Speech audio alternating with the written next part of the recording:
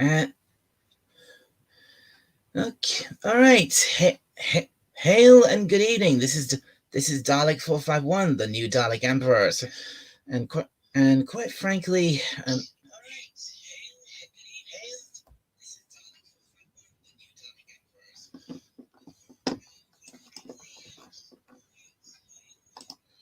damn it. I can't believe I did that. Well, anyway, like I was saying,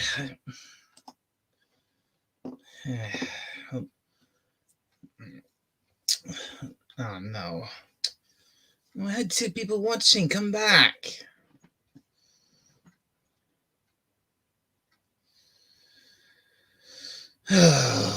No one's here. This is okay. No one's here. This is pointless.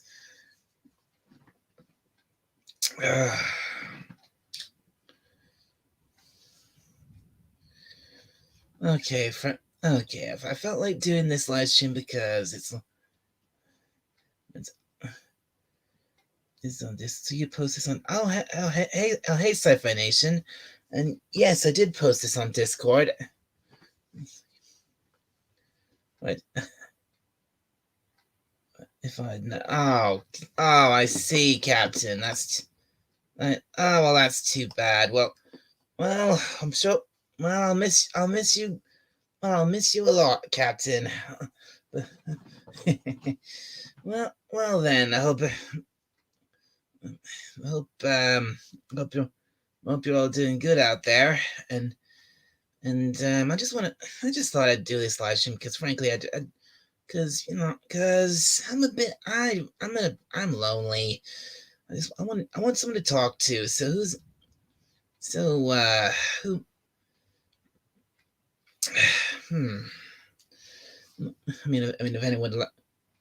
if anyone out there would like to come on the stream, in fact, actually, give me a sec here. I'm just gonna post.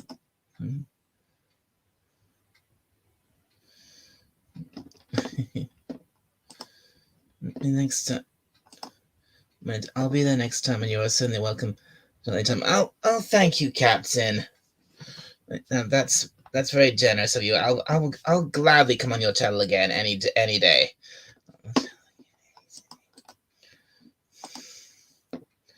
All right, everyone. If anyone out there, anyone would like to come on, here's the link. Here's the StreamYard link. If you'd like to if you'd like to come on in, feel free.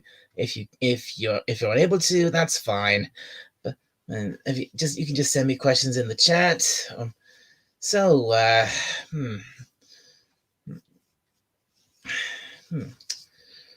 Okay, here's something I think I'd like to talk about.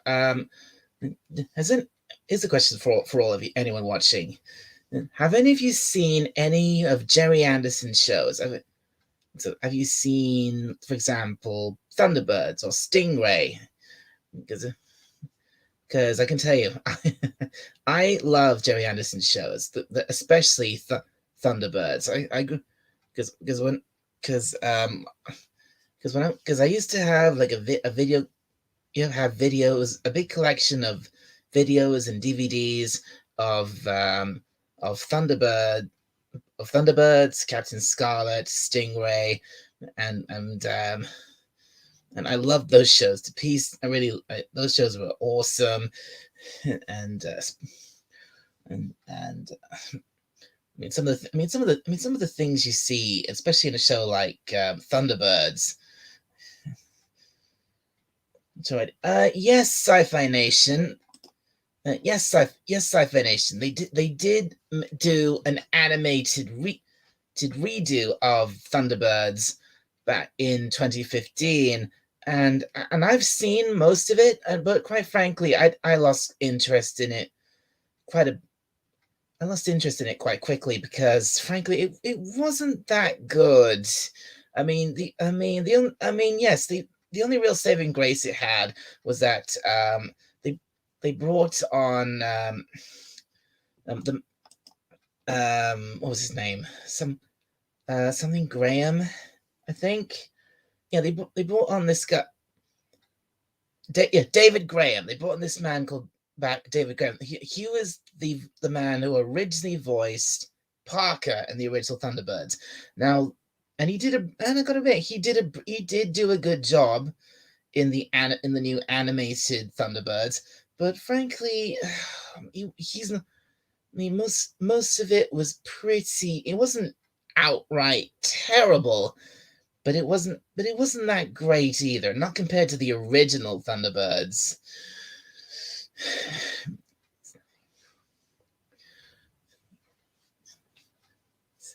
And I mean, have you seen Thunderbirds? Have you seen the 70s?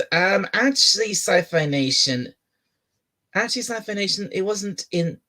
Yes, actually. Yeah, there you go. Yeah, it was. Yeah, it was made. It was from the 60s, not the 70s. In fact, all of Jerry Anderson's great shows, they were all from the 60s. You know, and it started with Jerry Anderson's the proper Super Marionation series was a little show called Supercar, and and I don't know if you've heard of that. Of course, everyone's heard of Thunderbirds, and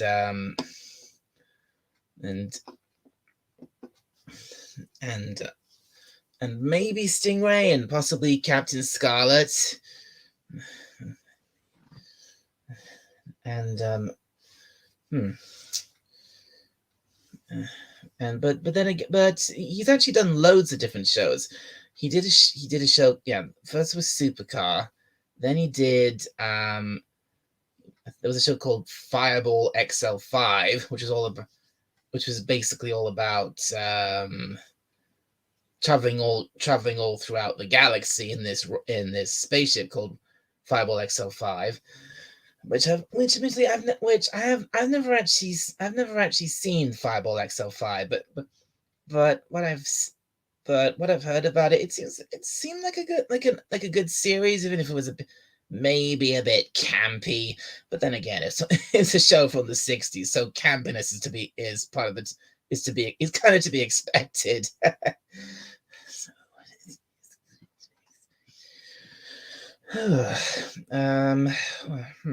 But of course, my favorite Jerry Anderson shows were Thunderbird, Stingray, and Captain Scarlet, and oh, hey Sherry, nice to see you. Thank you for coming in.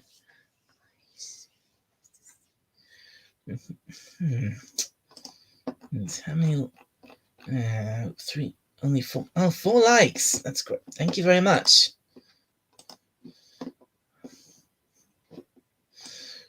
Okay, where was I? Oh yeah, I was talking about Jerry Anderson.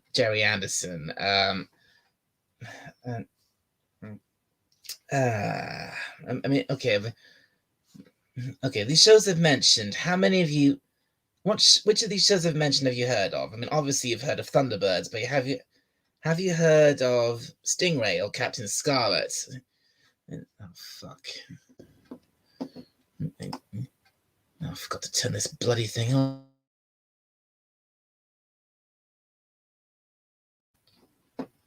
Sorry about the interruption, folks. And hello, Sci-Fi Nation. Thank you for coming on. Not a problem. How are you doing? I'm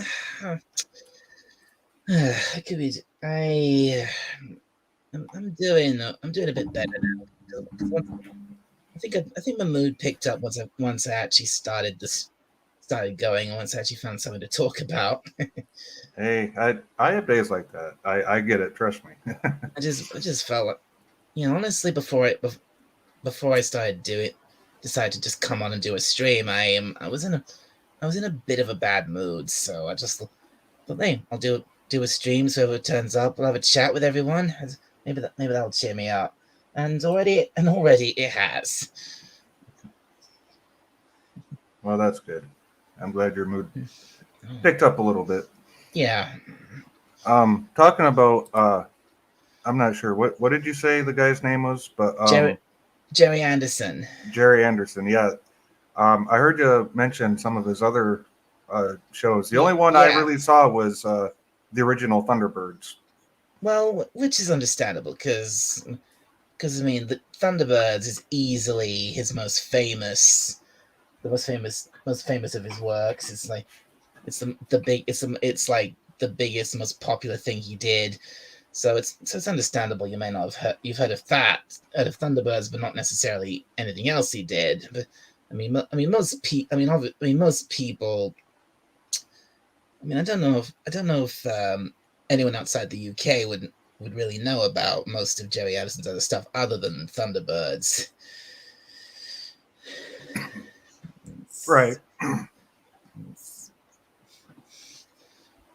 Which makes it makes sense. I mean, there's if it wasn't for like PBS over here, public broadcast system, like they have British like comedy shows and stuff like that, and I wouldn't have even known about them if it wasn't for that. So, Yeah, well, but now like with live streaming though, there's more access to all that kind of stuff. well, yeah, I should think there is. Like I said, again, Jared. Most of these shows, these are some of the things I grew up with as a kid, along with a lot of other things.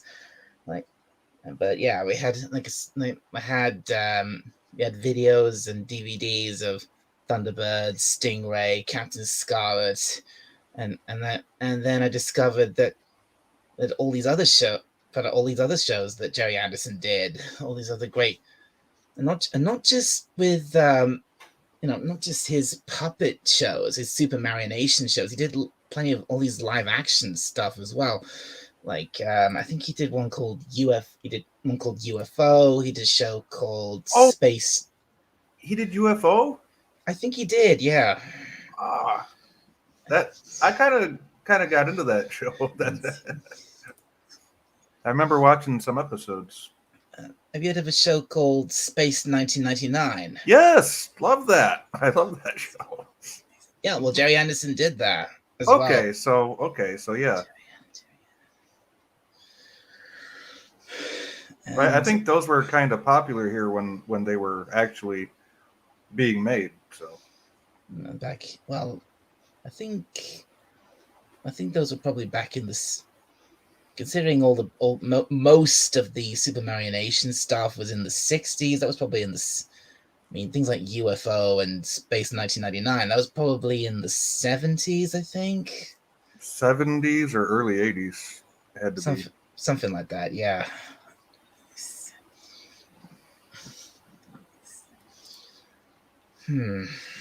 Oh, one thing I wanted to mention to you real quick. I see you have the chat on the screen there, which is cool. But a good thing to do is switch it to live chat, because sometimes top chat will miss comments. Let's switch it to live chat. Mm-hmm. See where it says top chat with the drop down? Right. Yep. There we go. Yep, because top chat is like top comments, and then live chat is all the comments. All right. I should have known that. That's all right. I didn't even realize that till after I had started my channel as well. So it's not a big deal. I use YouTube every single day, but because I pretty much get a lot of my entertainment from YouTube these days. But I've only been live streaming for just over a month, and I've only done like a small handful of live streams.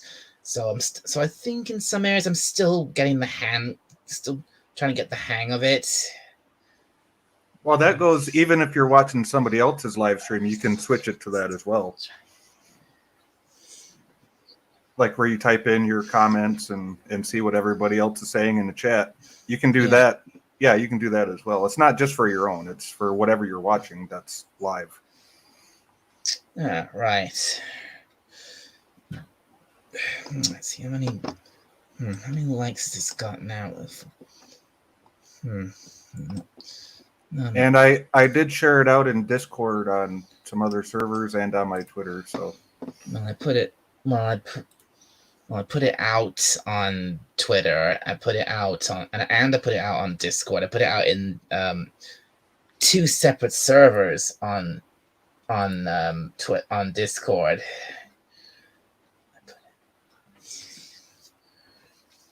But then I mean, I don't know how many people are going to turn up at all, because I mean, there's probably a good. Some people just can't make it, and there's probably some people out there who are off watching bigger channels much bigger channels than me. well, you know what? That is what it is. But I mean, there's room for everybody. So maybe somebody just wants a small little chat to come hang out on. You know, there's nothing wrong with that. Yeah. Okay. Well. Anyway, what was I saying? Oh yeah, I was talking about Jerry Anderson and his shows.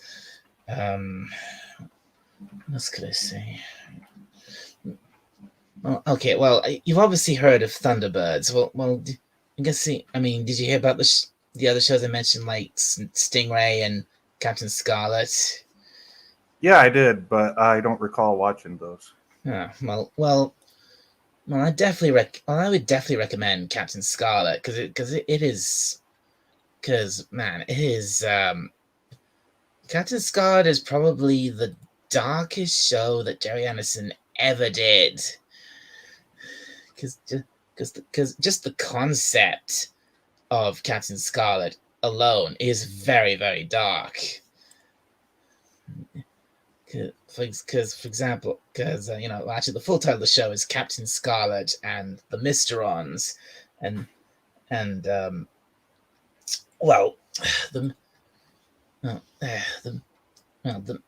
Mysterons are basically this alien intelligence that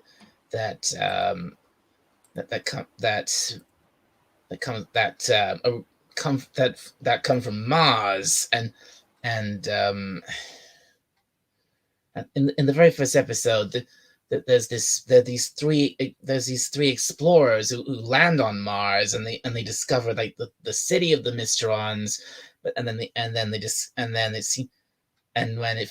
seems like the Mysterons are going to attack them, when in fact they aren't. They shoot first, and it seems like they've destroyed them, but then the Mysterons use their what's called this ability called this power called retrometabolism to recreate their city, and then they're pissed off, and they basically declare war on Earth. Oh, that sounds kind of cool. Yeah. It sounds like something I could actually get into.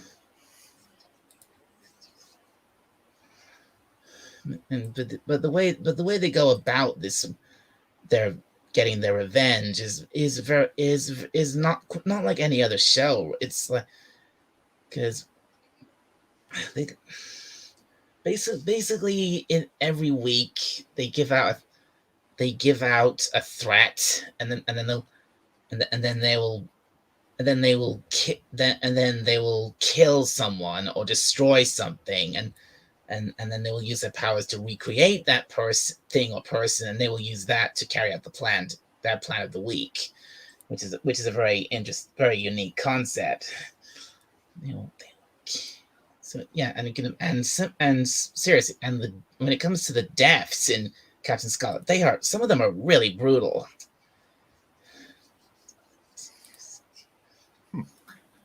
Oh, it sounds interesting though. Yeah. Martians basically not really coming back to life because they were alive, but rebuilding their city and whatever, and then just going. Yeah, basically, like I said, like I said, what they do is they kill an innocent victim, and then quite literally create an exact double of that person who's completely under their control. Huh. Yeah, that does sound kind of cool. Yeah.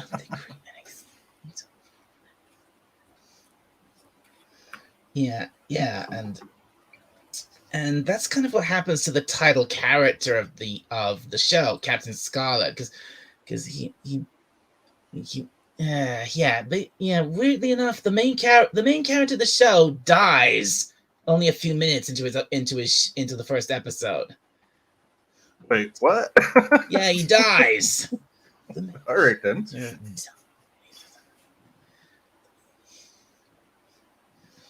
Okay, he dies, and then the Mysterons basically bring him back to life, and so in a sense, and he's under their control for the whole first episode. but then for some reason that's never explained. At the end of the episode, the Mysterons lose their control over him, and he's basically his normal self again, with one thing: he's now indestructible. I'm gonna check it out. I just found it. Yeah. It's actually on Tubi right now for free. So, well, if you want to, seriously, if you want something that's really, if you want something that's a good a good example of one of Jerry Addison's shows, but it's something a bit darker than Thunderbirds, watch Captain Scarlet. Oh yeah, I've got a tab open for it. I'm going to check that out in the morning. That sounds interesting. I want to check that out for sure, because I'm always looking for new stuff to watch and maybe come up with ideas for videos. And yeah, that sounds like a good one. Yeah.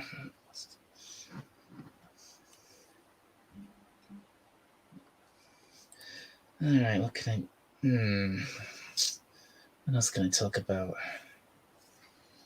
If I get anyone, okay, I think if anyone else comes on the stream, maybe I'll just. Should I get rid of the chat and just put us center stage, or should I leave the chat up? Oh, that's up to you. I mean, even if you take the chat off the screen, you can still highlight comments. Oh yeah. When you read them, so. I mean, that's up to you, really. I mean, I think if someone, it's only the two of us at the moment. If someone else came on, I think then maybe I would do that. Yeah, since it's only I think since it's only the two of us for the moment, I'll leave the chat up.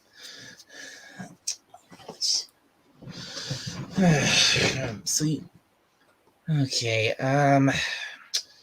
What else can I say about? Any other Jerry Anderson stuff I could talk about, or shall I move on to something else? That's up to you. I'm actually looking him up right now just to see what all shows he did. Because, like I said, I kind of like Thunderbirds, and I'm definitely going to watch Captain Scarlet. Yeah, and another show I loved as a kid was Stingray, which Jerry Anderson actually made before.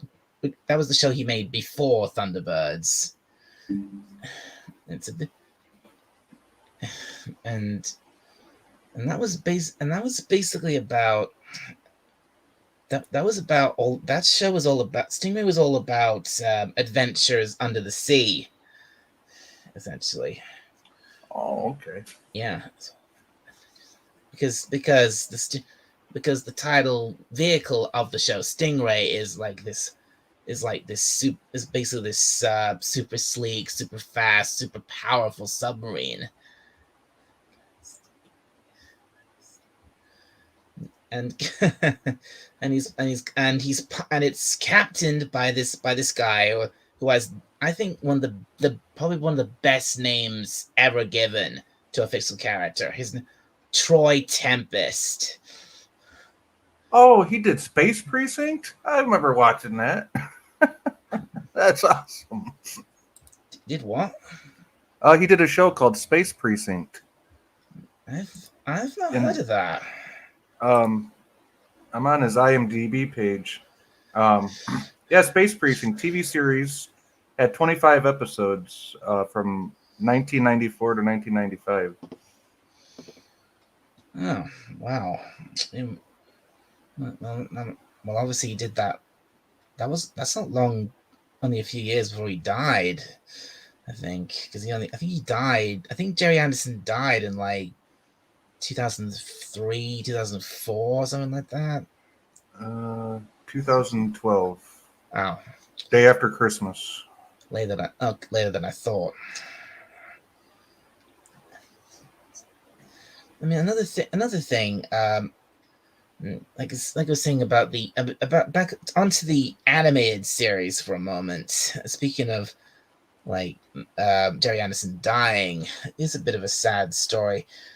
Um, in one of the episodes of the animated show, and we were with there was one episode following Lady Penelope, and they bring in this character called Aunt Sylvia, and she's and and the thing is this okay, this character was obviously a tribute to the original Lady Penelope because her name was Sylvia and she was voiced by Jerry Anderson's former wife, Sylvia Anderson, who was the original voice of Lady Penelope. Okay, that's cool. The really sad thing is, after not long after that episode aired, Sylvia actually died. Or was it? Or was it after? Or it was after not long after the episode was made, or not long after it aired, she died.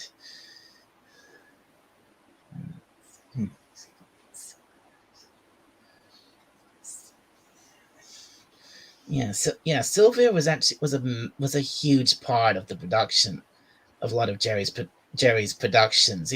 She did a lot of voices in them, and I think she was like also one of the executive producers on a lot of the shows. I mean, like I said, she voiced Lady Penelope, and she also voiced a lot of minor characters.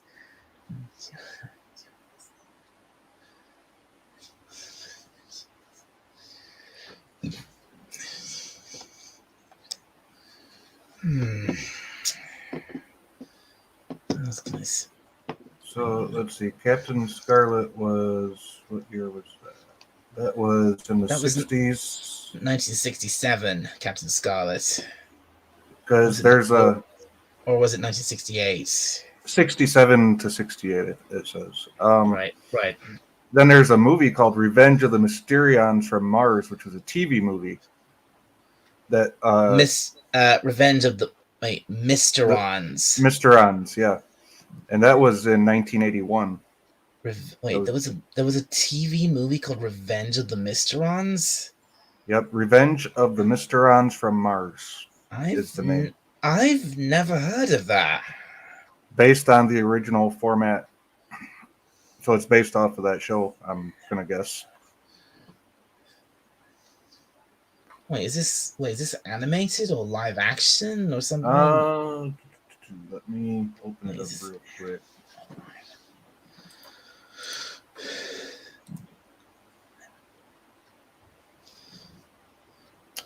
Let's see. Writers Tony Barwick, Jerry Anderson, and Sylvia Anderson. Stars Sylvia Anderson. It looks like like the show. It looks like the marionette type. Filmed by Super War. Hold on, I gotta look at that picture. Filmed by Super Mario Nation. Super Mario Nation. That's what they called it. That's what they called all the shows that they all the puppet shows they did. They didn't call it made them with puppet. They say made in Super Mario Nation. That's because I had no idea that existed. Yeah, 1981 apparently, and the box art or the picture, has the name, and then under it you see Captain Scarlet in the middle, with two guys in spacesuits on either side of them. Is one's in a blue in a wait? Is one in a blue spacesuit and one in a green one? Well, one has what the spacesuits are both the same, but the one helmet looks kind of blue, and the other one looks. Does he? Okay, that's probably Captain Blue. Because the organization that's Captain Scarlet works for is called. He works for an organization called Spectrum, and every member of Spectrum has a color code name. Captain Scarlet, Captain Blue, Lieutenant Green, and the one in charge of it is Colonel White. Yeah, I'm sharing the screen for that if you want to. Oh, hello. And then you can, you can blow that up if you want. Yeah. Let's have a proper look at this, and get rid of this. And I can also make that picture of the box art bigger if you need me to. Okay, yeah, I was. So I'll just do this. Okay, yeah, there. This is. Yeah, the man in blue on the left, that's Captain Blue, and the man on the right, that's Lieutenant Green. Sorry, and no, I think I got that wrong. The one on the right is Captain Blue. Oh, damn it. Wait a minute. This might not be an actual film. This might be a compilation video of episodes from the series. Could be. Because this to me looks like a scene from one of the episodes. Yeah, because 1981 countries, United States. So maybe somebody over here got some rights. The States. Okay, maybe I'm wrong.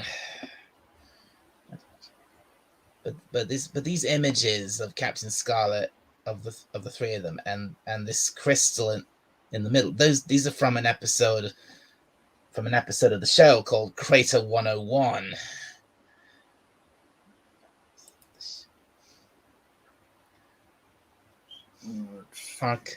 Sylvia Anderson archive footage, Ed Bishop archive footage, Jerry Anderson archive footage, based on the original format, and Battle of the Missiles from Mars. We're trying to establish a base on the moon. Yes, this is okay. This is not. I don't think this is actually a new thing that was made in the 80s. I think this might be episodes from the original show put together as a film. Okay, like they did with that 2-part Batman episode from the 60s, where they put the 2 episodes together and called it the Batman movie and brought it out on DVD, but it was just 2 episodes edited together.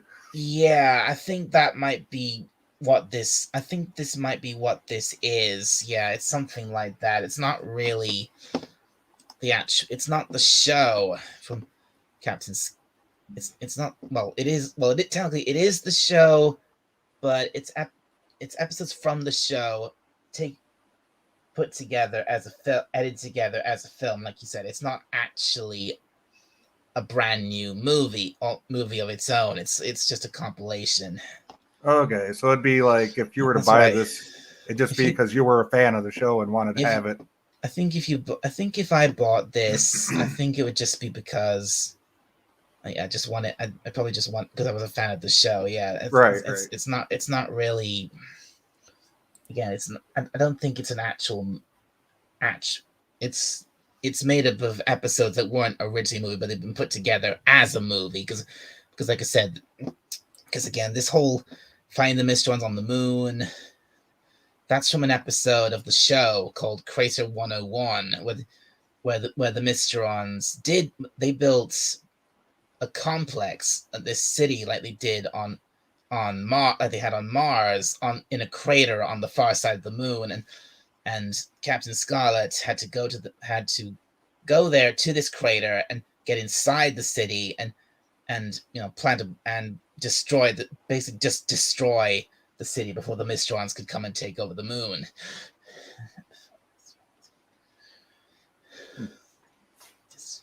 All right, so that solves that. Makes sense. So yeah, I don't think this is what you originally thought it was. Yeah. I saw that in his what do you call it? His filmography on IMDb, and I was like, what? Okay. Well, I suppose it's an easy mistake to make. I mean, but hello. Hang on a sec. Hail, son of a red shirt! Welcome.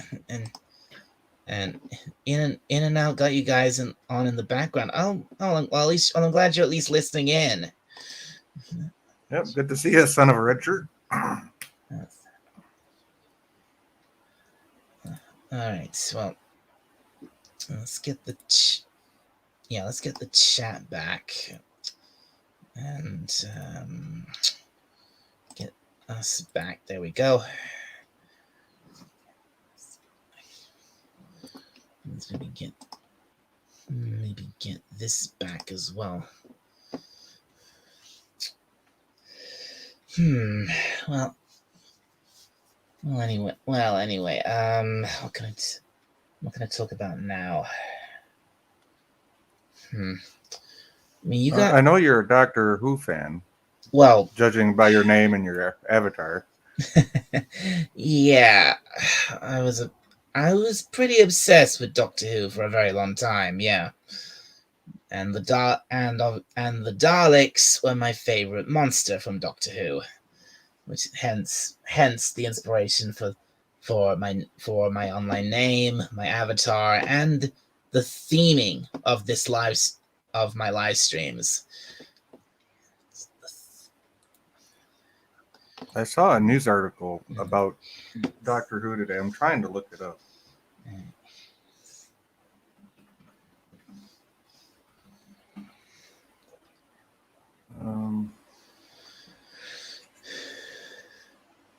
Which I'm not going to be able to find it because, yeah.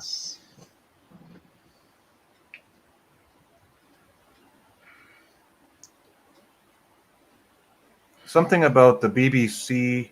Oh, here we go. Okay. This is from 4 days ago, so it's not that new, but this whole wait, you mean this whole thing responds to claims, yeah, with Russell Davies. Russell T. Davies, yeah.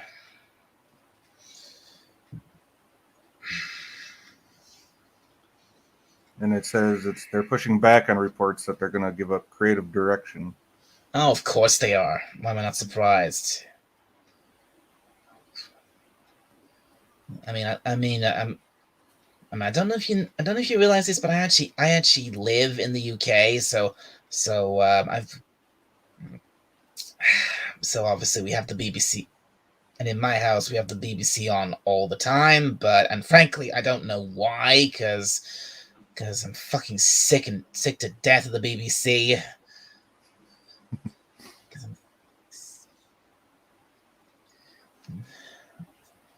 Because no, seriously, it's the only one. I'm the only one in my house, the only one here who seems to notice the crap the BBC does. My family just go on watching them oblivious. I just don't get it. Yeah, I get it. I mean, it's like the mainstream media here. It's like you got this side saying that, you got this side saying that, and then you have everyone else just sitting back with the popcorn. Like, okay, go ahead and act like fools, because the rest of us that know what your agenda is ain't going to pay attention to you. Yeah. To any of you. Yeah, exactly. I don't give. Oh crap. I just do not give a fuck about the BBC anymore. I can't fucking stand them, and which is why the which is why these days I don't bother with regular TV anymore. I get all my entertainment from streaming services and online. So, and I watch, and of course, like I said before, I get a lot of entertainment from YouTubers like anyone else out there who does live streams like this. Like I just I mean I and obviously in these days I've been not just doing I got so into them, into live streams. I spent so many hours watching them, and I even started being guests on them. And then I thought, hey, why don't I do my own? Absolutely. So here I am with my own channel and doing a live stream right now. I gave you another sub after I thank saw you post this in Discord. I'm like, yeah, okay. Oh, thank you. Hey, not a problem. Thank you. And I'd love to have you on my channel sometime. Oh, sure. If I can find the time, sure, I'll come on your channel. Absolutely. I saw you post. So you're in Potato Revan's Discord. I am as well. So yeah, I am. Yeah, and he was a good guy to help me out with this. So yeah, anytime I go live, I'll post that because he has that section, push your channels. That's where I'll put my live stream links to. So if you're ever on and you see me post it up, then go ahead and hop on over. Well, thank you very much. All right. Well, there's not many. Only 3 people watching. All right. Well, what can I talk about now? I mean, do you think I've gone on enough about Jerry Anderson? It's your channel, man. You can talk about whatever you want for as long as you want. So that's the nice thing about this platform. yeah. Well, I mean, actually, I'm glad you did because I didn't know he had done UFO or Space 1999. Plus, I got some other cool things to watch. I was trying to think of topics to talk about the other day, and I couldn't think of anything. And then after, I did a live stream yesterday, and at the beginning I was completely lost because I didn't have anyone to talk to. I couldn't think of anything to say. And then after the stream was over, I was like, oh God, Jerry Anderson, Thunderbirds, and all that. Why didn't I say anything about that? And so that was my opening topic for this stream. Well, what else what other kind of like sci-fi stuff are you into? Well, for the longest time, one of the biggest things, obviously was Doctor Who. Not so much anymore. And another thing was Star Trek, and more recently Star Wars. I've never been as much of a fan of Star Wars as I was about Doctor Who or Star Trek. So honestly, I'm nowhere near as angry about what they've been doing with Star Wars as I am about Doctor Who and Star Trek. Right. No. Now, are you looking forward to Strange New Worlds when that comes out next year? Strange New hell no. No? Pike and Spock? You're not looking forward to that? They're gonna what's to make Spock and Kirk gay? Fuck no. Well, it's not Kirk, it's Captain Pike. Whatever, it's still Spock. No. No, I'm sorry. I'm not looking forward to anything new Star Trek because in my mind, it's not real Star Trek, and I'm not interested. That's fair enough. I mean, especially excuse me, seeing what their track record so far. But I'm kind of hoping that they turn it, the franchise around a little bit and make this what the fans actually wanted.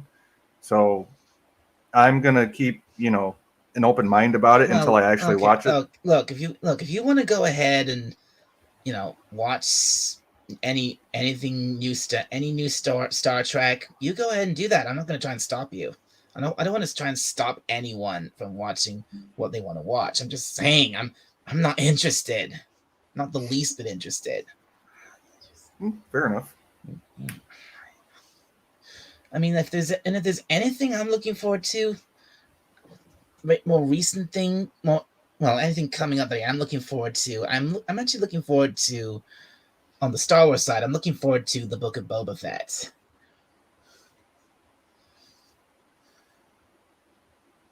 I mean, are you? What do you think? Are you interested in seeing the Book of Boba Fett? I mean, I'll watch it. I mean, I don't have an opinion either way on it right now. So I actually have to watch something before I decide if I like it or not. Fair. That's pretty fair. I mean, I was in recent. In recent times, I've been rather, what's the word? I've been rather cautious about a lot of stuff because I think because I get the slightest hint of like, oh shit, this is it's like, oh, this is gonna be woke, and I was like, fuck that, I'm out. And then I have this friend of mine who come and who I talk who I talk to and do certain things with. And he comes on and says, "No, come on." He's pushing me to say, "Come on, give it a try, man, give it a try." And I was like, and I get really angry with him when and sometimes I really regret that. I mean, I can see why you'd get, upset. Somebody kind of pushing you, and you're kind of turned off by some of the newer stuff. So I mean, Well, yeah, I mean, not turned off by absolutely everything, but a lot of it, yeah. Like for example, like one of my biggest I don't give one of the things I really don't give a shit about anymore is Marvel. Seriously, the latest Marvel movie, don't give a shit. yeah, I've been seeing some people that absolutely hate it, and other people are saying it's not that bad. So yeah, no, yeah, it's the usual thing. There's always mixed opinions. and it's not surprising seeing who has who opinion that I'm familiar with and see around the web. And so it's like, yeah, I kind of expected that reaction from this side and this from whoever, and so Yeah, I mean, yeah, in some a lot of the time, some of the things that will be said, things by it's pretty damn predictable. mm-hmm. Yep. But then but again, I'm just out of Marvel, and I don't mind. And again, I don't mind some of the. I don't like I said. I'm not the biggest Star Wars fan, so I'm not that angry about what they've been doing with it. So, and I quite like some of the newer Star Wars stuff. Like, I quite enjoyed. I quite enjoyed the last season of. I liked the Mandalorian. I liked the animated series Star Wars: The Clone Wars, and I didn't mind the Bad Batch too much. I mean, yeah, some of the things about it were a bit were a bit annoying, but it wasn't that bad in my opinion. I think one of the ones, it's not that recent, but I would consider one of the newer ones is the Guardians of the Galaxy Hey, movie. Raymond's here. And hey, King Dolphin TV. Hey, Raymond. Good. Glad to see you. And, well, if you, hey Raymond, if you'd like to come on, feel free to do so.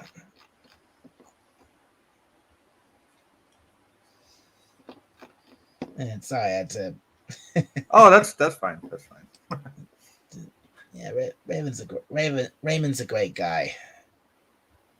He's one of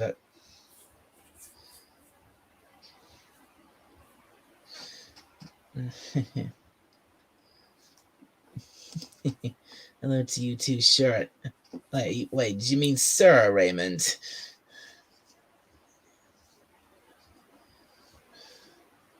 Oh yeah. Oh, and Sandra's here too. Hi, Sandra.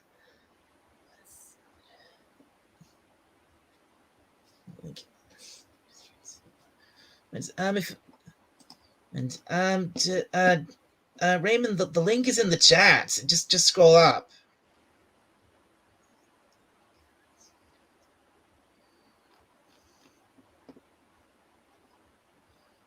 Or you could always go back to where you put that in the chat, hit those three dots, and pin it at the top too. So. Or I could just. Why didn't I do that? Why don't I just pin it? There we go. Okay, Raymond. Ah, he's here. Evening, Raymond. How you doing? Hey, how you doing? Can you hear me? Yeah, I can hear you. Hold on. And since.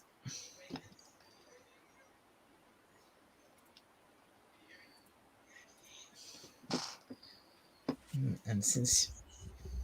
Okay, that's better. I had to get my sound ready. Okay, let's get this off. No, you don't, Raymond. I can't hear you.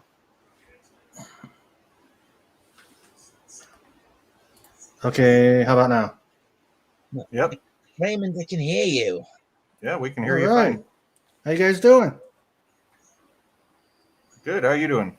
Oh, not bad. Just popped in from Saturday Night Treks and saw you were on and thought we'd come by for a little bit. Well, thank you very much for dropping in.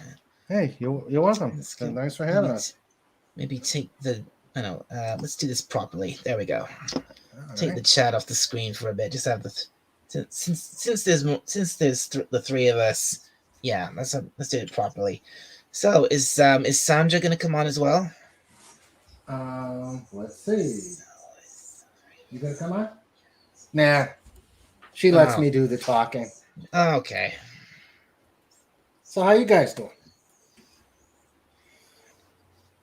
I'm all right. I just couldn't sleep, and I saw Dalek streaming, so I thought, what the heck? I'll give him a watch, and then he threw out a link, and why not? Yeah, well, we just came from Clobby's Saturday Night Treks. Oh, Clobbering Times, yeah. Yeah. You should go in and check them out on Saturday nights. We go through all of the proper Star Trek stuff. Yeah, that's okay. That sounds good. Yeah, I should go and I should subscribe to him and go and watch his streams. Yeah, he's a good guy.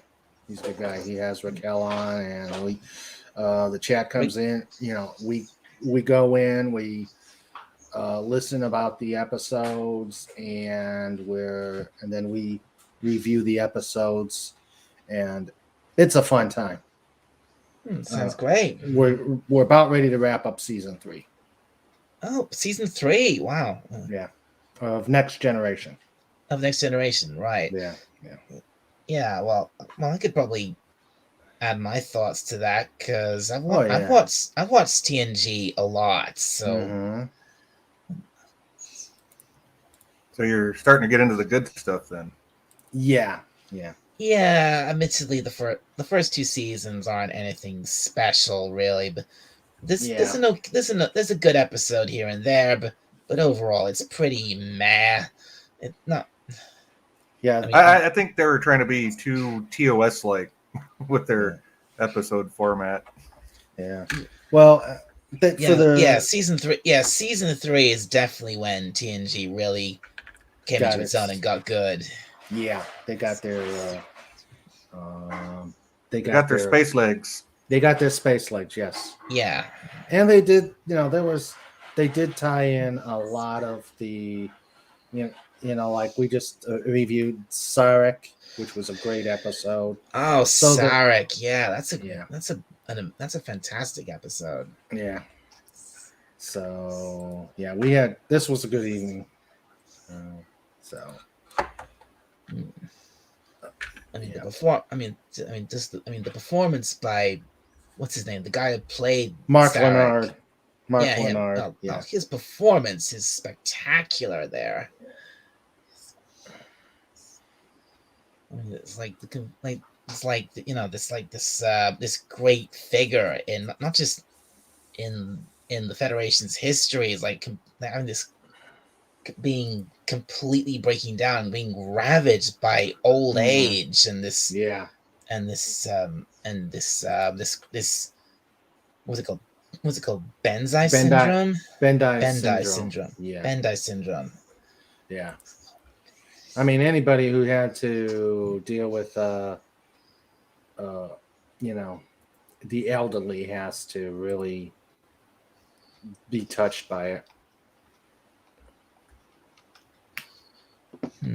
And you have jumped.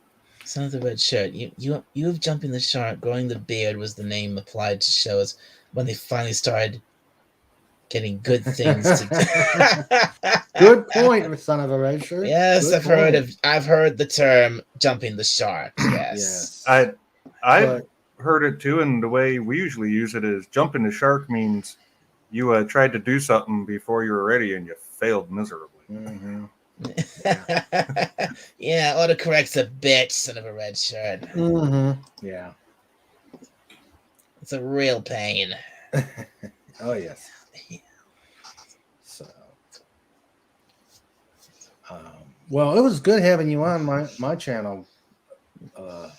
Yeah, well, it was on for your birthday. Yeah. Did you see the one from Fet for Hire, where I had him in?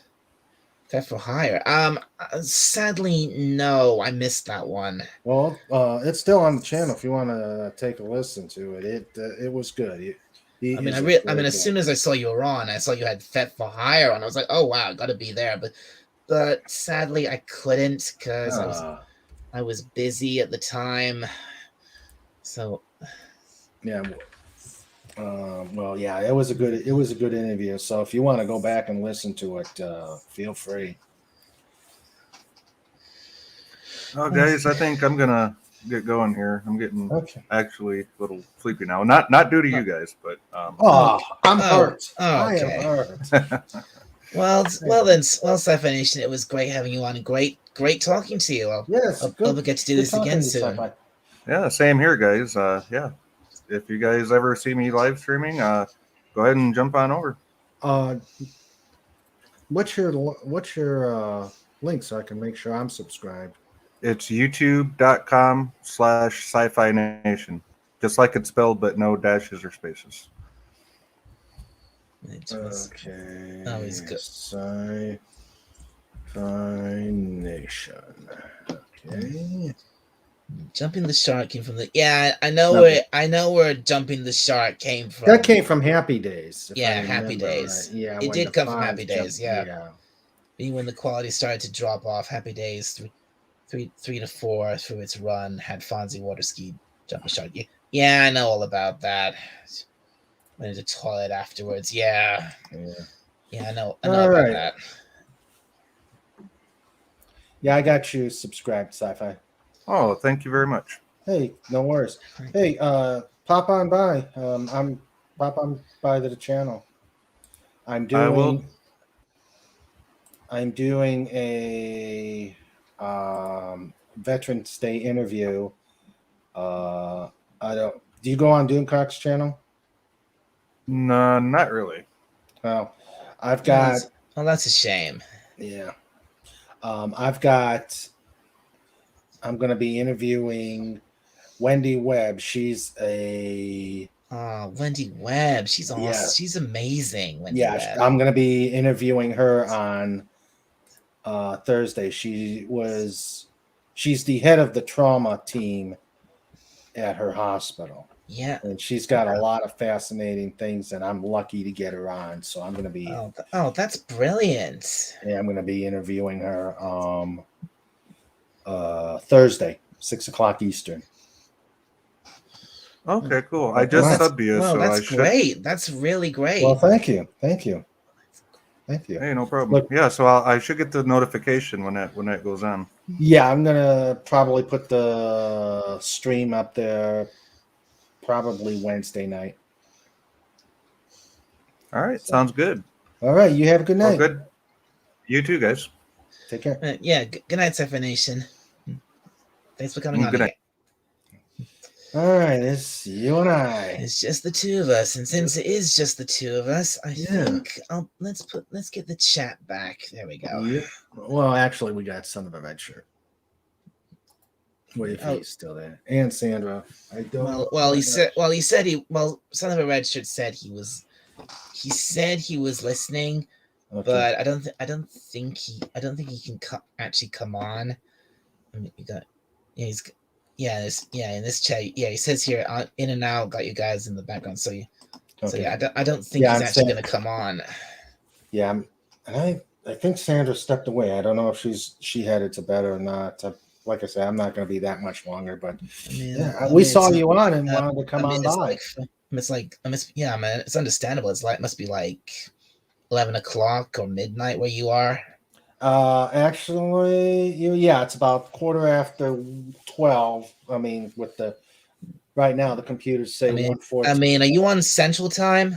No, I'm Eastern Time. Oh, so right now my computer says 1:14, but we've been putting the clocks back. So right, so it's only it's a 4. So then it's it's only 12:14. Okay, she's folding laundry. It's 6:14 here, so it's that's a 6-hour difference. Yeah. Who's LDG? LDG. Never heard of him. I'm just a little bitty channel. Sandra's folding laundry. Yeah. LDG. Wait, where it says LDG? I don't know. Never heard of LDG. When he's wraps up streaming. Okay. Wait, sorry. I'm listening, but I'm listening, boys. But you're probably gonna get a flood of people from LDG when he wraps up. Right. When he finishes live stream, the people watching him will come here. Who's LDG? I think he's LDG. Oh, he must be an LDG of Geeks Enjoy. I had him. I had him on my live stream yesterday. Uh-huh. Yeah, I had like a few different guests on yesterday. I had Captain Spock. I had Anti-Derivative Jill, and I had LDG. I had this LDG of Geeks Enjoy. So yeah, he's got. Okay. So he's got a channel as well. I can't remember what he said about what his channel's about. Well, I got to tell you, right after my birthday stream, PJ from Orville Nation invited me over to Maria T and Telly or something like that. Oh yeah, for a Halloween stream, and that was fun. Oh, Orville Nation did a stream on Halloween. Yeah. Well, no, Maria. He was helping Maria on her stream. I was right. On the night. Well, around that time, I was probably on late night on Halloween. Well, it's Halloween where you are. It was already over for me. Mm-hmm. I wasn't doing a live stream, but I was a guest on Cardinal Sin's live stream at the time. Oh, okay. Okay. Yeah, I think his was running at about the same time, if I remember right.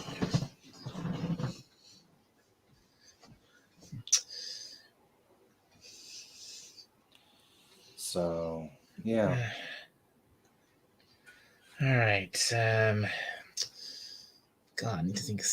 Okay. It's amazing how things are. Once I started the channel, it's amazing how things have how many people have come on, and How many subs do you have now? you're not gonna get you. I don't want to show you up. I mean, I don't, don't get jealous. Yeah, nah, you don't need to show me. I'm gonna find out. Yeah. I know. Well, give me a second here. Want to pull up? I'm at 65. Well, you're not. Well, you're not too far ahead of me. I've got 52. Yeah, and I subscribed in my other channel. Oh, it's 53 now. Yeah.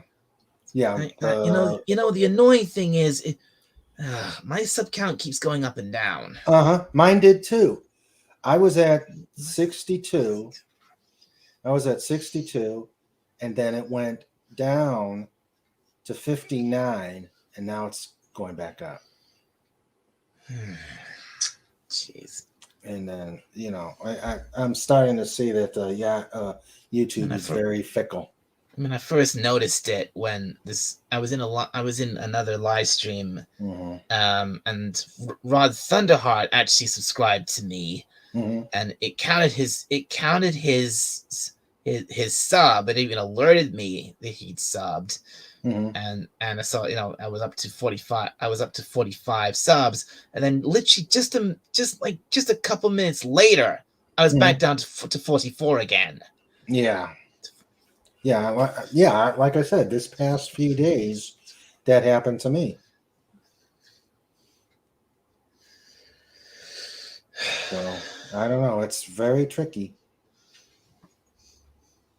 So.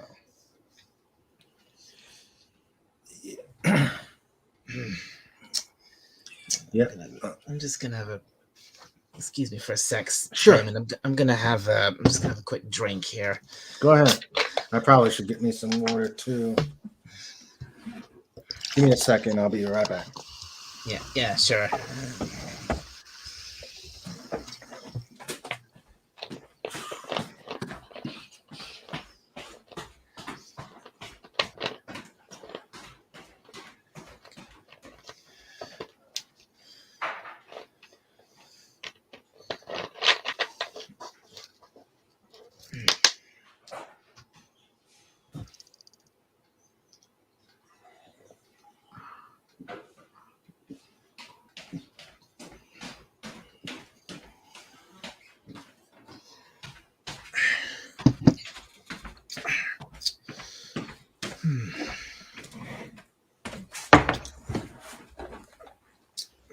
You back? No, I didn't go anywhere. I've got a bottle of lemonade here. Oh, okay. Mine, I had to go to the fridge. Yeah, gonna have to have you back on. We'll have to. Yeah. Sure. I'd love to come on again on your channel again. Yeah, because I'm still gonna just go like with weekly stuff right now. Because with my work schedule and all that, I just think one stream a week works for me. But I will. And actually, I've actually got. Well, I haven't got. Well, obviously, I haven't really got a schedule for my live streams. At least not yet. Excuse me. Well, I find I like to have it. I got to have some organization. I'm a pretty disorganized guy anyway. That if I don't have a schedule, I'm flunked. Yeah, I'm pretty disorganized and rather lazy too. Yeah, that too. I'm lazy too, but I've got so much other stuff that I've got to. It's easier for me to put these on a schedule, and then I can work from there. I'm not even sure how long I'm gonna keep this stream going for. The longest I've streamed for is just over 3 hours. Well, let's see. The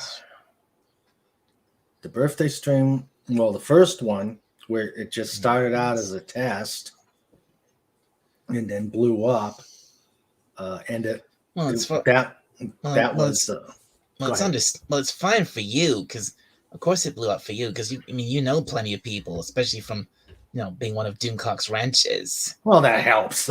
What? That is true. That does help. But I didn't even plan on making a channel. It was just like, as I've said on my videos, it was like there's just so in the process of trying to get my books promoted. I find that people out here look for channels. If you're a creator with a channel, then you get looked at. Now, of course, Doomcock and Clobby have been supportive of me, and Mark D with a C have been really supportive of me. So what I decided is I wanted to make a channel to bring people that don't have channels and can talk about things. Makes sense. Yeah. And so the first one just came out of nowhere and surprised the hell out of me the first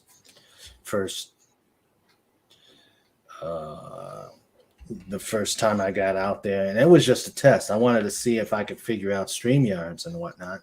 And then people just came coming. I get that. I'm still trying. I think I'm still trying to, fully get the hang of live streaming, and both with YouTube and with StreamYard. Yeah. Like for example, just earlier today, I think, or yesterday, I figured I saw other people, this sliding banner at the bottom of the screen. I was like, how? I've seen Cardinal Sin do that plenty of times, and I thought, like, how do you do that? And then I visited a lot. I did a quick visit to a live stream that Rennie was in, and I saw that the one running, the host of that stream, had done the same thing. It was like, and I posted a quick question. How do you do that? And actually, it's pretty. I took a look at it, and it seemed pretty intuitive. There's still stuff that I got to figure out, like how to do a pre-stream. Schedule a future show and have the design there instead of those stupid 3 dots. But when I did the give it a thumbnail. Yeah. So it seemed to work pretty good when I did the Fet for Hire interview, where I had a nice logo on it and put it on there, and it stayed there. So I didn't have the 3 dots. Maybe I just got lucky. Normally when the 3 dots are only there if you don't have a thumbnail and you haven't actually started the stream yet. But once the stream is over, there's the thumb. What you see is usually just like a screen cap of some point in the live stream, unless you actually give it a thumbnail. Yeah.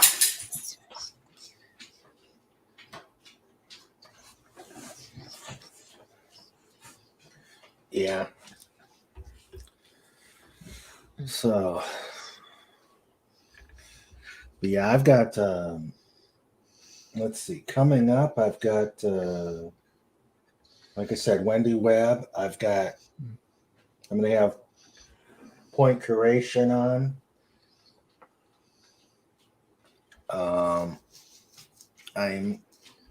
I've got a couple people from the Civil Air Patrol coming on. Wow. So, yeah. And let's see. One, I know I've got Cobalt, the writer of Pudgy Adventures, Cobalt, coming on. Oh yeah, I remember him. I remember him from your birthday stream. Yeah, he'll be coming on for an interview. And then what I'm doing is kind of the in-between stuff. I'm going to have a segment called Just Cuz, where I'll bring someone on and we just talk about whatever. Right. So, but I find that I've got to have a schedule so I know who I'm talking to, when I'm talking to, and how I'm talking to. Yeah. Right. Yeah. I mean, like, maybe I should do something like that for my channel because like I said, because again, at the moment, my live streams are random, and I just and anyone who shows, and I'll just let on and say anyone who shows up, they're free to come in and talk to me if they want to. I mean, I should probably like at least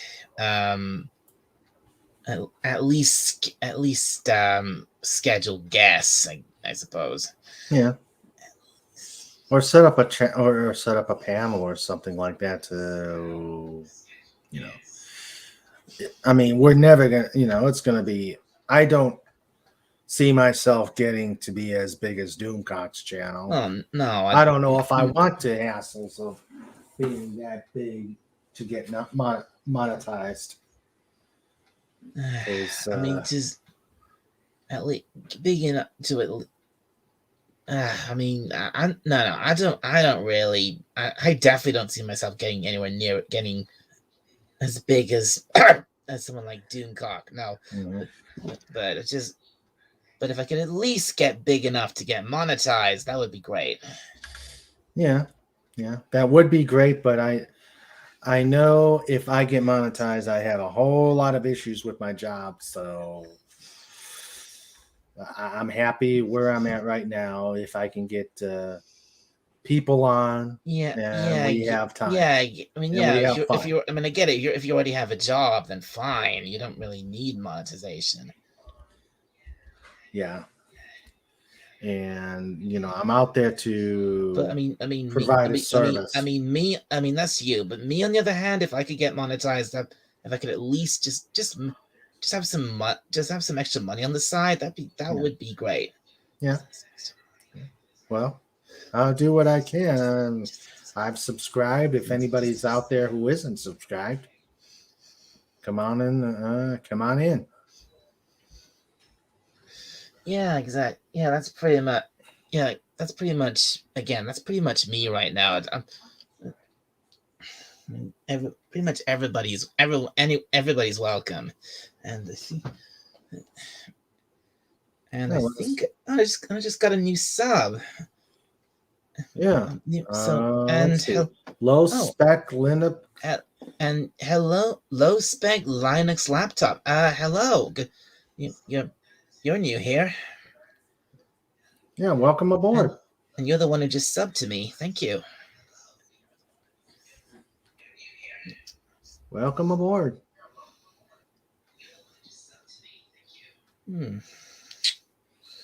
So I forgot about that. So where are you at? You're in England? Yes, I am. Oh, okay. Yeah, I've lived here. I'm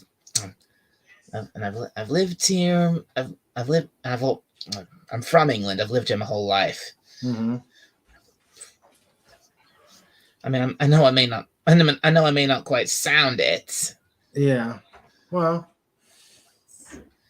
But I think that's mainly because I mean, one thing you might not, most people probably don't know. At least most people on YouTube probably don't know about me. I have Asperger's. Okay. Yeah, and I've I watched a lot of American cartoons as a kid, so so maybe I picked it up from that. Hmm. Yeah, I'm from the U.S., so Obviously. yeah. But so Oh God, we're running out of things to talk about. well, that happens. Like I said, I think we're getting I mean ready. this. I mean Go ahead. this. Oh, sorry, I interrupted you. No, we're Sandra and I probably just getting ready to wind down ourselves. Since we wrenched for Doomcocks and then we got up early, and then just did the live stream now. So I think we're probably going to wind down ourselves a little bit. All right. Well, Well, go ahead. I'm mainly doing. I started doing this live stream because I was in a bad mood when Oh, earlier on, and I wanted to. I just thought I'd come on and find someone to talk to. yeah. Well, you've got people. You've got people coming in the chat. Well, I've got a few people watching, a few people in the chat. Yeah. So, At least I'm glad you're here. At least this low spec Linux laptop person. Yeah. Yeah. Come on board. Yeah. Oh, where's he gone? Okay. Captain Spock left a comment earlier, but he said he was on another live stream, so he couldn't come on. Oh, okay. And Sci-Fi Nations, get it out. So Sci-Fi Nation's gone. Yeah. Sci-Fi Nation sent me. Well, welcome aboard. Aha. Cool. Cool. Okay. Well. Thanks. Well, thank you, Sci-Fi Nation, for sending you over, and thank you for coming. Thank you for subscribing. Yeah. I don't know if you've subscribed to mine yet. If you could put my link out there. And your link, right? Here, let me put it into your private chat. Okay, all right. Okay. Yeah. I'll be glad to do that. There you go. Guessing I just copy it and then paste it in the chat. Yeah. Yeah. Okay. Right. Right, there we go. Okay, right. There we go. So anyone watching, please subscribe to Raymond and King Dolphin TV. Yep, King Dolphin TV. It's got some good videos out there. Got a couple of got a nice panel with Dalek 451 and an interview with the great Fet for Hire. I'd love to get the one person I'd love to get on here is Rennie A.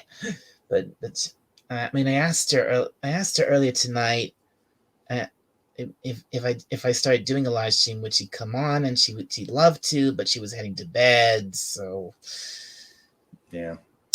She doesn't. Well, she's on so many. She doesn't stay up late most of the time, does she? I don't know if she works on the weekends, but I know she works early. Yeah, well, I've been. Since I started doing this, I knew I had to have Rennie on it sometime. Yeah. And, Yeah, I'm sure she'll come on. I'm sure she'll come on if you ask her. yeah, yeah, if she can make it, I know she will. Yeah. So, all right. Well, we're gonna take off, and yeah, and like Sandra says, she's an hour behind us, so it's midnight here, so it's about 11 o'clock there. It's a thing. Yeah, the YouTube chat, the StreamYard chat is like a couple of seconds behind the YouTube chat. Now, how do you bring that up onto the screen? Bring what up into the StreamYard chat? Yeah, the StreamYard chat.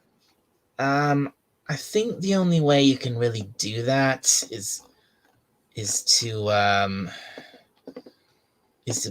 basically share the whole StreamYard tab. Oh, okay. I think. I mean, I'm not entirely certain about that, but I think that's the way you do it if you want to. Okay. Was it pop out chat in YouTube? Okay. Well, as you can see, those spec, I've already done that. I'm already sharing. I did pop out the YouTube chat, and I'm already sharing it. Yeah. Well, I'm trying to decide if I'm just if I want to do that because I know it's probably easier than having the actual YouTube chat out there. You know, having the separate screen. I mean the main reason. I mean, I think really the main reason I decided to share the chat in my streams is because well that's what Doomcock does. Yeah. I mean, I don't have to have it up. I mean, it can just be like this.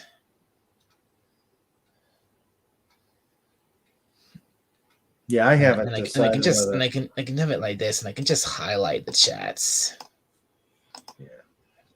Yeah, I haven't decided because I like this where we can see our pictures alongside each other. Yeah. So you're gonna head out now?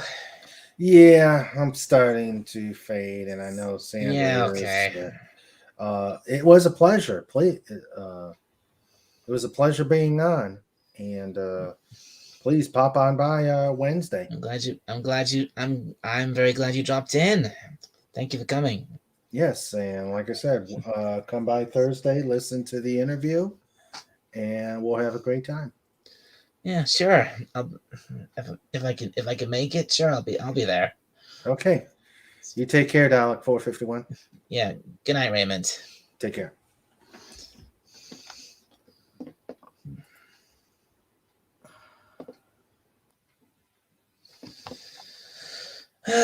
and good night, Raymond, and oh yeah, good night, Sandra, as well. Yeah, good night, Sandra. Well, it's just me again, folks. So what can I, unless anyone else would like to come on, and I mean, does anyone have it? I need to think of something else to talk about. So what can I talk about now? Or should I just call it quits for the stream now?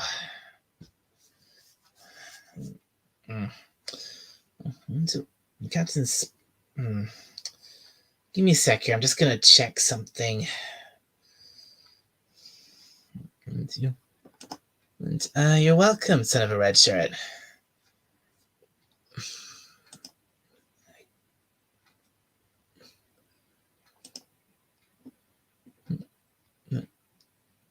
Oh, yeah, okay. Wait, I'm happy to come on less than 5. If not, no stress. Just. What? Okay. Okay. All right. Well. What? You can only come on for like 5 minutes, son of a red shirt. Well, like you said. Well, again, if you want to come on, the StreamYard link is pinned in the chat. If you want to follow that.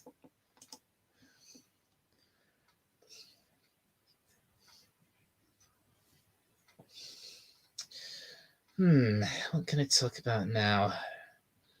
Or shall I wrap things up here, or shall I find something else to talk about?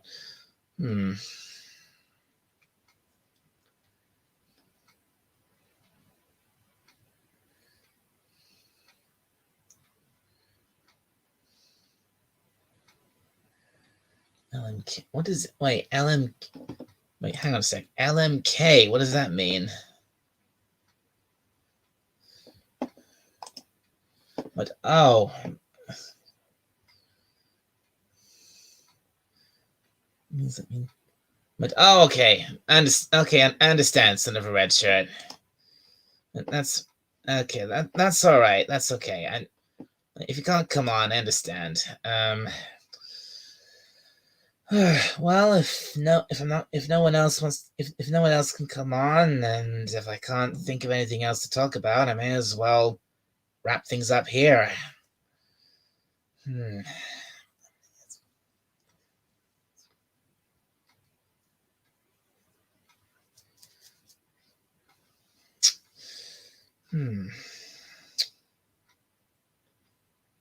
Let's have a look here.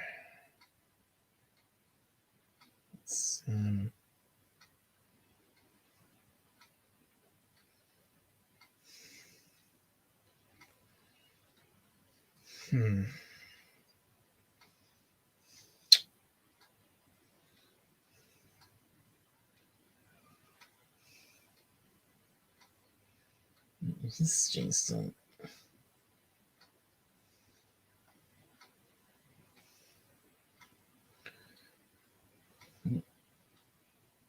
Oh, that's finished.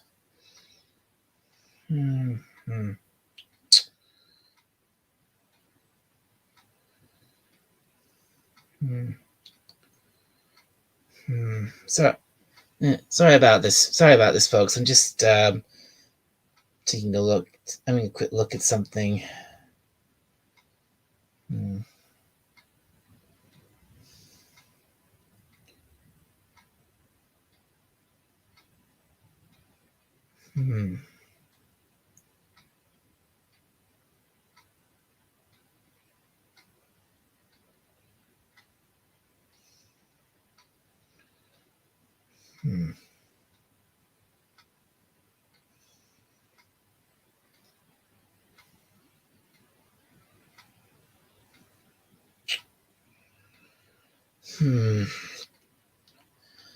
Okay. All right. Okay. No. All right. No one else. I guess no one else is here to. I guess no one else is going to come on, and unless I can find, unless I can think of anything else to talk about, or if there's any other, maybe there's any other live streams. You're putting up StreamYards now. You're going to come on, son of a red shirt.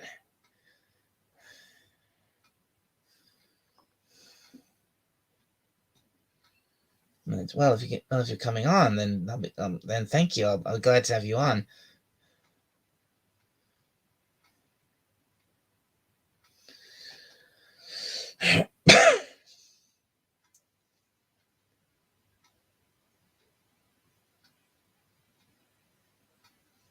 Like, why does everyone? Yeah, okay. I noticed people say when they talk about this, they talk about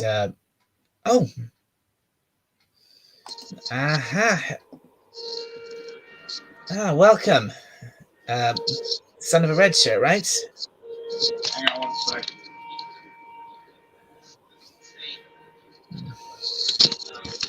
Sorry about that. Hello? Hi. Well, Sorry. So sorry about the little technical difficulties. Wouldn't you know it?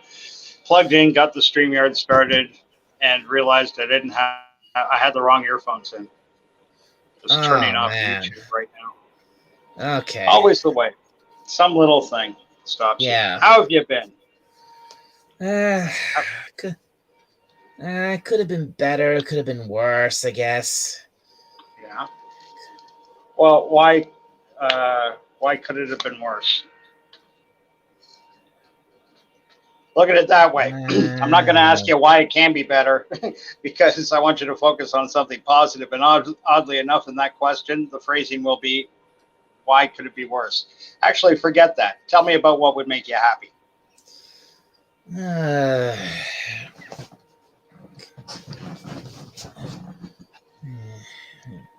Right now, anything in the world that would make you happy. Just put a smile on your face. Doesn't have to be your great satisfaction. Would ice cream make you happy?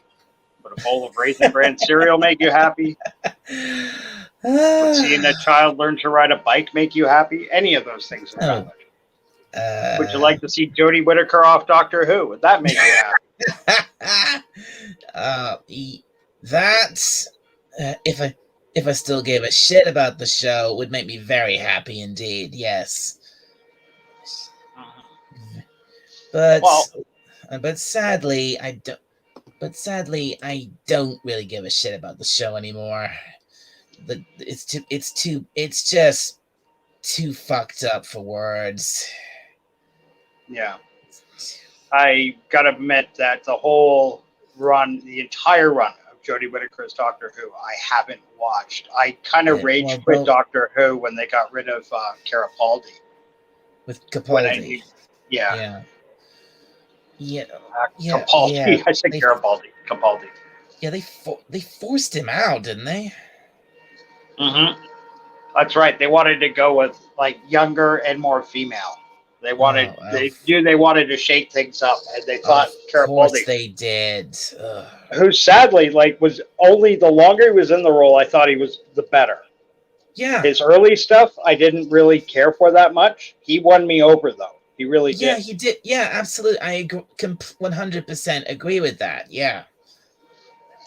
And what they did to him was shameful. I'd be happy if they went back with Capaldi. If they gave us some bullshit where Doctor Who's got to regenerate going backwards and brought Capaldi back as the next Who. If they brought Capaldi back, then yeah, that would be and like say it's like did this whole thing where it's like I mean I've heard this so many times. If we did this whole thing like he just wakes up and turns out season 11 and 12 didn't happen, then that would be the best thing. That would make my heart jump for joy if that happened. Well, certainly. I think it would make a lot of our hearts jump for joy. I could give most any other scenario which would be plausible from what I understand from Whovian perspectives as to what happened with Jodie Whittaker. I will say one thing. Not watching it, I know I'm kind of talking out of my ass. And I'm not a proper Whovian. Look, the simple fact is, if they hadn't done what they did with the show, if it was just simply, they had Shit Taker, as I call her. If it was just her as the Doctor for a couple of years, and they didn't change, maybe add a few little nuances here and there to the lore, which is fine, and they did, and she just, she just left, leaving a big fat meh in her wake. Then I'd be okay with that. I'd happily go back, keep watching Doctor Who, but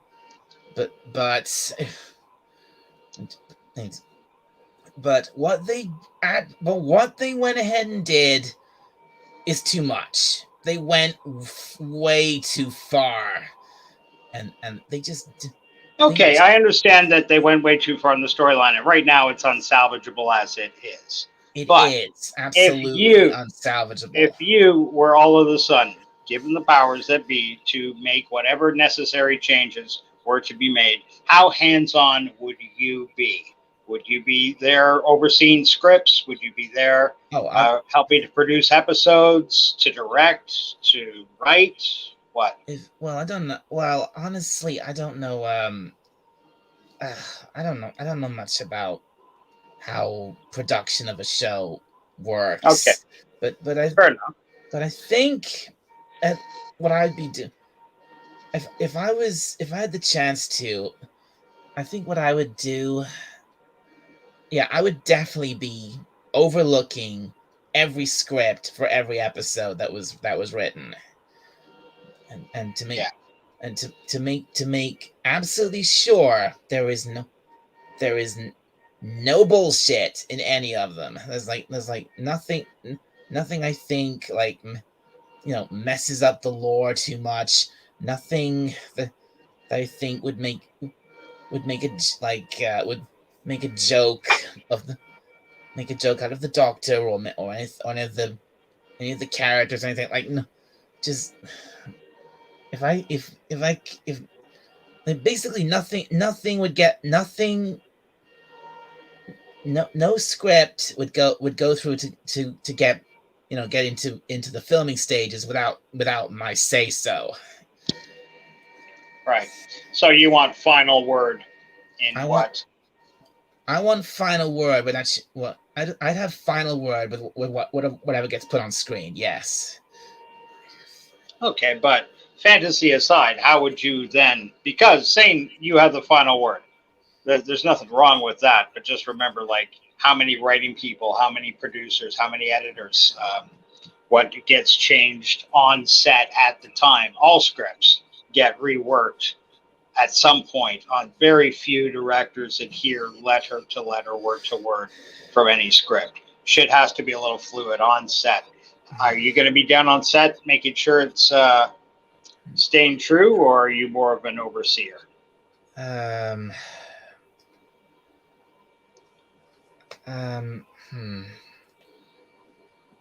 Well, again, I'm not an expert on how these things work, so right.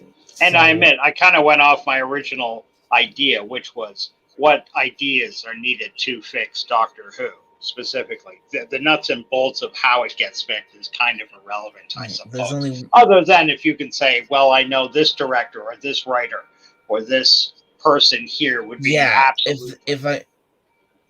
It's not. It's not necessarily who's doing this or that. It's more down to are you absolutely sure this person will do this or do that, right? Mm-hmm. Starting from like the screen working backwards, what changes would you make to Doctor Who? The title card going down. It's Doctor Who's show, so who is Doctor Who? Oh boy, like who I would have as the Doctor and all that. Correct. Oh God, I have no idea. Really? Well, I do have. You can say fantasy casting if you want. But there's no point in bringing up somebody who's dead or No.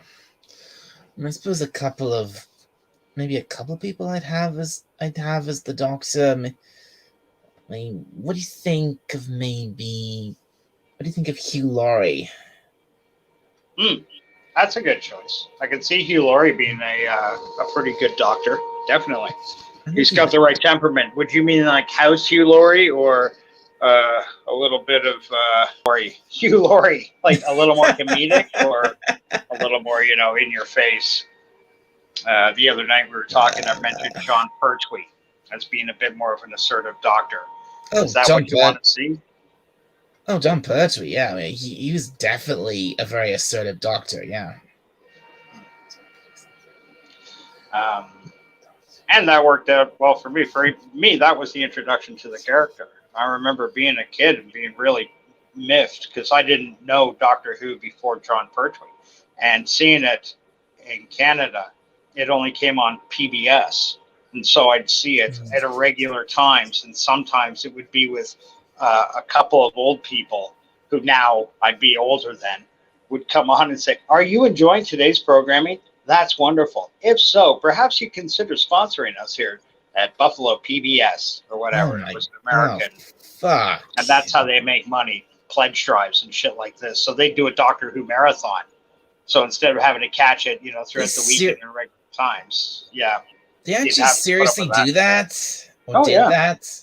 Yeah, well, that's Public Broadcasting Service, PBS. Over here, don't know, because I am a bit aware of England's, at least, broadcasting habits. I lived there for a while, and a lot of my family's from there. I don't do any. Look, I've never seen any channel here do anything like that. I mean, obviously with the BBC, we're stuck paying the fucking TV license, Right. And well, you see, it's a whole different system over here. And I know with you guys too, you could have an Apple box or a Android TV or shit. Yeah, we have that. Yeah, technology. we have like, you could have an Apple box or a smart TV or a Fire or an Amazon Fire Stick or something like that. Yeah. And those aren't so bad. I don't really use mine that much, to be honest with you. But when I do, it's pretty sweet. I know a couple of good streaming channels where I can watch any TV show or movie that's come out or it's not old. The thing is, I think there's a big thing. The US has a lot more streaming services than the UK. At least right. I think it does. Because I mean, sure, the UK has its several different streaming services. I mean, we have catch-up services. Like the BBC has the BBC iPlayer, ITV Player, 4 on Demand, My5. Those are like the four, or those are the original 5 channels here in the UK, and they have, and that's mostly just catch-up stuff. And of course we have the 3. We have our couple. I think Sky has a streaming service. They do one called Now, and okay. And I get Sky News on my YouTube. I don't know. I hit a recommend or something once or whatever. Now I get news feeds from Sky all the time. And it's nice to get different perspectives and stuff like that. There's a myriad of TV out there compared to what it was when I was a kid, or my folks were a kid. England, Britain, rather, would have, you get what, BBC One, BBC Two. Yeah, BBC 3. back in the day, we only had not that long. When I was a kid, we only had 5 channels here. Right. BBC One, BBC One, BBC Two, ITV, Channel 4, and Channel 5. Yeah, I remember when ITV came out, or when it was a new thing. At least I was just a little kid, if I'm remembering correctly. I been to England a few times, and one of the youngest times I went out there. I remember marveling at the TV and one of my cousins explaining to me that, there are only 3 channels. We just got a 4th channel a little while ago. I'm like, you're insane. We've got 60 channels. What's wrong with you? Yeah, we had cable early. You had cable, right? Yeah, cable was it was a ball game changer, because as a wee young kid, I remember having to turn the channels on the TV. Because I was like, get up and turn the channel, it's boring him or whatever. Yeah, I know what you mean, because like I said, we for years we only had the 5 channels, and anytime I got the chance, like I went to someone's house and they happened to have have satellites or something like that. I was like, okay. And they'd have dozens or maybe a couple of 100 channels. I was like, wow, what the hell is this? And I'd go straight to the car, and it goes. But obviously that didn't happen very often. but it's all changed now because literally anyone can because it's all digital now, and there's like several dozen channels that everyone gets. Yeah. If you whether you have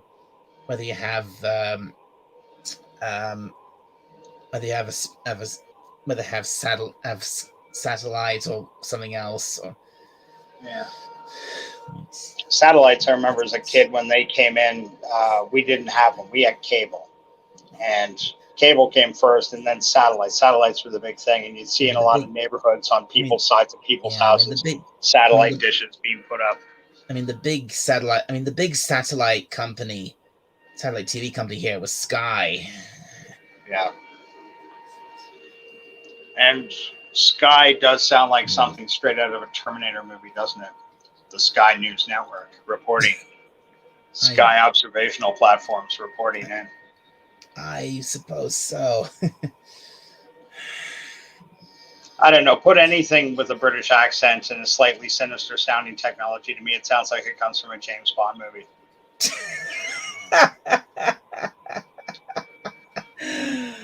Especially a cold British woman's voice. Like sexy, but not trying to be sexy, just in giving you dry information. The Mark IV Abrams penetration tank can deliver a round of whatever, but done in a sexy British woman's voice, it sounds like it's right out of a James Bond movie. A couple of sites on YouTube do that too. They have narrators for historical documentaries, and I keep thinking I'm watching like some spy movie or something from England. Oh no, it's a historical documentary. I am that gullible. Obviously, growing up with only 5 channels, coming home from school was a big event because BBC One or ITV would put on, they do these special kids shows with all these different kids shows and cartoons. So that was always a big thing to come for me personally to come home to every day after school. But they don't do that anymore because all that's gone because everything's the landscape certainly has changed for kids television and shit growing up. When I was young, there were shows called like Tiny Talent Time. No shit. This was hosted by like a grown man wearing always a really loud suit. And he'd be like the weatherman at the local news station or something. And this went on for years. And they just have children from like the age of 3 to the age of 18 doing everything from like girls would do baton or band leader tricks or acrobatics or gymnastics. Some people would sing, some people would dance. Right. And so this is, the Shelby brothers from Oakville, Ontario, and they're going to be doing their rendition of Singing in the Rain. And yeah, you watch like a couple of 5-year-olds. Sounds a bit like these. So sounds a bit like these what we used to have here in the UK. These big early morning live shows on Saturdays.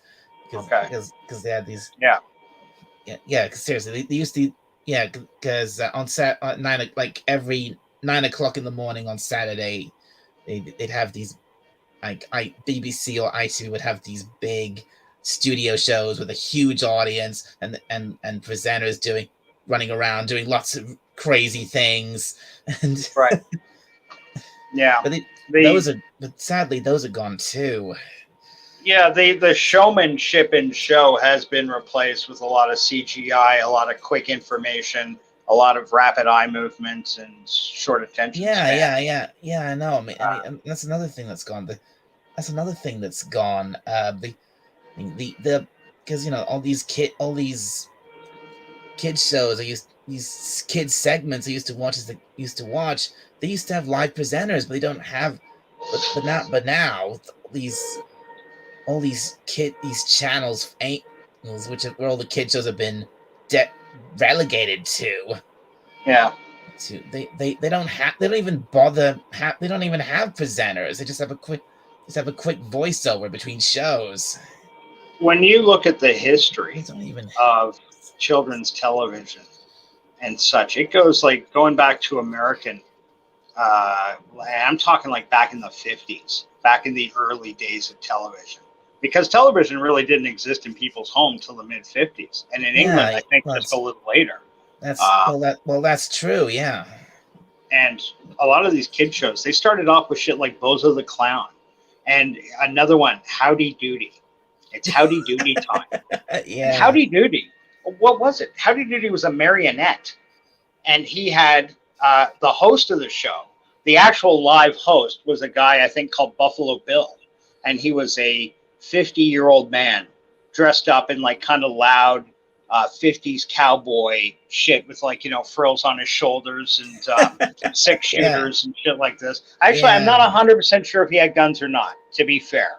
I don't necessarily remember him having guns, but this would be done in front of a live audience of children, all sitting in bleachers, and they were called the Peanut Gallery. You may once in a while hear an older American say something like the Peanut Gallery. That's where that saying comes from the Howdy Doody show. And what this puppet would do, the kids were mesmerized by him, because the choice of kids' TV in America at the time was predominantly that or someone called Bozo the Clown, who was a live-action man that came out dressed as a clown. Because remember, too, at the time, this is coming between the people that are watching it when they were kids, the clowns and circuses and shit. That was a longed for form of entertainment. They would come to town once a year and something. That was an event for a lot of these people growing up in town. So there was nostalgic holdover. And for a while, there were different clown shows that were very successful. Bozo the Clown being the most famous.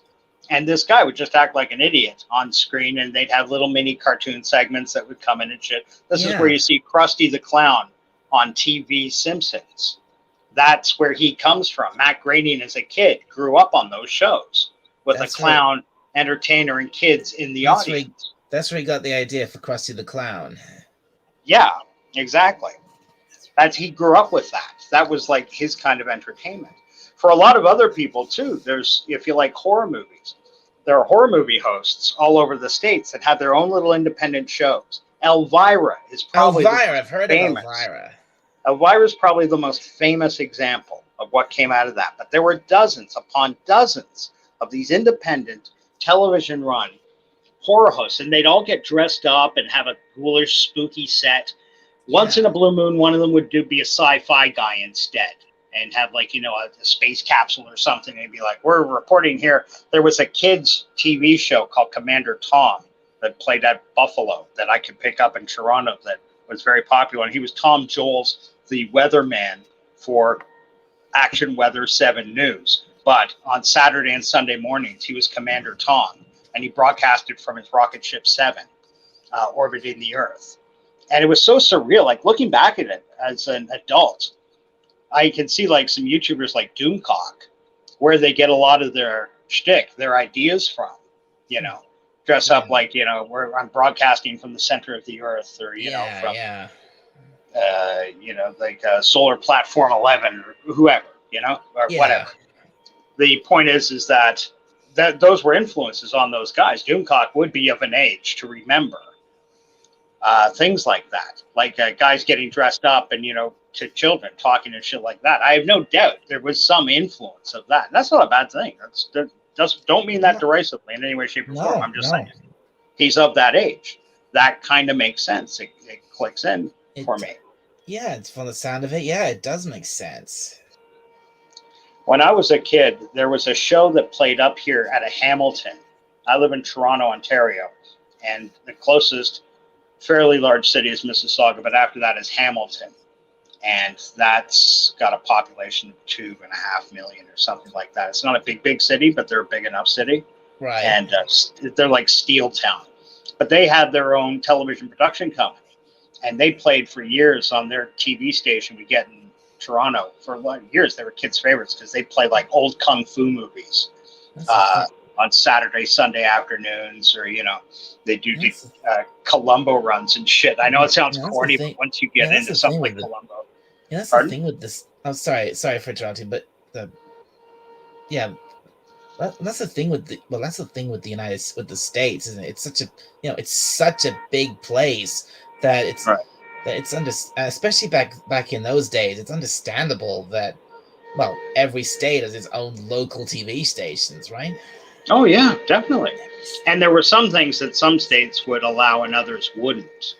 Um, just to pick a very famous example from the 60s, you know Star Trek. You've heard of Star Trek. Well, You know of the course. the original series. One of the famous, it had a lot of groundbreaking stuff to it, but one of the famous ones was the first interracial kiss on TV. Oh, of course I've heard of that, yeah. And that's due largely in part because the southern states didn't want to see misogyny in the races. They didn't want to see any kind of racial blending. So anything like affection, loving affection, sexual affection was very heavily censored down in the South. And apparently Nichelle Nichols and William Shatner worked out something where they could actually make it a kiss, but have it look like, and it was something like, at the end of the day, the last shot, they deliberately fucked up the 3, and there was only so much film left, and they had to get in this take, and that was the best one to use. So, just so they could sneak that in. It's amazing, the primitive attitudes and how they shape entertainment. Yeah. Sometimes rightly so. We were talking about kids' entertainment before. There's some great kids' entertainment. Canada's made some great stuff. When I was a kid, there was a show out of Hamilton I was mentioning called Hilarious House of Frightenstein. And the whole shtick was that it took place in a haunted castle by a Dracula type and his sidekick Igor, this big kind of green hunchback-looking zombie guy. Yeah. And they were constantly trying to get a Frankenstein's monster up off the table. Every week they were trying something different, but that was never a main storyline. And be doing other things. And in this castle, there was a mad scientist, there was a witch, there was a wolfman that operated a radio station out of the basement in this place. And these were all played by like a group of 4 or 5 actors. And Billy Van was the guy that came up with this. At the subtle genius in the show, they had beautiful sets and they put a lot of love and energy into this. And it was just crazy shit for kids. There was really no educational value except they occasionally did little readings and shit of actual like creepy poetry and shit, Edgar Allan Poe stuff or whatever, What? Edgar Allan Poe? Wow, like The Raven and yeah, stuff like that. But one of the coolest hooks in it was that they got Vincent Price. He was doing a play up here, and they convinced him to come in for a couple of days and record just like 12 straight hours of him delivering lines. And they were able to use that over 2 full seasons, cut up in like he was like the owner, the host of the castle sort of thing, or he was like and it always came back to his library. And with all these things like skulls with like candles dripping wax down them, and, things under glass and shit. And he'd be sitting there. And if you don't know Vincent Price really is a guy. Look, I do worth know. Not forgetting. I do know who Vincent Price is. Yeah, and I hope you have taken a chance to catch some of his films, buddy. I know they're a bit old and they're not to everyone's taste, but there's a reason why people speak still to this day with reverence in their voice when they talk about Vincent Price. He was much more than just some schlocky horror actor, so much more. And it shows up in his appearances in TV shows like the 60s Batman. He was wonderful. He was in that? Yeah, he was. He was in several episodes. He played a character written specifically for him because they wanted to get him on the show, but they were looking for right characters. And they came up with a character called Egghead, a genius-level college professor, driven insane. He's got a head shape. Type in Google right now. Type in Vincent Price Egghead. Trust me, you won't be disappointed. I might even bring that up if you have that kind of tech to bring it up on screen. Well, I guarantee you'll get a couple of people coming in if you make that your thumbnail. Well, I could definitely. You can show it. You have that technology. I could easily make it the thumbnail. Yeah. Well, take a look at it first. Make sure it's right for you. But yeah, I definitely think that will catch a few eyes. Okay, let me have a look. Okay, Vincent Price. What was it? Egg. Yeah, egg. Price Egghead. Let's have a look. Wait. Oh my God! This is Vincent Price. It's Vincent Price. There's. Can you show the pictures?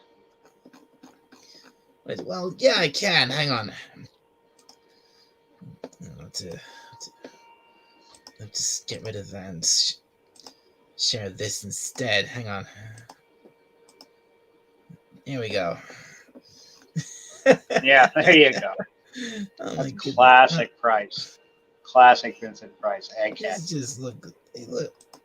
Hey, you make all these terrible egg puns. He looks. Oh God, he looks ridiculous. If you ask me, look at him. You say things like, you'll find this to be an excruciating experience, Batman. He was amazing. Oh my God. So there were some great people in Batman. Caroline Jones, who most people remember best as Morticia Adams. Yeah, and they made a figure of him. That's hilarious. Oh, Burgess Meredith is as the Penguin. You remember Burgess Meredith probably best for movies like Rocky, but this guy had an amazing career. Burgess Meredith. Yeah, you probably see him scrolling at some point. Oh my God! Burgess Meredith's Penguin was like show-stopping. Apparently, this was a huge hit. The Batman '66 show was like a phenomenon. It was a juggernaut, and they shut it down after a couple of years over some bitterness and some fucked up dealings behind the scene. And out of spite, they destroyed the studio sets. Oh wow, that's a good one. Yeah, seeing like it's great. Like seeing this golden egg, like like something from. That's like something out of the original Willy Wonka film. Yeah, I see that. He definitely had a costume and a manner about him. You'll see clips on YouTube too of him as Egghead.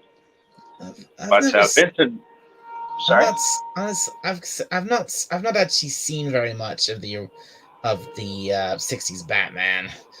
That's a shame. When it comes to Batman, in fact, when it comes to superhero stuff in general, I was never that.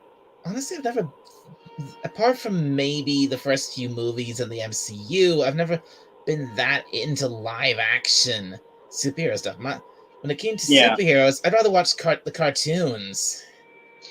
Well, the beautiful thing about the '60s Batman, this is when Michael Keaton and what's his name, Tim Burton, did the Batman in the late '80s, early '90s. They wanted to recast the mold. They went much darker and shit. And that came from Frank Miller doing a book for DC Comics, which kind of recast Batman as this very dark, very grim, very unforgiving. But in that, there was this sweet point in the '60s where in the '50s Batman, because of the comic codes, they really had to tone Batman down. When Batman first came out, he was actually pretty dark and edgy, a lot more similar to what he is today. But because there was this whole thing in the United States where some psychologists got famous writing books, citing that criminals were saying reading comic books led them to prostitution and to murder and to, incest. And after a while, there were just hundreds of people learning to say, yeah, I read comic books as a kid, Your Honor. So they had to really clean up. God, they always say shit like that. Right. Now, one of the cool things that came out of that, though, was near the end of the '60s, well, mid to late '60s, they made this Batman show. And watching it as a kid is one thing, but go back and watch it as an adult. There's so many subtle jokes, double entendres, so much more adult content to Batman, and so much more you realize every one of them is completely in on the joke. They know that, you know, it's for fun. They're not disrespectful, and therein lies the charm. They're never disrespectful. Nobody that was involved in that show. And you had guys like Cliff Robertson playing Shane. Now you think, okay, who the fuck is that? Well, firstly, No, Cliff Robertson is an Oscar-winning actor. Yeah, I have no idea who that is. He's a very famous, very well-respected actor from the late 50s to early 70s. You would have seen him if you ever watched the original Tobey Maguire Spider-Man. They cast him in the role of Uncle Ben. That's Cliff Robertson. Right. He won an Oscar in like 1970, 1968 or something, going against Peter O'Toole and like Marlon Brando and shit. Like, he really upset the Oscars for his role. I forget the name of the thing now. Why I'm saying all this is because Batman would attract like the most bizarrely famous people to the show. And you get guys like Cliff Robertson willing to play a character called Shame, which is a take on the 50s very famous Western movie called Shane, Shane. Very funny, gorgeous stuff. And actually, as I went off about remembering Cliff Robertson's backstory, I lost track of what I was saying. The important thing is go back and give it a try if you're bored someday and you're looking for something fun and innocent that is surprisingly adult and charming at the same time. Okay, if I can find the original, if I can find the 60s Batman somewhere, maybe I'll watch it. I don't know. Yeah, well, to each their own. It's like I say, it's a lot of fun, and I don't know anybody that actually watched it. That nobody I've ever met says they hated it. Nobody. Everybody likes it because it's so endearing, and they got such a positive attitude through the thing. It's charming.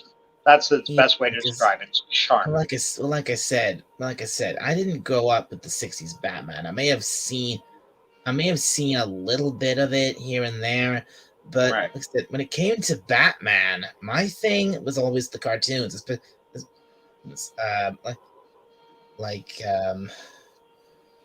watched a lot. Yeah, I watched a lot of superhero. Like back in the 90s, I watched a lot of superhero cartoons. Did I watch the Batman animated series back then? I definitely watched Superman back TAS back then. I'm not sure about Batman. Okay, sure. So those came out in like the 90s, right? Yeah. The animated all those great animated series they all came up from the 90s. Batman the animated series, Superman the animated series, they brought Batman back for Superman. No, sorry, Batman the new adventures, I think it was called, and then of course they did the Justice League cartoon, but in the early 2000s. Yeah. No, I remember all that. I do. I watched a lot of it myself. I'm a bit older than you, but so that the original Batman series was beautiful. I love that. Inspired by the old Max Fleischer Superman series. You can find that on YouTube. I think I was mentioning to you the other night, 8th Man DVD. Not plugging or shilling for another site, but if you want to watch those old Popeye, old Betty Boop, old Superman. I think, yeah, you probably did mention that, yeah. Yeah. I'm a big fan of that channel, and they don't get a lot of new content because they do have a shitload of content out there. Like, you could spend hours on that channel, honestly. They do marathon of, like, Looney Tunes. I don't know how they get away with it, but they do, yeah.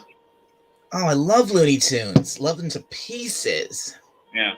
Yeah, and this is your old school, everything from, I don't think they get anything newer than the 70s, so it's great.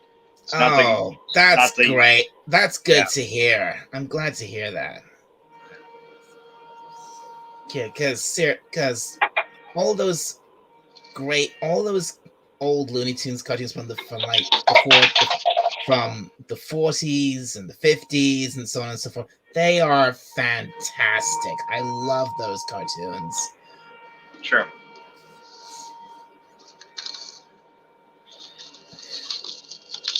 Yeah, no, I grew up on them. They're my bread and butter.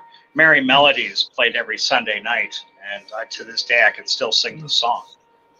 And that I'm very grateful that as a kid, the BBC showed a lot of old cartoons from the 50s and 60s, like Scooby Doo, for example, and sometimes the old Looney Tunes and Merry Melodies cartoons. Yeah. Right. Oh yeah, those Merry Melodies, Looney Tunes / Merry Melodies were fantastic because it was just an hour of pure joy every Sunday night for me. That was something you look forward to. They had like Disney. They always had a Disney movie on Sunday. The Wonderful World of Disney would play here when I was a kid. Yeah. And in the 70s, it was kind of a sad time to be a Disney fan for animation because the animation arm of Disney was deliberately seriously underfunded because they went way over budget on their amusement park and they had to cull back. And one of the things they did was cut back severely on the animation, pushing the live action stuff. That's where Kurt Russell got his start, really, as a kid actor, was doing Disney movies. The most famous being The Computer Wore Tennis Shoes. He did as a teenager. But when he was younger, he did a lot of movies for Disney, too, as a child star. That's another thing. That's another thing I grew up on: animated Disney movies. Right. Yeah, but you grew up at a time when they had made the collections and shit like that. When I was a kid, the DVD, I was a kid. All that shit didn't exist. I was a kid I was a kid through the 90s and the early 2000s, and we had this nice collection of Disney movies, Disney animated movies on video and eventually DVD, and so I've seen plenty of them. I'd seen we had The Lion King, we had The Jungle Book, we had 101 Dalmatians and Pinocchio and so on and so forth. Yeah, so great classic animations. This is the foundation of Disney's empire. It was Walt Disney's death and a combination of going overboard on the parks that ended up fucking up the animation studio. You mentioned maybe the other night when we were talking, you mentioned the Aristocats. The Aristocats, yeah. The Aristocats. Have you ever seen the Disney Robin Hood movie? Yes. With the foxes. I've seen that. It's really fun. On YouTube, there's a channel. This guy's an animation buff. And he's got a wonderful, it takes about 15 minutes, but he puts scenes between the Aristocats and that, and it was just directly copied over to save time and to save money. It's part of a documentary. But they show you scene by scene stuff with Marion and Robin dancing, or the two cats dancing in Aristocats. I think that's what's fun. Yeah. That's something I note, rewatching some, I watched these films a lot as a kid and really enjoyed them every single time. But rewatching them these days, you really look closely, especially some of you see things with a more discerning eye as an adult. Yeah, you really notice things it's like, wait a second, this scene detail was in this movie, or that detail, and they're doing the exact same moves that we saw in another movie. Like, for example, there's this one. For some reason, there's two scenes I can think of that really stick in my head. There's this scene from the end of this film called The Many Adventures of Winnie the Pooh, and we see at the end of the film we just see Christopher Robin and Pooh like walking through walking along, and they're walking across this tree branch, which is going off across the stream, and then I saw that I saw that more recently, and then it made me think. Wait a minute, that looks familiar. Didn't I see this in? Didn't I see that exact some of this exact background in the Jungle Book?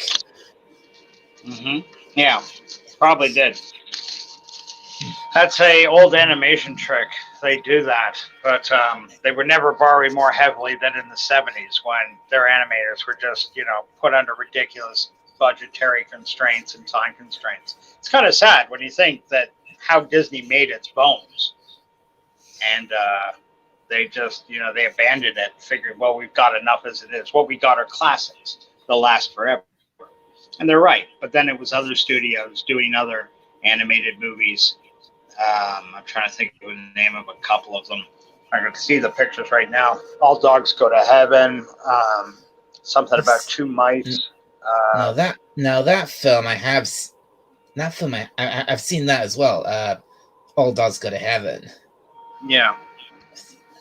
Well, it was movies like that kind of got Disney off its ass again and started producing top-level animation.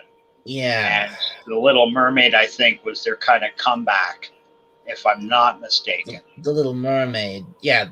That's what they. Isn't that what they? What that's what kicked off what they call the Disney's Renaissance era in the 90s. They did. The success on that, opened the floodgates for Disney, and Disney was still considered in North America, at least, the top dogs in animation. That they were farming out shit to Japan and Korea was beside the point, but they were still. Absolutely. In the 90s, they definitely were top dog again. Because I mean, especially because come on, throughout the 90s, you had all these great classic movies. You had, obviously, in 89, you had The Little Mermaid, then you had Aladdin, then 94, The Lion King, Beauty and the Beast. The list goes on. No, it does, and rightly so. They were putting money, putting time, putting thought. Even movies that weren't big hits are still classics.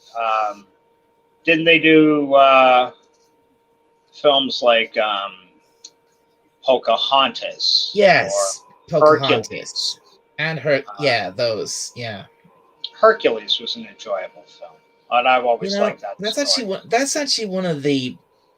We had Pocahontas in the collection, but we didn't have Hercules, and it wasn't until actually not that long ago I actually did watch Hercules.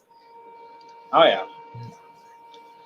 Yeah, what's his name? That kind of disgraced actor, James Woods. He played Hades in Hercules. Right. Yeah, he was great. I remember that. Oh yeah, he was definitely good as Hades. Yeah, no doubt. He was a bit of a scene stealer. And rightly so. He's a great actor. He's apparently got a bit creepier when he got older, but I wasn't there, so. Oh boy. I mean, you see his appearances on Family Guy. Yeah. I mean, it's hard to take. I was talking to somebody about this the other day. Where's the limit? Where's the line drawn?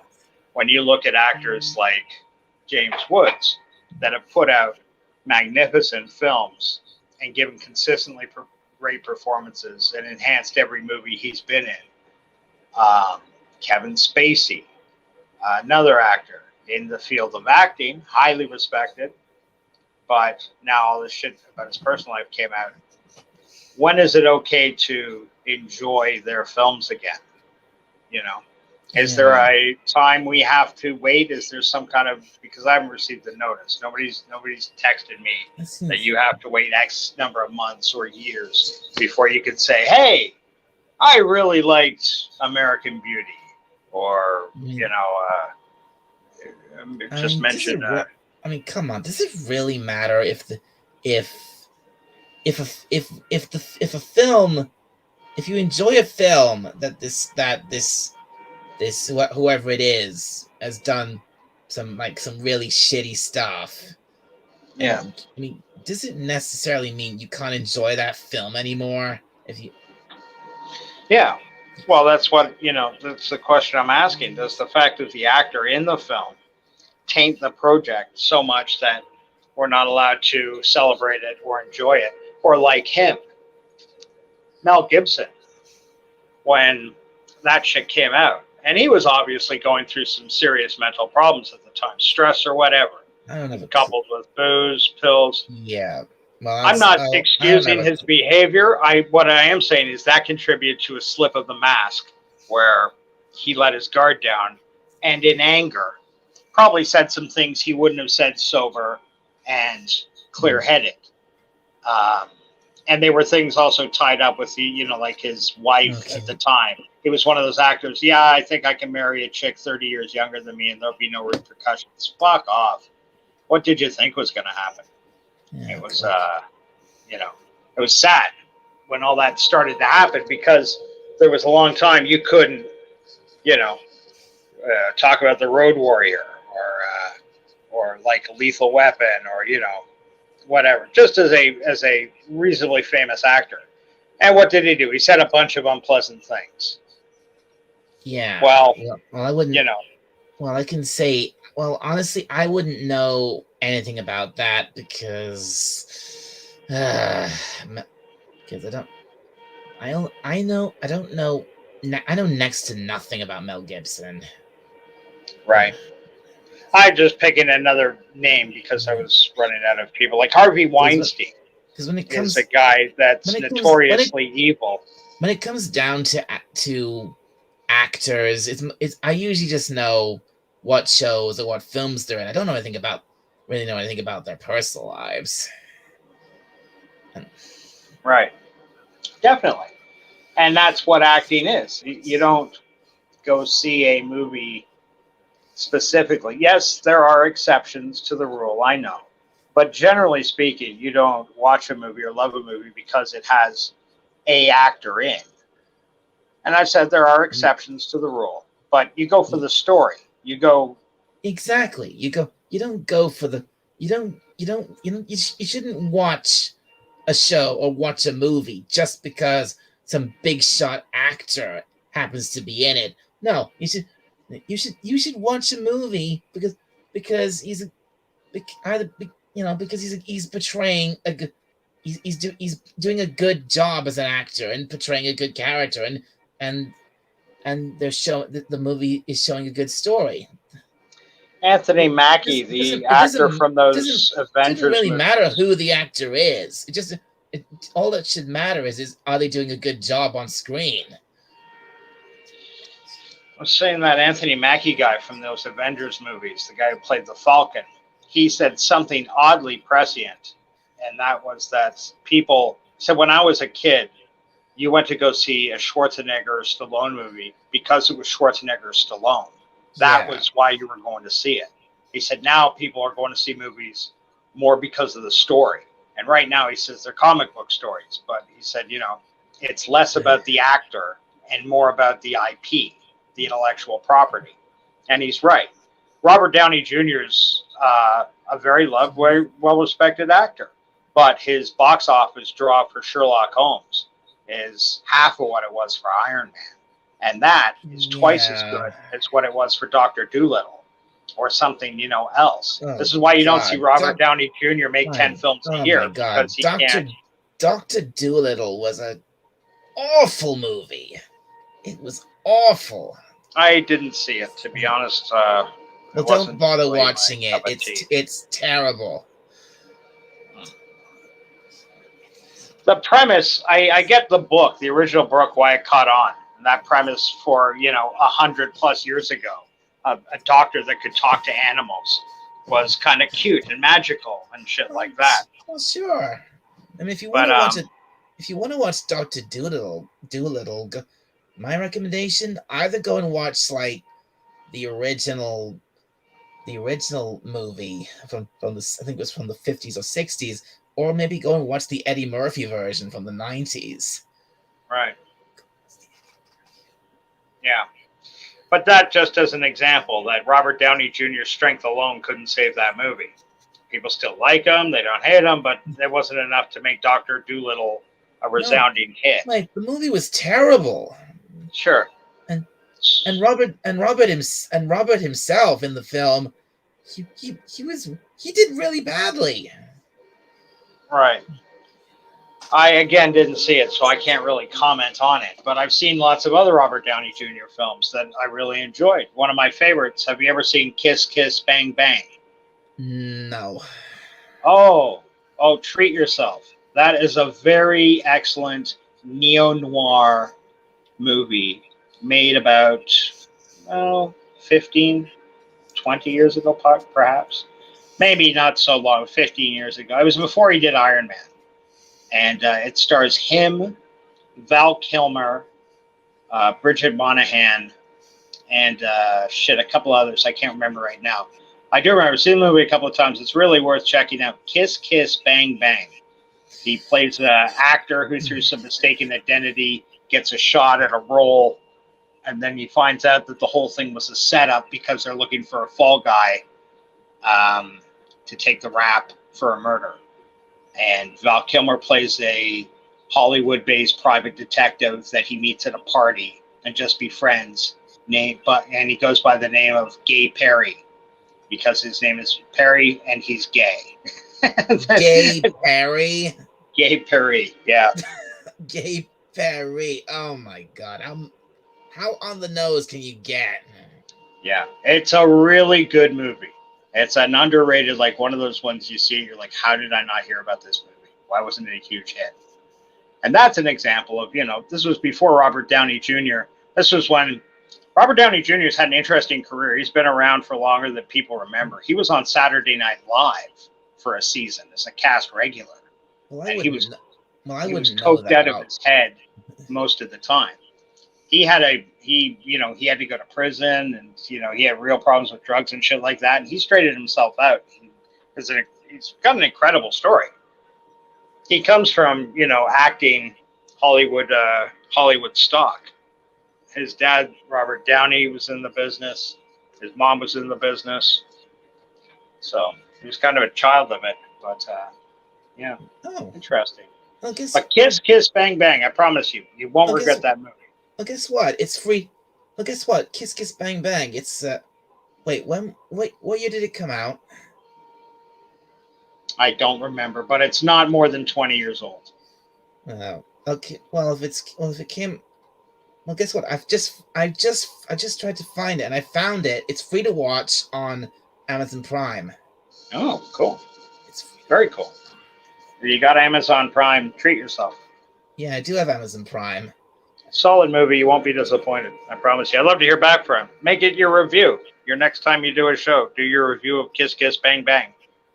Put a little pick up of Robert Downey and Val Kilmer, because they got some good scenes together where their faces are right up to each other, and say, this is my 14-year plus review. What year did it come out in? Wasn't before 2000. I know that. It couldn't have been. More like 2006. It says here, looking at it on Amazon, it says here 2005.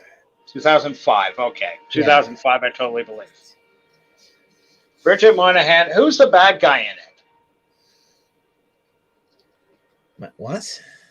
I don't know. Can you read the cast list? The bad guy. Hang on.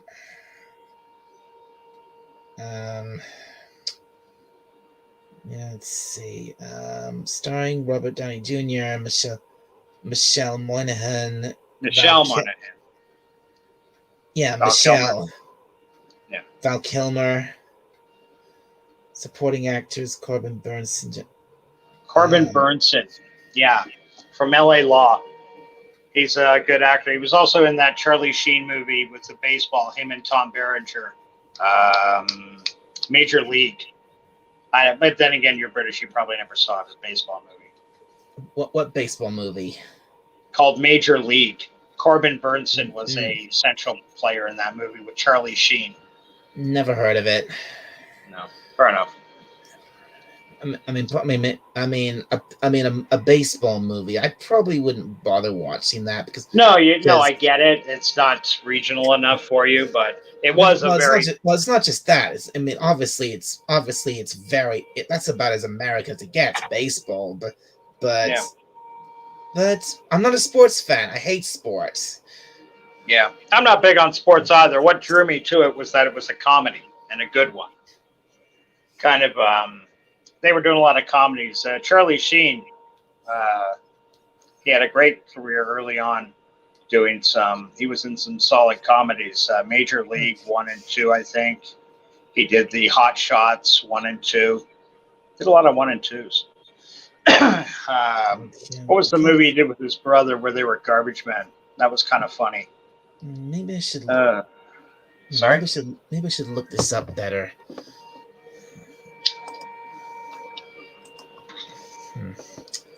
I'm just gonna look up Kiss Kiss Bang Bang for a second. Sure, do it. Bring up the page. Give all your viewers something to look at. Because you know when YouTube says you have one, that means you have 100. I don't know if you know that. Really? Because at the moment it just says 1. Yeah, I just believe it because it sounds positive. All right. Well, let's yeah. Hang on. I'm just gonna unshare that. Share this. Okay. All right. Let's see. Let's widen this out a bit. Okay. So yeah, Kiss Kiss Bang IMDb. Let's have a look here. Yeah, they never rate movies right. That's definitely an 8.5. What's the cast list? The synopsis, the cast list down there, yeah. Michelle Moynihan, okay. Robert Downey Jr., Harry Lockhart, Val Kilmer, Gay Perry, Michelle, yeah, Moynihan, yeah, and Harmony Faith Lane. You said she was the villain? I don't know. Scroll over. Corbin Burnson was the main villain, I think. No. But I don't want to give too much away because if you watch it, I don't want you to know who's who. Corbin Burnson, Harlan Dexter. Yeah. He's definitely a prick throughout the movie. But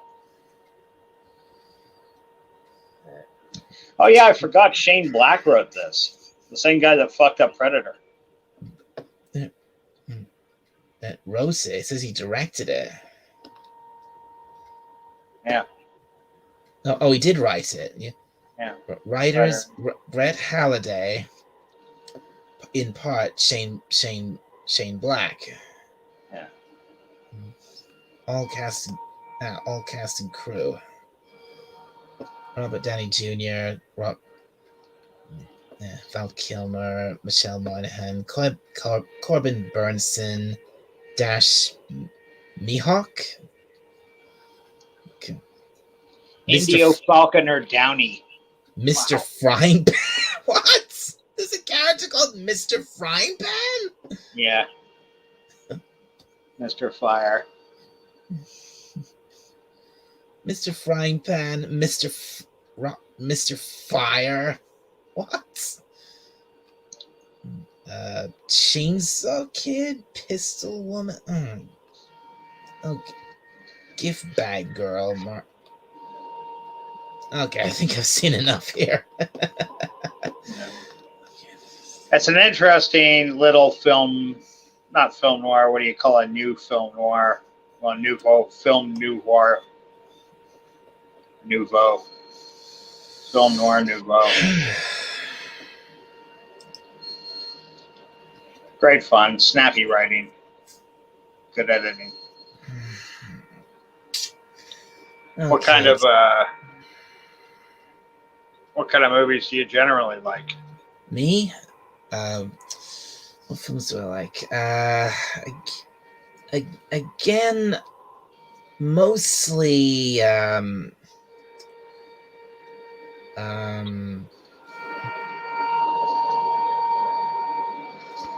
what the hell?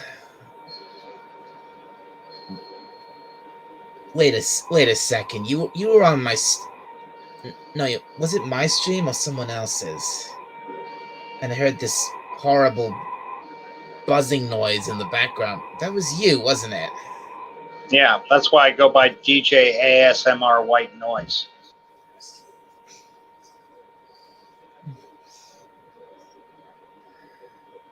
Sorry, I thought you got the joke.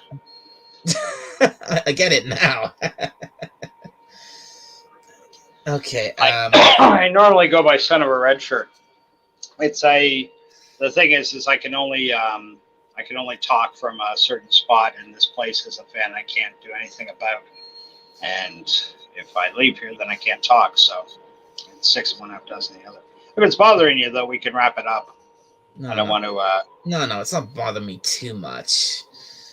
As for what, anyway, as to answer your question, the kind of films I usually watch, I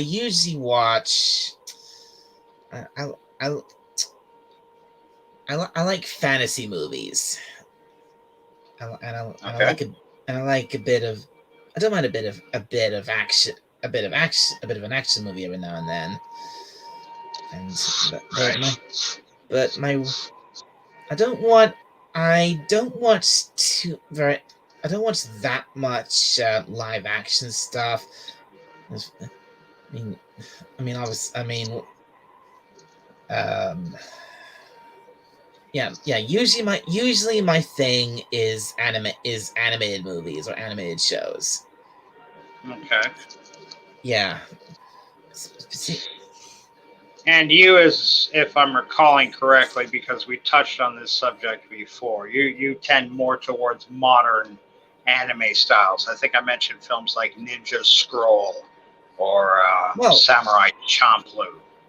The series Samurai Champloo. Well, sure, I love anime. Absolutely. I'm a huge anime fan. Right. Yeah, but yours is more modern, more current anime. Not future anime, really, but fantasy anime. No, not necessarily newer What's anime. that vampire one that's big with people? Vampire Transylvania or something? Castlevania.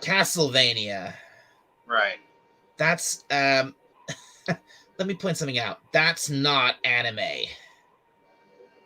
Are you sure? I'm sure. Oh, looks kind of anime to me. Maybe we're thinking about different things. No, it's made in Japan, and it's got a lot of people screaming, and action happens with blurry backgrounds. So maybe I'm oversimplifying. It's not the issue. Well, to me, for one thing, it's not the proper anime style, and yeah, that's just Netflix being I don't know what the word is. Oh, it's a Netflix show. I assumed it was a Japanese thing. Castlevania, yeah, it's a Netflix show. No, okay, that I really didn't know. I just people throw these names out there. I don't really follow any of it. When I find something I like, it's generally because I stumbled on it by accident. And for me, Ninja Scroll was a great movie. I absolutely adore Ninja Scroll. It was a TV series too, but I didn't see the whole TV series. It wasn't quite as strong as the movie, but like I said, it's not. It might resemble Castlevania. It might resemble anime somewhat, but it's not true anime. Why? Because it's not made in Japan, or what makes it untrue? The true anime is anime that's it has to be made and produced in Japan. Yeah. Okay, so it's like champagne. You can't get champagne outside of France. You can't get scotch outside of Scotland. It's got to be made in Japan by Japanese people. It's got to be, true anime has to be made in Japan by Japanese animated studios and Japanese people, yes. But the Japanese have been farming animation out to Korea for like 50 years. Is all that stuff then not true anime? Does it have to be 100%? Or is that okay? Like, I don't know. Korean animation has gotten way more popular in the last 20 years as its own thing. But for years, they were doing all the hard work for the Japanese animators. If it's oh god, if it's, I think if it was produced in Japan, it is still anime. But I suppose if it was like outsourced to Korea, if it's just the animation that was outsourced, then I suppose technically it's still Japan producing it, so I think technically then it still is anime. Right.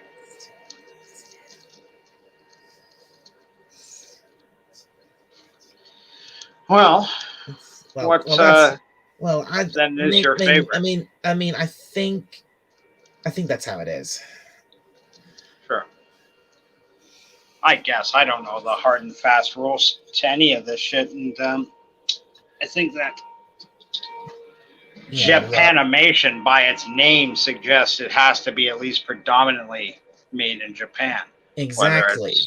Whether its production takes place elsewhere. Grunt work is one thing, drawing in between the action lines and shit like that, which is just laborious and laborious and costly. It's still, like I said, even if they outsource the animation to Korea, it's still the Japanese studios who are producing it and writing it and all that other and everything else. So I think in that case it still is anime. Even I might be wrong. I don't know. Yeah, I don't think it's that big a deal anyway. No, neither of us are noted authorities on animation, so nobody's gonna hold us to task. Look. When it comes to anime, I know what it. Simple fact is, when it comes to anime, I know what it looks like, and I know what I enjoy out of it. Right. And like I was trying to say, you were saying you think I like more modern anime. Well, the truth is, I pretty much like all anime, no matter what decade it's from. And sure. I like all different styles. And in particular, I grew up in the 90s. So I've seen quite a few anime from back then. So I love those too.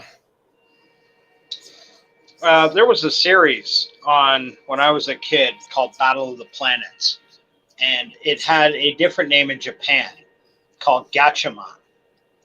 And It had a really interesting story. I hadn't watched this or seen anything about it in years. Then maybe a week ago, some model, because occasionally I look at model building sites, and some model builder had the God Phoenix, which was the name of the main aircraft in Battle of the Planets. And so I watched his video, and that led me to another, which led me to another, which led me to a interesting little documentary. I don't know if you've ever seen this show, but it has a weird, funny, and yet uniquely American backstory. It was a hit in Japan in the early to mid 60s, I think.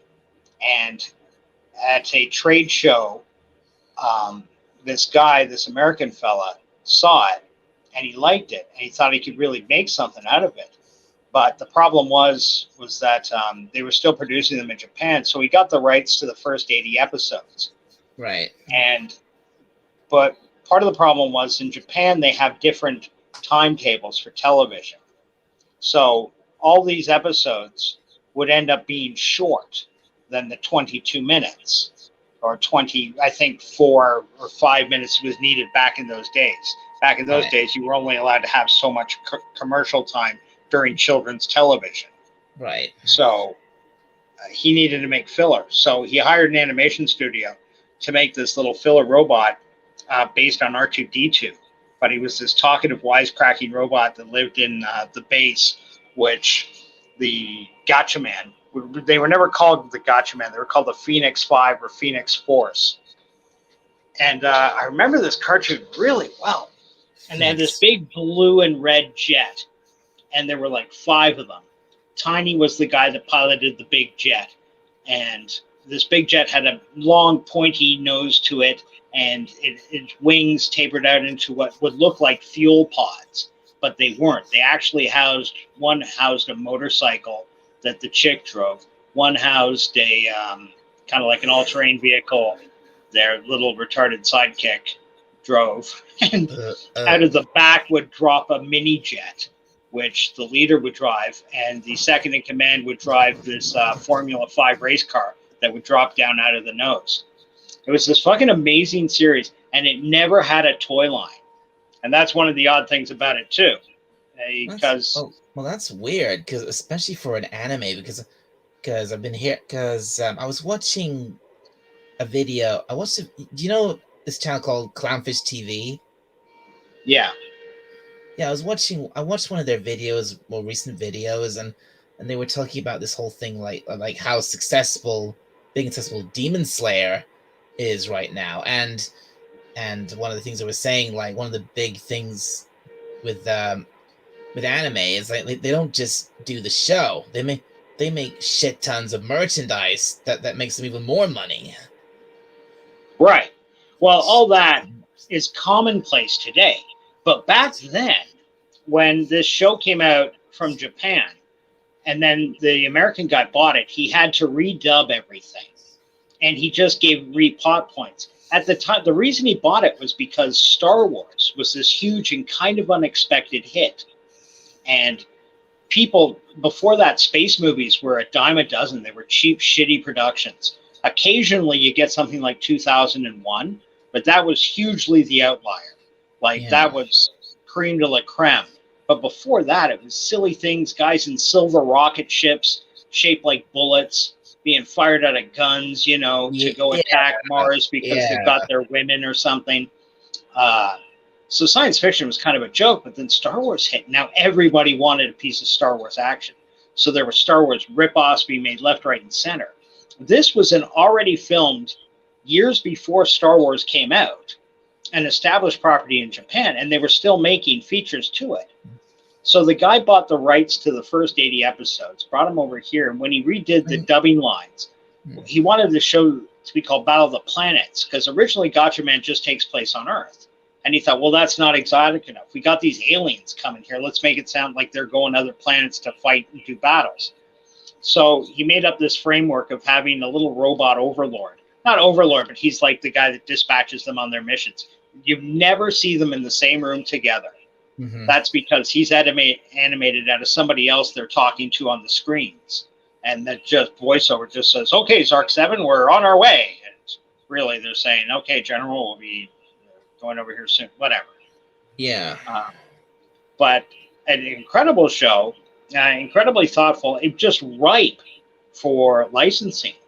But the fucked up thing was that when the guy purchased it, what? Good night, Sherry.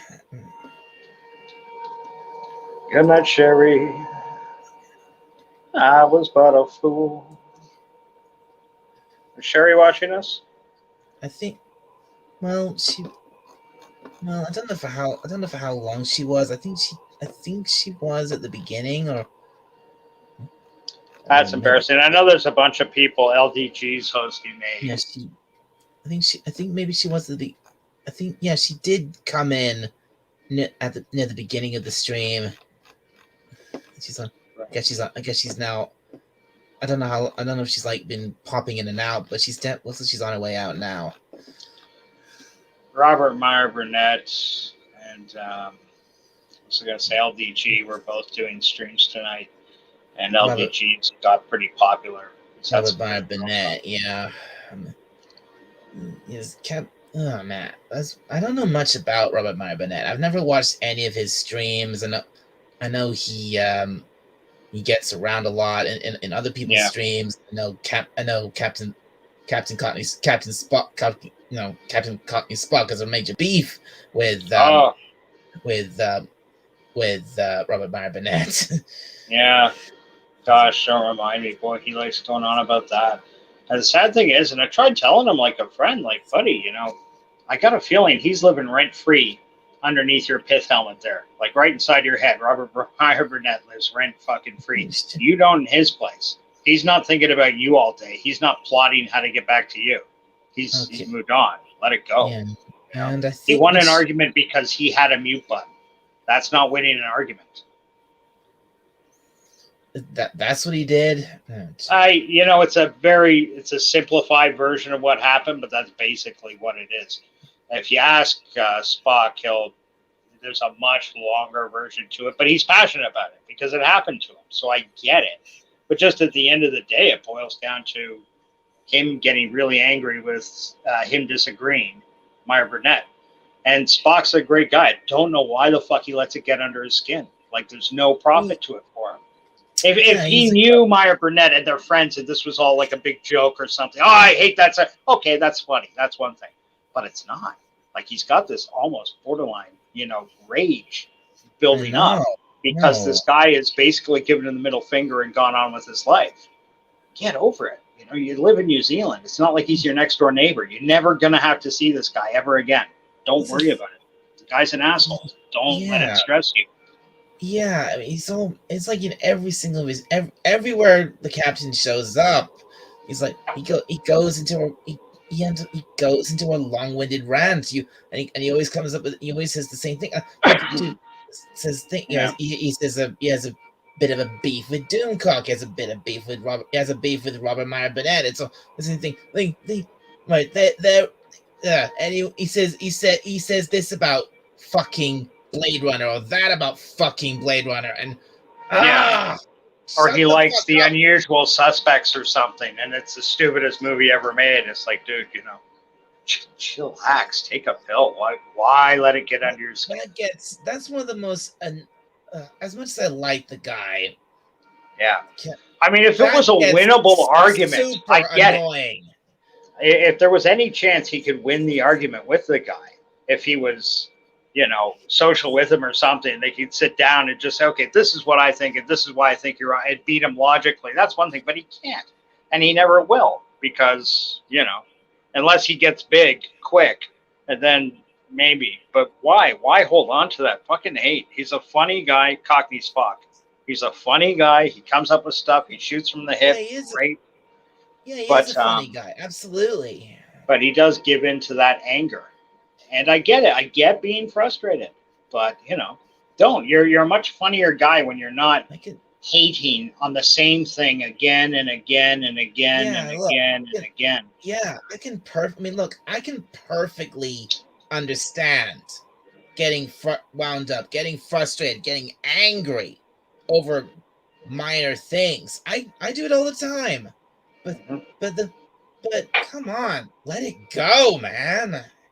Yeah, and the sad thing is, it's like detracting him from his overall goal, and his overall goal is to build his channel, and I would have to imagine that's best to do in a positive light. When he's his charming, normal self, he's great. Everybody likes to have him on, but I know a lot of guys roll their eyes when he starts going on about this, that, or the other thing, or somebody accidentally brings up Deckard or. I had him on the stream yesterday, and he was a great laugh to have for most of it. Yeah. No, he is. He gets like that. He does get, emotional quickly, but that's part of his charm. It is. And some guys are like that. He's also got the Cockney slang and Cockney patois down to a point where the Americans can understand him easily enough. But, he can throw a little bass in his voice. He can get angry, blah, blah, blah, and start throwing on the, the thick Cockney accent. Just go. Once he starts going into those long-winded rants, it's about rants, and it's like it just gets to a point where it's like, oh, not this again. But he's always charming to have on when he's in the right frame of mind, in the right mood. He's a wonderful guest. Always brings a smile to everyone's face and a pleasant chap to have around. But yeah, when he gets his nose bent out of place over some imperceived insult that he's got no control over. So you know. And he keeps saying, well, it's Yeah. my honor. It's my honor. I just, dude, fuck me. You know, I'm not saying your honor is not valuable. Of course it is. But look at who is besmirching that honor and then realize this guy, he's a failed movie and TV show writer that gets his kicks out of being somewhat knowledgeable because he once produced or directed or wrote the movie Free Enterprise that had William Shatner and Eric McCormick in. Not a bad movie, I don't think. To be honest, I don't remember it, and that's embarrassing because I'm a Trekkie. I'm a total Trekkie. Like, look, I mean, I don't really know who this guy is, and frankly, I don't care. Yeah, well, to see the guy, he's like, I've got nothing against him personally. The only person I know that has a beef with him is Cockney Spock, and I like Cockney Spock, so of course I'm going to lean a little more towards him. But I have nothing personal against Robert Meyer Burnett in any way, shape, or form, other than, you know, like he's, and I don't have this against him. I'm just saying that, you know, like his content isn't something that I'm overly interested in. He likes talking about, you know, and I'm not very well versed in his shit. He does do movie reviews and stuff, I know, but he's a big collector of, you know, articulated action figures, whatever you used to call dolls. So Yeah. I know that's what I think he's one of the things he's known for. Well, for girls, they're dolls. For boys, they're action figures. Sure. I have very few saved in an old tickle trunk. A couple of old Star Wars action figures. My old X-wing fighter. I mean, that was. Isn't that the thing? Isn't like when you know, probably way back when you had these things. I was like they're not dolls. They're action figures. I was like it's a fucking doll. Yeah, that's what's that guy from Nerdrotic? Gary from Nerdrotic. Yeah, look at his studio, and he's got like 1,000 of these. Yeah, I've seen action figures. Every time I look at that, I can't help but think this is what the home of a serial killer would look like. Have you ever watched like Leatherface and the Texas Chainsaw Massacre? All the shit they got up on their walls. What the fuck? Can I just quickly say after the whole mess with that Ryan Kennel guy, I don't watch Gary anymore. Oh, for fuck's sakes! Look, I know you're a Doomcock fan, but I gotta say that disappointed me with His Holiness the Overlord just losing his shit over a low rent, low puncher like. Well, I think he was fully justified. What? You think Doomcock was fully justified in losing his shit the way he did? You gotta be kidding. Yeah, Doomcock, exactly. That was so undignified.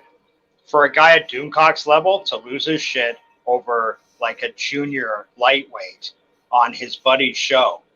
And he did. It's like I didn't know about this at the time, but you can find on YouTube people collected all the shit about that got deleted and all the nasty things and like, holy fuck, why did you lose your shit over this? This guy's nothing compared to you. Why are you that intense? He didn't insult Doomcock. He insulted his fans. Get that? Oh, you didn't read all those texts or anything. Do you remember what he said? He said, you got to be a fucking moron if you believe everything Doomcock says. That's what that was the entirety of it. You got to be a fucking moron if you believe everything Doomcock says. That's not unfair. I've heard you say yourself, you get sick of Doomcock repeating the same statements that don't turn out to be true.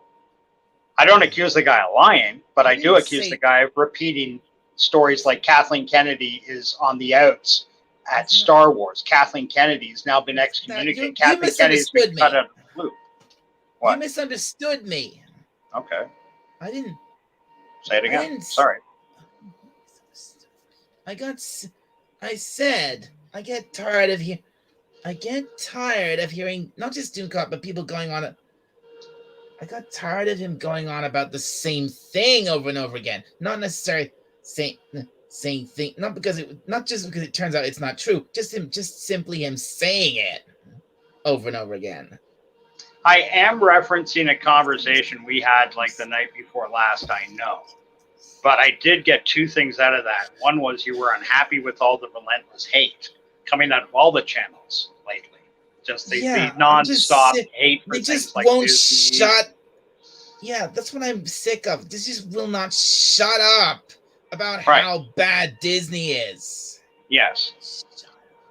And then in the larger... and that's pretty much all you ever hear. It's just Disney bad this and Disney bad that. I'm sick of it. Right. Mm-hmm.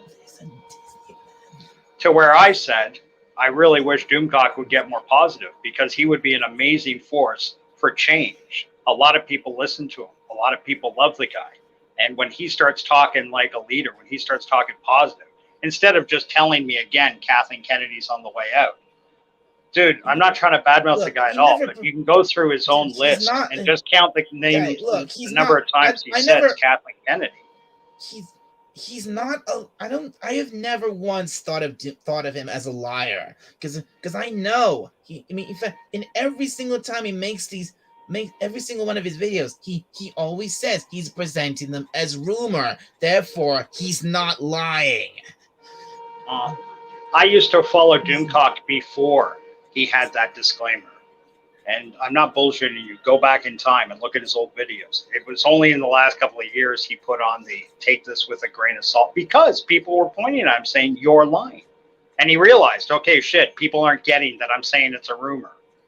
So, yes, put it out there. But that being said, I don't hate Doomcock. As a matter of fact, I respect him a lot more than I respect most of the people out there. But I am disappointed that he's not taking a more positive role, a more forceful role in leading the community towards fixing these problems in things like Star Wars and Star Trek. He just keeps. He keeps. The only advice he ever gives is keep your wallets closed. I was like, what else are we supposed to do? Yeah. But, and let's be frank here, it's advice he doesn't take. He doesn't take that advice himself. If Disney Plus has a new Mandalorian series coming out, he is going to watch it. And because he's going to do it for the fans, that's like something a French king would tell you. Listen, subjects, this isn't for you, but I'll watch it, and I'll tell you if it's any good or not. You wait. No. Yeah, he watches it so we don't have to. Yeah. You know what he also told us not to watch, and I've never watched, was Star Wars Episode 9. Say 9 to 9. Do you remember that campaign? He used to put out the hashtag, say 9 to 9. I've never seen Star Wars Episode 9, and I refuse to see Star Wars Episode 9. You know who has, though? Doomcock. He watched it, and why did he watch it? For the fans. I'm sorry, that's bullshit. He could have set a sterling example by being the guy that says, nope, I said 9 to 9. I said I would not give Disney a nickel of my money for that track. But to turn around and say, well, everybody else was reviewing it. Please, that's an argument a child would give. If everybody else jumped off a building, you would too. We've all heard that. No, that was a golden opportunity for him to stand up and be a real leader and say, no, I said 9 to 9. I meant 9 to 9. Do not see Star Wars Episode 9. Don't talk to me about it if you have. Fuck me. He'd have been a hero. But he wanted to get clicks on his review, on what he thought. I love the guy, but there's just opportunity after opportunity. Wait a minute. You're saying he should have not watched it at all. 100% because he advocated strongly, and don't believe me, go back and look at his stuff. Right before Star Wars Episode 9 came out, he had the hashtag 9 to 9, the German word 9, N-I-E-N, to 9. Okay, I admit, I've not followed Doomcock. I've been following him for a while, but I haven't, in fact, I'm one of his biggest, I'm probably one of his full-on supporters, Sure, I can tell that by the sound of your voice. I'm not trying to badmouth Doomcock. Please understand, I'm not trying to change your perception of the man. I'm just saying that you got to take him with a grain of salt. If not Doomcock, for me, is one of the best, if not the best guys on YouTube, period. Sure. He's a remarkable presence on YouTube and a remarkable presence in the fan community. I am the outlier in that I see him. He could have been so much bigger than he is had he stuck to some core things that he himself advocated we do, but then changed his mind on it when he realized all his friends were going to do it. Hey, look, he's explained this. He doesn't pay for Disney Plus. He gets it. He borrowed, pirates it, does whatever. I don't care. borrowed- That's not the point. I'm not saying his one lone viewer membership really does make the difference. It's the how do you say this? It's the thought. It's the idea. That's what you can't kill. And this is where I love Doomcock, but I'm just saying, if he could get past this, that I've got to see and review everything because Gary from Nerdrotic is going to, or Critical Drinker is going to. No. If he's that guy that stands off and say, you know what, I'm sick of their fucking garbage. Fuck Disney. Fuck Star Wars. If Kathleen Kennedy's name's on it, I'm not going to watch it. He does that to Star Trek. I heard him the other day. I dropped in and somebody said, what do you think of the new Star Trek Prodigy? And he laughed. He said, yeah, I'm not watching that. I'm not watching that. Yeah. I can't watch it. It's involved with Kurtzman. Okay. My first problem is you shouldn't watch it because it's a child show. That arguably, like, that's how I would have answered the viewer. I'm not watching it because it's a show aimed at children. But, you know, if you really want to know what I think of Kurtzman, I can tell you an hour of that. But this is a problem I've got, like when everybody got mad at He-Man. And then right after you clicked on their title, they would say, well, I've never watched He-Man, but, oh, that got me mad. Well, come on, really? If you never watched the show, why are you angry? Truthfully, did you ever watch He-Man growing up? The original He-Man? Yeah. No, I didn't. I don't. No, so you don't really have a stake in the game of whether. I don't give a no. I don't really. No. No, the whole thing with He-Man. No, I don't really care. Right. That just feeds back into what I was saying before regarding the negativity. They're jumping on it to hate on something because everybody else is hating on something. I don't care. Give me solutions. Stop telling me problems. It's just that's all we.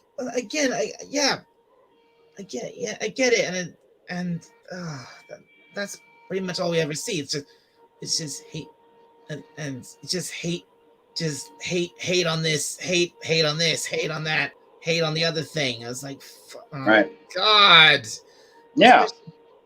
It gets so old after a while. Sure. Especially when they constantly talk about nothing but fucking Disney. That is exhausting. It just reached the point where it's like, fuck this. If I want to watch Disney Plus, I will. Right. And you shouldn't be made to feel guilty. You said it yourself. Disney has dozens of years of quality entertainment long before anybody ever heard the word woke or look, these days I have a kind of love-hate relationship when it comes to Disney. I adore all of their classic movies and all the other Disney shows I watched as a kid, and maybe a few newer ones, but and then there's stuff I don't these days, from modern, then there's modern Disney, which is like, yeah, they're doing some pretty shitty things these days, but that doesn't take to subtract from the fact they did great things in the past. Right. No, it doesn't. Not at all. I agree 100% for that. And I think it's easy by just saying that, Disney's hate, for a lot of hate on Disney, it's easy to forget what it is they brought us. They brought us many hundreds of hours of quality entertainment based not just for the family, but anyone can watch a classic like The Lion King or The Jungle Book or enjoy 101 Dalmatians. They're beautiful stories. And then he's saying shit like the original Lion King is ruined because they did this crappy, god-awful remake of it. Fuck that. No, not for me, it's not. That's I just still more, love the original Lion King. No, it's like hate for clicks. How does that affect it? How does Star Trek Discovery being poor affect Star Trek? Don't tell me Star Trek is shit. It's not. Star Trek's glorious. Star Trek Discovery is a fucking nightmare. Yeah, Star Trek exactly. is beautiful. The original Star Trek, the Star Trek I grew up with, the Next Generation, Voyager, Right. and sometimes the original series, and maybe a bit of D Space Nine as well. That's my Star Trek. Why should I give a fuck about any of this god awful, shitty new stuff? You shouldn't. And this is where I think the fallacy lies with a lot of the people on YouTube right now. They want to concentrate on the negatives. They want to just talk about why things are bad, but no answers. No, this is how we get it. Other than, we put Kathleen Kennedy and Alex Kurtzman and J.J. Abrams into a trebuchet and fire them at the sun. Ha ha ha ha ha. Okay, now that's done. How do we proceed? Give me some real options here. And sadly, the real options are having to deal with the people in charge right now. And if they really wanted to change things, those are the people they'd be making videos towards. Those Doomcock would be making videos, not screaming about how Alex Kurtzman needs to be tarred and feathered, screaming about how Alex Kurtzman has had some failures, but, we got a new season coming in. I wish he would do this, this, and this thing. And tell him that 12 months ago as he's writing the season. So if he does get a hold of these things, he's not hearing about how his children should watch him burn in effigy. He's hearing about, Alex Kurtzman, I haven't really loved the Star Trek, but, you're an artist, you're a writer yourself, so maybe here's a couple of ideas, and just swallow his pride for 6 months and see what happens. Maybe then they'd start listening. If you had a child and they were bad at math and you called them a fucking retard, do you think they have any incentive to get better at math? No. People in Hollywood are like children. They all have super sensitive egos. They're all very when people say, "Oh, you're an idiot," fuck you, I'm an idiot. I'm going to double down and I'm going to make twice as much idiocy and prove to you you're wrong. Yeah, the critical drinker summed all that up nicely in some of his videos. Yeah. But I think if people like Gary, Neurotic, Mahler, Doomcock even, if their videos get to these people, they're going to have two reactions. One is, this guy's an idiot. And the fact that this guy is in a room full of dolls nailed to a wall, or he's wearing, 17th century Prussian band leader's uniform with a helmet, that doesn't add any credence to your argument that you know what you're talking about as a writer, as a producer of television. But as a fan, that's a resounding statement of how much you love something. And I think they would take these people seriously. I think it got worse when all those guys started shitting on it and saying really nasty things about Kurtzman. I think he went and deliberately doubled down to prove his point. And you backed the guy into a corner. If somebody reached out his hand and said, listen, this is a nightmare, but, we still think you can fix it. Here's how. The Klingons are stupid. Bring back the old Klingons. We don't like this whole Vulcan Spock's brother. That's a nightmare. Get rid of that. Backtrack off it quick. So basically you're saying that all the constant hate does absolutely nothing. I say it's ended up, it's doing more harm than good. At this point, it has. I do believe that. I honestly do. I honestly think if any of these videos get through to these people, if they get through to say Alex Kurtzman, just to pick him because you know a bit about Star Trek, Alex Kurtzman's boss, his son says, Dad, look at this Doomcock video. And his dad looks at it and says to him, well, who's the fuck is this guy? Oh, he's super popular. Everybody in the community likes him. This guy's, okay, great. Alex, come into my office. I want to show you something. Okay, here's this guy. Alex Kurtzman, you're a moron. You're this. Now I'm definitely boiling down Doomcock's hyperbole. But basically, he's called this guy a fucking asshole 100 times. Yeah, Doomcock. So now, sitting in front of your boss, you've got some guy you've never met on YouTube in a helmet with a fucking artificial background, pointing his fist at the camera, saying that I should be, boss, I'm sorry, what is it you're showing me here? Or did you bring me down for a laugh? Who would take that seriously? Nobody. But for hate, they're not going to. He's a crank. He's a fucking nut job. He hides his face. He probably stalks children. Who the fuck is this guy? But if he came out talking about his love of Star Trek, how beautiful it is. And if he did say to Alex Kurtman a couple of nice things, just to make the guy listen, just to make him a little receptive. When you think of the people in your life you've had to get a favor from or ask something nice to, have you come in calling them an idiot or a moron? Or did you maybe say, hey, that's a really nice jacket you're wearing today? Yeah, you're looking, are you losing weight? It's just bullshit, but you want to get the person's attention. You want to make them receptive. Open them up with a little bit. Hey, I saw that Clarice. I'm so sorry it got canceled. It looked like you really were trying there. It's not my favorite IP, but my hat's off to you for trying that. It's a classic story. I'm sorry it didn't work out. By the way, about this Star Trek, the whole Klingon thing, could you please back off that? And here's why. Here's why with don't make this chick Spock's sister. That's kind of a silly storyline. Here's an out for you. Okay? Here's an out in character, in universe that you could use to get around that. If he came out with that, maybe this guy would have sat down and listened and read out shit, and then maybe he would have claimed it as his own ideas from the beginning. That's what we were always going to do. Who cares? If these guys were really super fans, the way they say, they'd be happier that the franchise is doing great. The franchise is strong again. Doctor Who is strong again. Star Wars is strong again. But being angry turns people on. People like to hear a good rant. People like to hear about how much they hate something because they hate something. And they don't want to sit there and scream at their family that Alex Kurtzman or Kathleen Kennedy's a moron. Their family are going to look and say, shut the fuck up. But for free, I can go on YouTube and listen to this guy. Hey, and you know what? I'm going to send him $20. I send him $20 because he's articulating my hate. Keep it up. Keep angry. Stay angry. He says it in his tagline. There's profit in it. Yeah, he always. Yeah, that's his line. That's what he always says. Stay angry. There's a reason. Staying angry keeps people emotional, and it keeps the dollars flowing. If Star Trek was doing great, Star Wars was doing great, and he had nothing to bitch about, I don't think he feels, at least. Gary feels. Geeks and gamers feel. Even Critical Drinker feels. If things were always going great, they'd have nothing to complain about, and people really wouldn't care.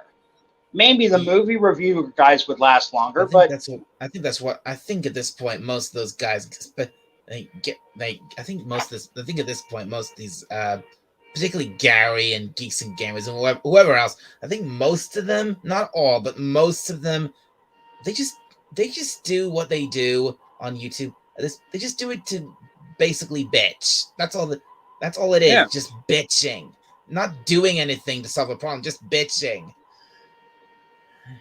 And the reason they're bitching, constantly bitching, is because they know people will watch them. They don't. Yeah. It's like they've lost their way. They don't give a shit anymore. Really give a shit anymore about changing anything for the better. They just want to bitch because people will watch them. Hate for clicks. They realize that the power of a good rant, of an indignant, Star Trek is in the toilet and it's never coming back. Never mind. Even before the whole thing with, sorry to bring this up again, but the whole thing with that Ryan guy and Gary, even before, I was thinking, I think I'm going to stop watching this guy because he's just so negative all the time. I'm sick of negativity. At least with Doomcock, there was some bits of positivity here and there, and also Doomcock's an entertainer. He doesn't just live stream to bitch. He live streams to entertain people. So that's when I find him to be his most charming, is when he is Doomcock the entertainer, Doomcock the friendly host. Yeah, that's when he's at his best. Which is why I say my favorite live streams he does is Friday Night Frolics, and that I think, for me personally, that's when he's at his best, because he's not being Doomcock the ranter. He's being Doomcock the entertainer, and I love him when he's doing that. Right. And that is an easy route to get into Doomcock. If that was the face he showed all the time, I think his audience may not be exactly the same, but I think it might even be bigger. There are people that glom onto guys like that because they like to see a good head of steam. They like to see a good, rage build or hear something bitch. If you really hate Doctor Who, and you're dissatisfied with it, it's sexier to hear somebody else agree with you and say, you're not stupid. Doctor Who is for fucking morons. Stop watching it. It's brain cancer. Oh my God, they've really dropped the ball. Instead of hearing somebody say, well, Jodie Whittaker, she was pretty good in that Attack the Block movie. And she doesn't seem like a bad person. I'm sure this is a problem with the writing. Maybe we should give her a chance. No, you're angry right now. You don't want to think about, maybe we should just calm down and let's see where they're going with this before we shit all over something. Because to be fair, as bad as the Doctor Who thing was, I didn't think it helped that before it happened, people were screaming that, it's this fucking stupid move. Now, I thought it was a stupid move to replace the previous Doctor. I said that earlier. That was where my anger was coming from, that they replaced a guy that deserved to... Sorry. No, I get what you mean, because, I didn't... Okay, when Capaldi first left, I didn't know back then he'd been forced out, but when I heard about, shit, I heard that Shit Taker, that I refuse to call that bitch by her real name. I refuse to call that bitch by her. Okay. But I know who you mean. But as I was saying, when she first came in, when it was like, they're making the Doctor a woman, I was like, what the fuck? Why are they doing this? That makes, oh God, I was like, fuck this. I was outraged. Fuck, they've ruined that's it. They've ruined the show. But that's how I felt at first. But then, a little bit later, I thought, I once to calm down a bit, and I thought about it, and I was like, okay, maybe this won't be so bad. Maybe this could work. Maybe a female Doctor. I'll give this a try. I'll check this out. I still like, because at that time, I still loved Doctor Who, and I thought, never, don't think of her as a woman, as a female Doctor. Just think of her as a new Doctor. So I'll just go in and give it a try. And oh my God, I went into it, and I got 6 episodes in, and I was like, fuck this. I can't take this anymore. This is so boring. It wasn't because she was a woman. It was just that the show was boring. Poorly written. Yeah. Right? And that's the heart of all those things. It was poorly written. It was badly acted. Yeah. The special effects sucked. Because I never once heard anybody say, listen, the new Doctor Who show, there's lots of action, it's dynamic, the backstory characters are great, but this new Doctor Who is just dropping the ball. No, it was everything sucks in Doctor Who. And it turns so sharply, watching the Peter Capaldi. It wasn't exactly. It wasn't exactly. It wasn't the. It wasn't that. It wasn't just the fact the Doctor was a woman. It was just that the show now sucked. Right. And that always can be traced back to bad writing. Because that's the thing. If people were saying the stories are great, I just hate the Doctor, that would be one thing. They say, oh man, could you imagine Tom Baker? Or could you imagine, and pick your favorite Doctor Who and insert him there. As you might, being a hardcore Doctor Who fan, have thought I have two favorite Doctors. I have a favorite classic and a favorite modern. Tom Baker and David Tennant. Okay, sure. Everybody loves Tennant. Yeah. And that's the funny thing with Doctor Who. When Eccleston left, I kind of rolled my eyes and go, they dropped the ball already. Eccleston was a good Doctor Who. But then Tennant came along, and Tennant was a fantastic Doctor Who. He was an amazing Doctor. Yeah. Then when he wanted to go, I rolled my eyes and said, they can't do it again. They brought in Matt Smith. And I got to admit, Matt Smith at first I was a little leery of. But after 3 or 4 episodes, I was like, you know what? He's not a bad guy. He's not a bad Doctor. He's kind of a goofy, eccentric kind of character. I can see him as the Doctor. Yeah. Matt Smith, he pulled off the eccentricity of the Doctor very well. Right. I mean, When they yeah, got he rid of wasn't. Smith, I didn't want to see him go. But then Peter Capaldi came. And Peter Then Pe- Capaldi was more of an outlier in that his original form, I didn't warm up to right away. A little Yeah, like he Matt was. Smith. I was kind of like, oh, I don't know about this guy. I don't know about this guy. I And know then they what you started mean. writing him, loosening him up a little. And that's when he Yeah, started to shine. When they started making him wear like younger guys' clothes and shit like that, a lot of people would have looked yeah. goofy and What? stupid. For some reason, a lot of people seem to really hate that when he started There was one episode I thought they went too far. Like he was dressed like a 15-year-old kid would kind of dress. But apart from that, I didn't mind the bit of the younger look. I was fine with that. But yes, I do remember when he was wearing a hoodie and a jean jacket, and I was like, that's if he's got a skateboard under his arm or something, I'm gonna check out. But like I say, that's a wardrobe thing, and Yeah. Doctor Who is arguably some doctors are a bit more famous for their wardrobe than others. Tom Baker absolutely. was famous for the hat, the scarf, the coat. But John Pertwee, the crushed velvet and the ruffled, shirt sleeves and pirate shirts, shit like that. Yeah, exactly. He was. William Hartnell always wore the same outfit. He did.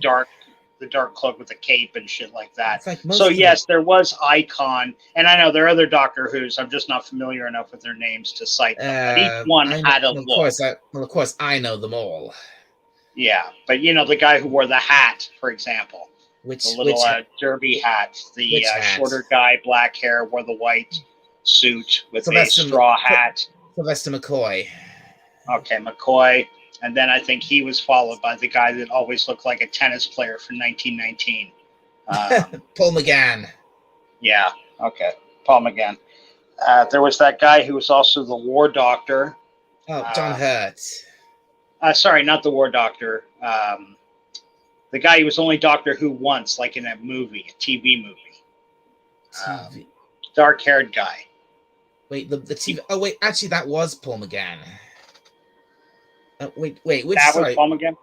Guy with a straw hat and dark hair. Guy with a straw hat and dark hair always wore a white suit, as I recall, whitish suit with black trim. Did he carry an umbrella with a question mark hook? That's Sylvester McCoy. Right, and then there was the blonde doctor. He wore a beige jacket. He had a white sweater jumper. I said he's the guy that looked like he's a tennis player from 1919. Not Craig Eccleston. This is before. This is in the original run of the Doctors. Did he? Oh wait, did he have like a white hat and a white jacket? I think so. Blonde hair, definitely tall blonde hair. Peter Davison. Peter Davidson. Okay. Peter Davison, and he's not dressed. No, he wasn't dressed as a tennis player. He was dressed as a cricket player. Oh, okay, a cricket player then. Yeah, cricket. Yeah, and not like as a tennis player on the court. I meant like as a tennis player waiting to go on the court or something. He always had that kind of look about him.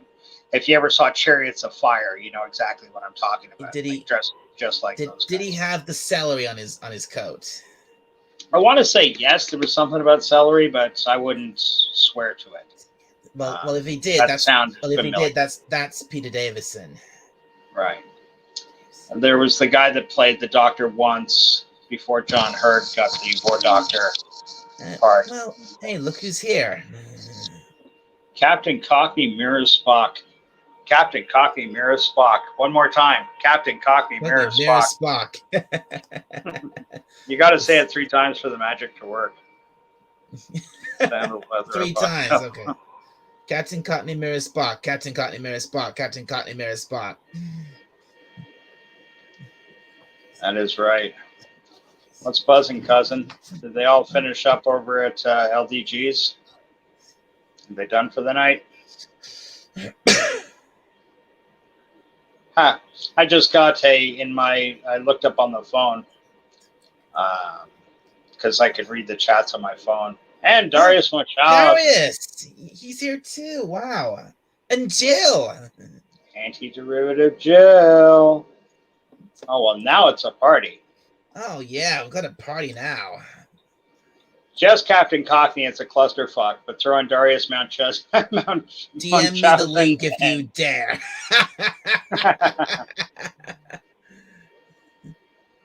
I think you got it pinned at the top of the chats, don't you? I do. Yeah. Yeah, it's right at the top of the chats. Dialect It's at the 451. The link is at the top of the chat if you want to come in, guys. StreamYard.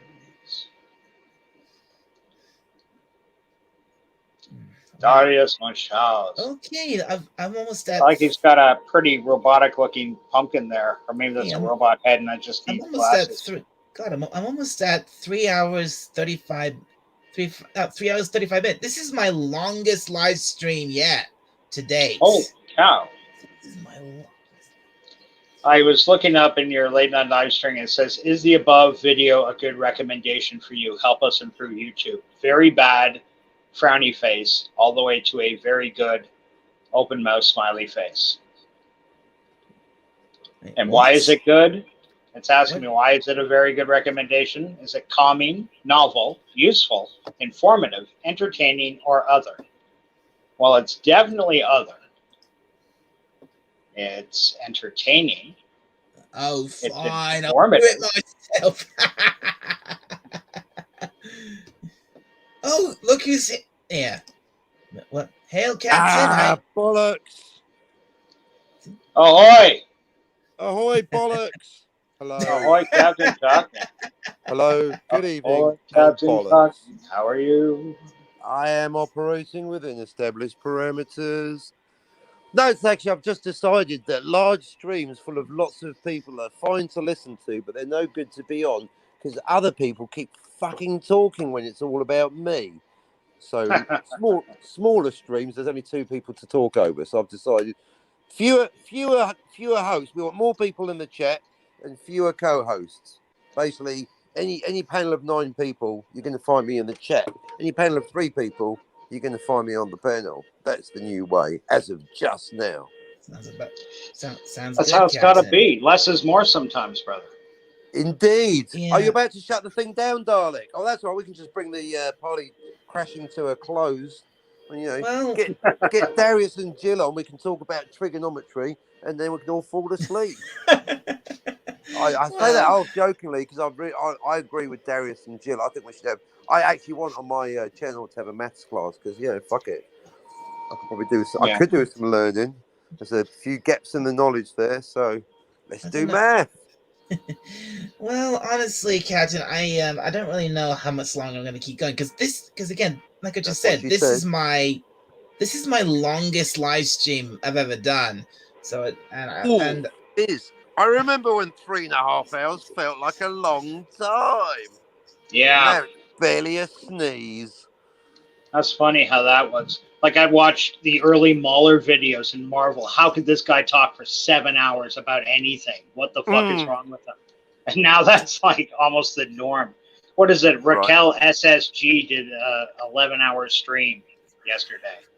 Fuck. What did she talk about for 11 hours? About how good this crack is. really. Oh, it's so fucking boorish.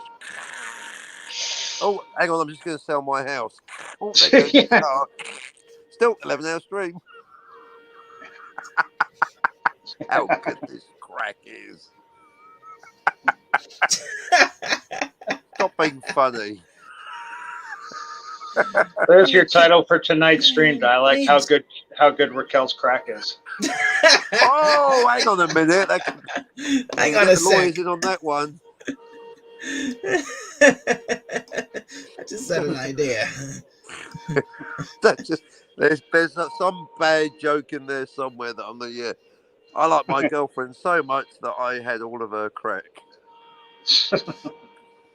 That's just repeating the same joke. Yeah, just offensive and not as funny. Anyway, moving on. So, good night, everyone. Thanks very much. Hey, till Thursday, folks. Let's see what's going on in the chat. Week. Anti-Derivative Jill says, Captain, the link is pinned at Captain Cockney Mirror Spock. Captain Cockney Mirror responds, Spock responds with, oh, fine, I'll do it myself. but then with a smiley face. Anti-derivative Jill then responds with hooray. Now she's laughing until she cries 3 times, but that's now petering out. And now she's only laughing until she cries 1 time, which is almost as good, but not quite. Feel free to come in, Jill. Come on, Jill. Tell us what's so good about fucking City on the Edge of Forever.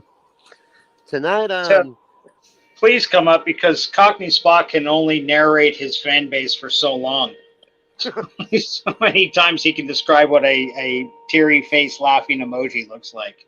Indeed, there's only so much. Yeah, and I know I am pretty crackered actually. I've been running on empty. I'm mixing my metaphors, but you know.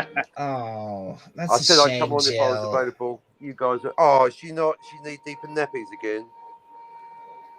You already did that the other night. We got our monthly fix of anti-derivative, did we?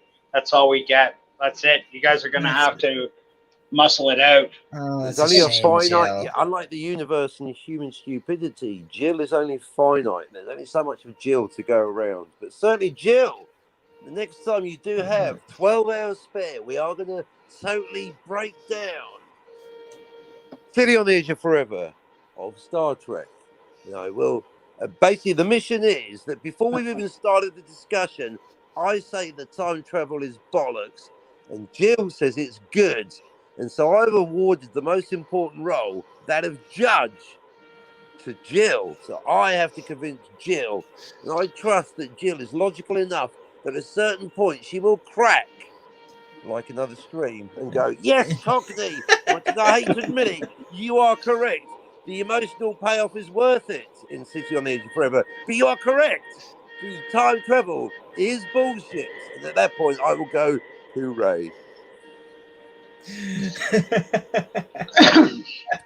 Darius Munchausen screens #pickle rated us. Okay. That's great, Whatever but that means. I'll take I know it you for it. missed the L. I've decided to stop over. Basically, if the phones aren't going to correct, you've got an auto incorrect on your phone. There's some good comedy stylings. No, I wish he'd said pickle raid, but he said picker raid. What's picker raid? Picker raid. All right, I'll have that one. I want to kill the big flies. What's a picker Pickled raid? pepper's a Jamaican hot sauce that you put on beef patties.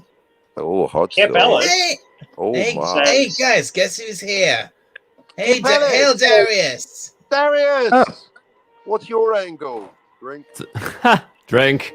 And also, There he hail is. LVG Geeks and Enjoy. Hello. Hey man, what's going on, coming in. boss? Yep. LTG The rest of the pickle Geeks and raid. Enjoy. I'm hope I'm Oh, I bringing like I'm bringing a chat that few starts people with, over. I the hope. captain was right. And Please read hail this out Kip really Ellis. loudly. Hanstar. Hail. Good to see you again. Hanstar. Yeah, fuck the guest. Read the chat. The captain was right. Can we just leave it on the screen the whole night? Thank you. It's not even a fact. I was right about. Good to see you all. Hello. Good to see you. How you doing, brother? Is that son of a I'm red doing shirt? well. Oh, you are. Yes, saying it that. is. Hey.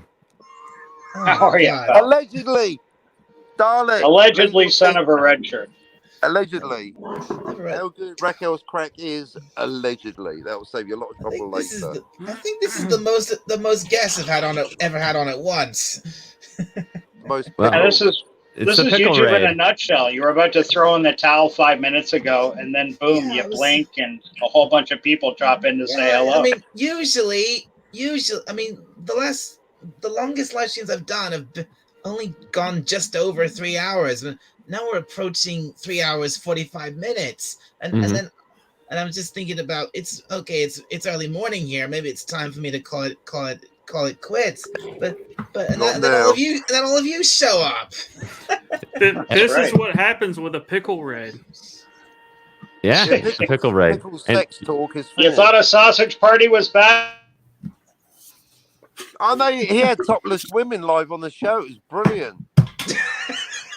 Really? Not even kidding. I'd wait until And That'll learn then you. they had some Who did? skin flick with a French maid. You know, what fucked up shit that was. Some Technically, French she maid had in a gas mask. technically she had a top on. That's true. She Barely had some good. blue There's some Technically. debate. It's a bra, a Technically. bikini top, a lace top, something. Well, I said it was a bra as well, but she said because there was lace at the bottom, it was actually a top. Not Yeah, a I bra. thought lace would indicate lingerie, which means it's not a top. You don't be seeing lace down the shops, do you? I mean, I'm Maybe not in denying the Latvia. lace, but I am denying the categorization of that as outerwear, but it's clearly underwear. Although the pale blue colour is not a typical red or. Maybe the rules are different in Latvia. Yeah, we are doing the Latvian definition of what a top is. Oh, So It's a Latvian shit. apparently in Latvia, tops have different whoop. definitions that what we're used to. There we go. There we go. Okay. Oh. Sorry. That was tripping me out, man. Wasn't that Whoa. event? Wasn't Thank that event? Fuck, we haven't had Avatar? Bree's feet today. So I know Yeah, that good Darius thing. isn't going to do it, and I know that Dalek isn't going to make him big. I'm not gonna do it on Dalek's channel. He You're not hates going those to do feet. that. No way. You got more respect than that. I do. I, mean, what I the respect fuck? What him you gonna too do, much. Put on Bree's feet and start talking about Blade Runner. Get the fuck out of here, Darius. How dare you even think No, it? no. What is Blade your Runner's angle? one thing, You are but so I obtuse. know how he feels about that's the feet. Oh, I saucilies off. You're such a square. Where'd he go? Whoa! The disappearing pickle. Where's Pickle Rick? No, What? Dalek dropped out. Yeah, Dalek. Disappear? I'm Fuck, right that's the host. How Yeah. does that work? The host You would. has left the building. Actually, I would know. It's happened to me. You're I was- stuck here until he I was comes gonna back. say. Oh, that's never happened to you. Oh wait. Meanwhile, back at Dalek 451's apartment, he's going, fuck, fuck, fuck, fuck. No, come on, back on, back on. 5 years later. Yeah, exactly.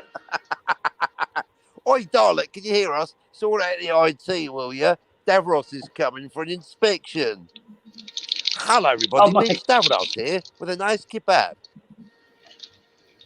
Yeah. He also got to watch, too, because now he's liable for anything we say on his stream.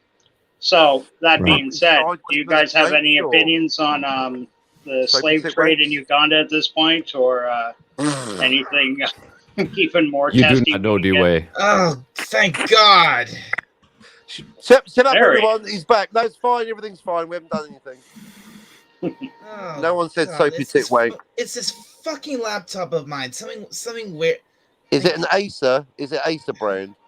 It's like. Is it Windows last 2000? couple of- I mean Gateway 2000. It's like it's like all of a sudden my mic cut out and then it's like Windows the 11. USB ports on my laptop just cut out and I was fuck I don't know.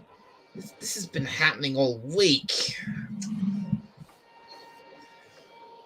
I mean, your Happens to the computer best is of us. like any other technology. It's a benefit or a hazard. If it's a benefit, it's not my problem. That's Blade. Moving on. Ah! It's Confirmed. okay. I miss you Oh all my for god! like. So I'm looking 24 at those hours. pieces that Bruce sent me. You were I should- away well, for we could've 24 shown hours. these. It felt like Son of a eternity, bitch. Darius. What? Oh, you got the pizza photos? Yeah, Yeah, you I sent- created a checked channel. Discord. You Yeah, sent me the okay. pizzas, and they look good. Like I know other people would say they look like shit, but they look awesome. You guys want to see the I wish I would pizzas? have had the time to show. I would have showed them off. Shit, my bad. I was sharing the screen with you for like I 5-10 saw, minutes. and right when I was actually gonna click it, you sent it away. I was like, oh fuck, okay, never mind. No, it wasn't the right time. I sensed the conversation picking up. and Yeah, it's yeah, like, yeah, exactly. There'll That's- be yeah. another time. Yeah, it's not time for the Real pizzas right organic. now. Did you Dalek? Did you catch any of my stream at all, or you were streaming for? It was like an hour before you started streaming. The your stream. Did you get a notification for Nerdgasm tonight? I think the answer is no. I'm Dalek was sorry. probably doing prep. Sorry, that's all right. no, I didn't get. I didn't. I didn't know about your stream. I'm sorry. Yeah, no worries. No worries. Yeah, I was just start finished streaming. We just did like 5 hour stream. Saturday night I do a Nerdgasm show. You're always welcome. Oh my! Yeah, I didn't even know you were streaming until Darius said it when we were just finishing up, and I'm like, "What? Oh shit! All right, I'm coming by. Let's go." Yep. And Yeah, well done, Darius. and actually, Jill had already dropped the link in the chat, in the regular Jill, chat. okay, Jill. Yeah, Jill dropped the Jill link. is onto Sweet, it. sweet. Yeah, we had a blast, man. It was good times. That's very What would you do intellectual if of you Jill. wanted to direct your own porno? Was the topic. Gaming. Seriously? Yeah, Yeah, that was the question. that was the topic. Everybody said Everyone directed a porno. their piece and what they would do. Hanstar had one of the most interesting ones, and Bruce Lombardo had the most entertaining ones.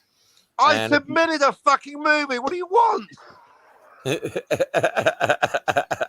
the only one that Yours actually submitted a movie. yours was Now, I okay, know she can too. take her clothes off, but it is on YouTube. Yours was okay too. I mean, I put yours next to like mine. No one loves me. Nothing's good enough. Well, Captain, didn't you say? Well, I already filmed it, and then you dropped the link. Yeah, pretty much. He's like trying to explain it, and then he's like, "Well, I already filmed it," and then he gives us a link. I still have it open. Because I knew Bruce at that Lombardo point, gave us like I the knew that full anyone that fucking- knew me would be thinking, "Is this fucker joking?" Yeah, there But, she is in the gas mask. What would I mean? I'd be interested in hearing what you would do, Dalek. Me? Yeah, I mean, would you have You're like called Dalek Dalek, aren't porn, you? or I don't see the other Daleks here. Do you? yeah? Do Daleks have porn? Do you have a like, plunger? I don't know. I don't even know. I mean, is you it like talking you to know? me? It's like you open up your casing all nice and slow, and or Oh man. Do you have a circular head? That's what I want to see. That actually, I want to see Dalek driver. Are you talking to me? Do you have a plunger? Ain't no one else here. Are you talking to me? Are you talking to me? Just a Dalek. No, I know. Sometimes they're funnier in my head. What's that one we came up with the other day? Some old guy. Picture this: a cartoon. I can't be fucking draw it. Just some old guy with a beard, Merlin, basically Gandalf, over a grate, right, with his cloak flying up so you can see his legs. And he's singing, "I want to be loved by you, boo boo ba doo," and at the bottom it just says Merlin Monroe. I didn't have a cloak on. That was a thong. Sorry, this is so bad. It's good. Oh baby, exterminate me. It's funny you say that because when I get an email on my phone, it's a Dalek saying exterminate, and you won't believe how many people hear my phone go off and they're like, "What the fuck was that?" Really? Because when my email goes off, it's just like exterminate, and they're like, "What the hell was that?" And I'm like, I got an email. I don't know what your big deal is. I got an email on my phone. Can we do bespoke noises? Because we used to, and then I think I want an email noise that goes, "Baldwin's got a gun." Oh God! Too soon. It is too soon. A isn't little, it? yeah. Unfortunately, Scotty R37 said it's never too soon, Cap. I think he was just leading me in. You got to make your bad taste jokes on the day. I'm drawing attention to the fact that he's murdered. Yeah, if you do it on the same day, it's not really too soon because it just happened. Hey, Raquel! Hey, Raquel! Raquel, how are you, darling? Good to see The you. crack of the ride. I'm trying to get you. I totally forgot our clocks went back an hour. Yeah, they did. Hello, Raquel. Hey, can't sleep, so I thought I'd just come here and hang out with you guys. No wonder you can't sleep. I was telling the guys you did like an 11-hour stream yesterday. 11? I think it was 10. Was it? Don't exaggerate. I told you a billion times. No, I think he said. That's what she said. Hey, It ended yesterday, but it started the day before. Yeah. Whoa. Look It at ended yesterday, but it started tomorrow. The time travel stream available soon, or is it? I think I came in at the 8-hour mark. At least the 7-hour mark. Yeah, that was a fun one. Oh, that's right. I saw Cardinal on there. I remember now. Yeah. Because I've been looking for you. I said, try harder. Yeah, Cardinal came on for like the last hour, and then you showed up for the last 5 minutes. And then the stream ended. It's all good now. Don't mention the war. Moved on. So, porn films. How did it end up on another stream that they're talking about porn films? Porn This is the second spillover. stream I've randomly ended up on tonight that they're talking. So we don't know what kind of Dalek porn porn Dalek 451 going to come up Oh with. my goodness. Oh god. Raquel's not even been asked. Do you really need to talk about this subject this early in the morning? Oh, It's early or Well, late, yeah, depending on pickles. how you yeah, like it's to late look night at for us. It's Are nearly, you glass half full or glass half empty kind of person? Princess. it's nearly What? 10 past 9 in the morning where I am. Where you are. It's all about where you are. Yeah, it's like 3 here. Now the time has changed. 4 o'clock for me. I don't know. Yeah, 4 o'clock here. Now that the time has gone back, it should be 5. Oh, Should be. maybe my time has already changed. I just haven't paid attention. It's 4 something here on my Mhm. clocks. Does that mean Yeah. that the time has What changed? does It it should say on be your 5? phone? You know, 'Cause it's you're- gone back to 4. So Yeah, your Okay. computer fine. and I didn't phone notice would it. do Yeah, it's 4 here as well. yeah, because I got Yeah, home around 1. I need to fix my clock. I don't feel like doing it though. I worked in enough bars over the years to know at this time of year, there's always some guy in the bar that's trying to, stay an extra hour longer, telling you don't know what time because the clocks they go ahead, and we get an extra hour of drinking in tonight. It's at the end of the 6 months. 6 months from now, it goes back. You're supposed to stay open. Every bar as a kid I worked in, there was always some guy at that time of year that would try the same shit. Mhm. Didn't matter if the clocks were going forwards or backs, just the same story. I have a funny story, and Darius, it's not that funny of a story, but Darius, a lot of my stories start with a guy I work with.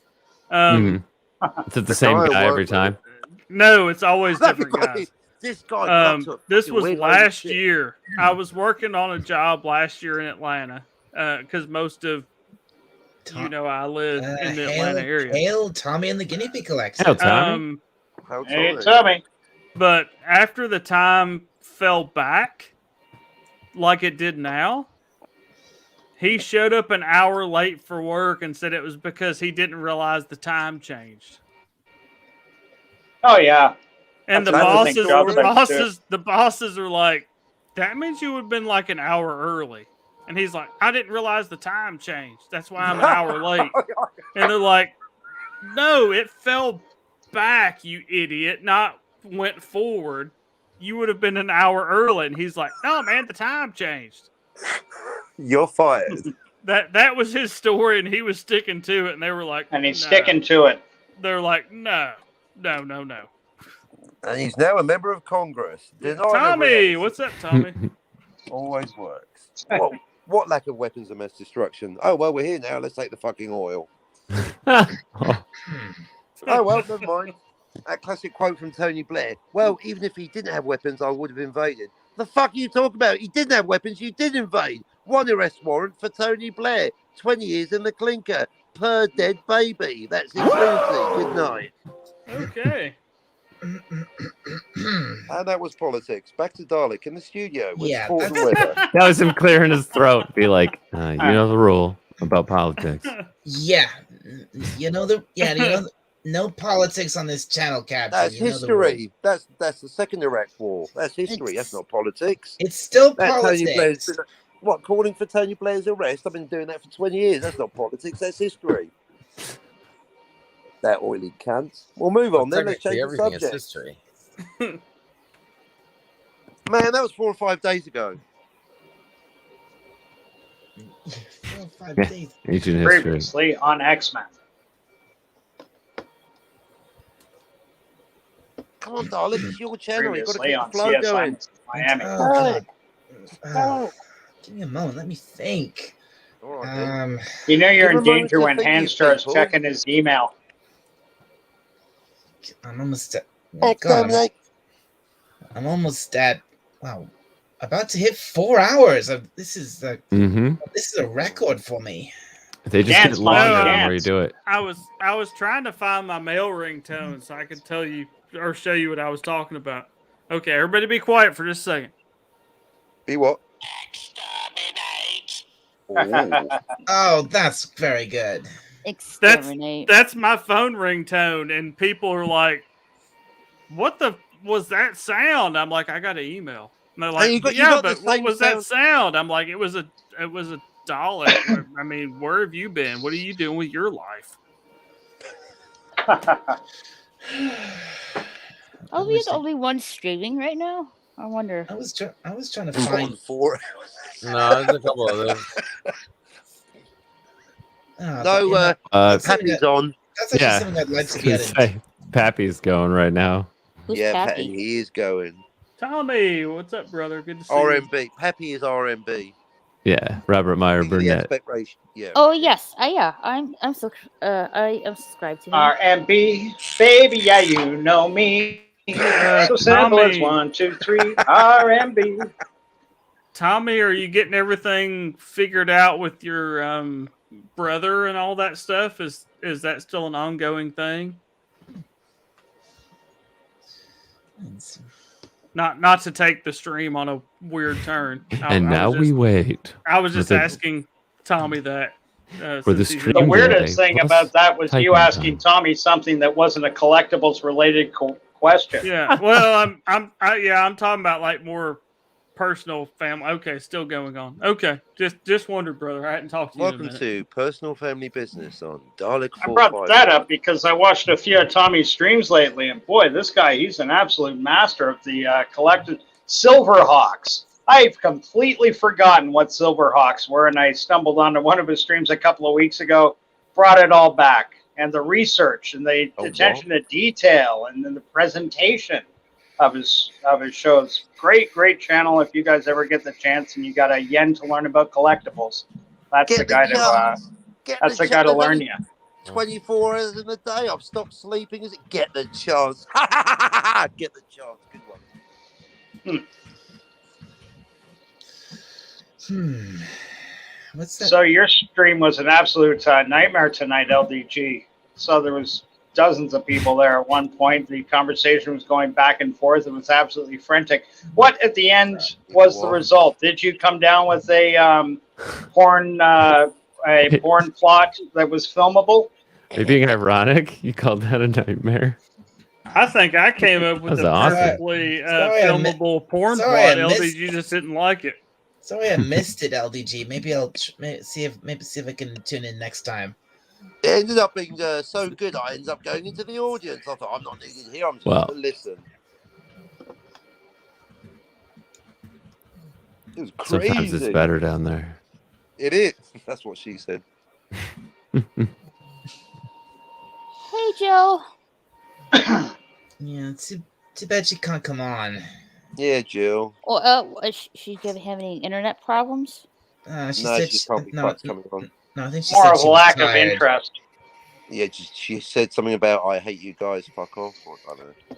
She said Or I'm that tired. One of the two. Cockney Spock guy is on, and I don't want to get into a bare knuckle fight with this guy at 4 a.m. So Every stream I get the same thing from Jill. That's yeah. it.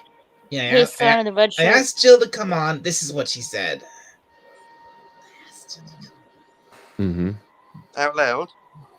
But thanks, Okay, son. thanks. I would come on tonight, but screw you guys. I'm going home. As I push through the Union North, I just want to say, I hate you guys. I'm going home. You sounded like Cartman. But amazingly enough, what an amazing coincidence, because that's who I was quoting. What are the odds? Wow, I was quoting Cartman. And someone get this guy's own channel. Hey, Dalek, your icon looks like a fucking Dalek. That random arrangement of pixels, it's almost like it's a pattern. Oh God, what have I done? I don't know. You invited me on the show. I warned you. Oh, I warned you God. this would happen, and now it's happened. Hey, at least I'm not talking about Blade Runner. Don't. What have you called? Hey, wait a minute, Darius. Why have you called yourself Munchy Pig? Because he's an adorable little Munchie pig. That's why. Instead of guinea pig. Answer the A question. robot. I think he is assimilating into the guinea pig collective. I want to take a moment actually to take the liberty while I'm on somebody else's stream to expose Darius Munchie Pig Munchausen for the cult leader he is. Are you people aware? And this is an absolutely true story. Darius forces what you people call subs. He's renamed them into Darius's Munchausen. Darius's Munchausen people.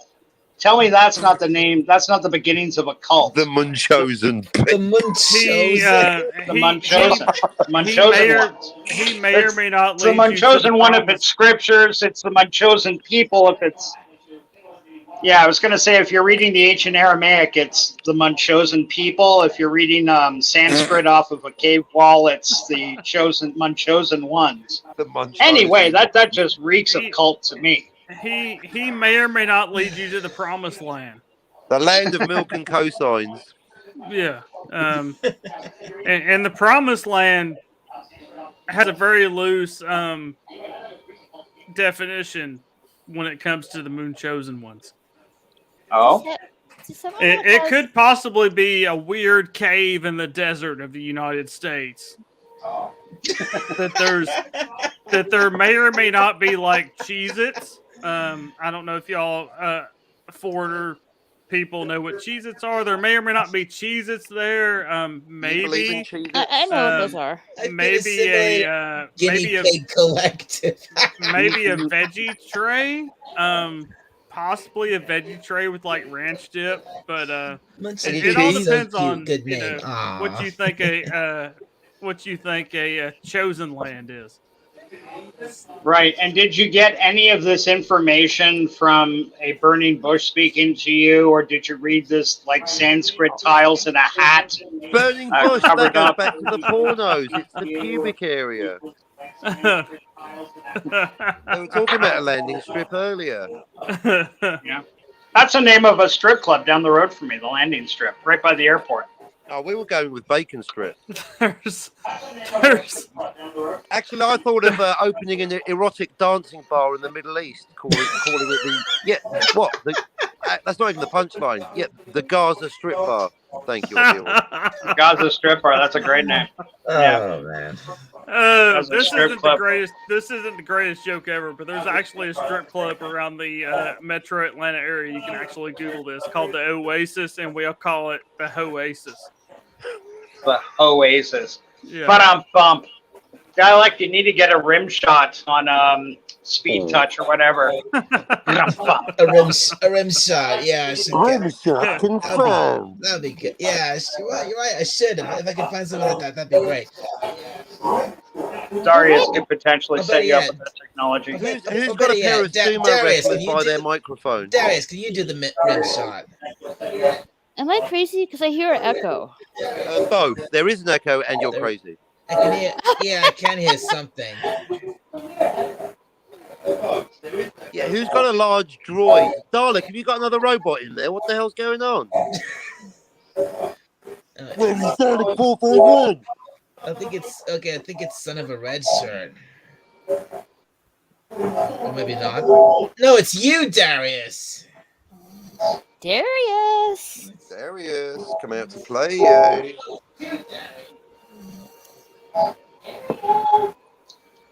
Yeah, he's got. Did he unplug his headphones? Is that what he is? That's what it's. No, doing? but he's got the speaker on. So do things like Alexa, give me my bank statement. Apparently Google. He's grabbing a sandwich. What's my PIN number? What kind of sandwich? His nuts. A sandwich. Don't say that 3 times. You'll get Eagle Rider in the room. It's not me. I'm not even in the room. Well, how do you know that if you're not in the room? He's Yeah, getting that's a Rosetta stimulated. He can't Rosetta. answer right now. Yeah. Oh yeah, by the guinea pigs, you mean? Assimilation pig It commence. was a robot took over your mic. Oh God. I hate when that happens. A robot? You mean? What? Oh God! Something must have. You are a robot. Something must have a escaped. robot.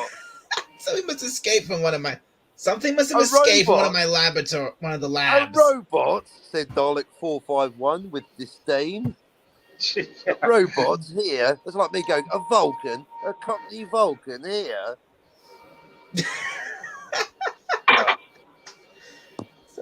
Something must have escaped from one of the labs. I don't know. That's like Darius going, a mathematician here. What the fuck? I think I overcommitted a bit. Don't. Okay. And then the adrenaline wore off. Yeah. I know, every time it does, I think, right, that's it, sleep, and then some other cunt starts broadcasting, and it all begins again. I wonder. Okay, it's great. As great as it is having you all here, I'm just thinking, how long am I going to keep going for? Because this is the longest I've ever streamed for. You can stop. You don't have to carry on. I mean, it's... Yeah. That's the downside of being a host. You're the last guy to have any control over it. You got to stay until the last one of us. The other falls asleep on the keyboard or just goes away drunkenly to make breakfast or something. Sorry, but those are YouTube rules. Well, that's... Well, if you want to go, just start saying stop typing, and they usually do after about 4 more hours. Stop typing, everyone. Dalek's going to bed. Stop fucking typing. I'm gonna go get. Well, you can do what Jedi Bill does and just openly weep on the thing, going, "I'm tired. I want to go to bed. You guys leave me alone." That works sometimes. Yeah, well, I think.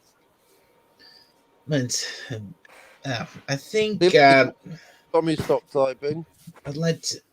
Well, I think. I already know some of these chats. Me.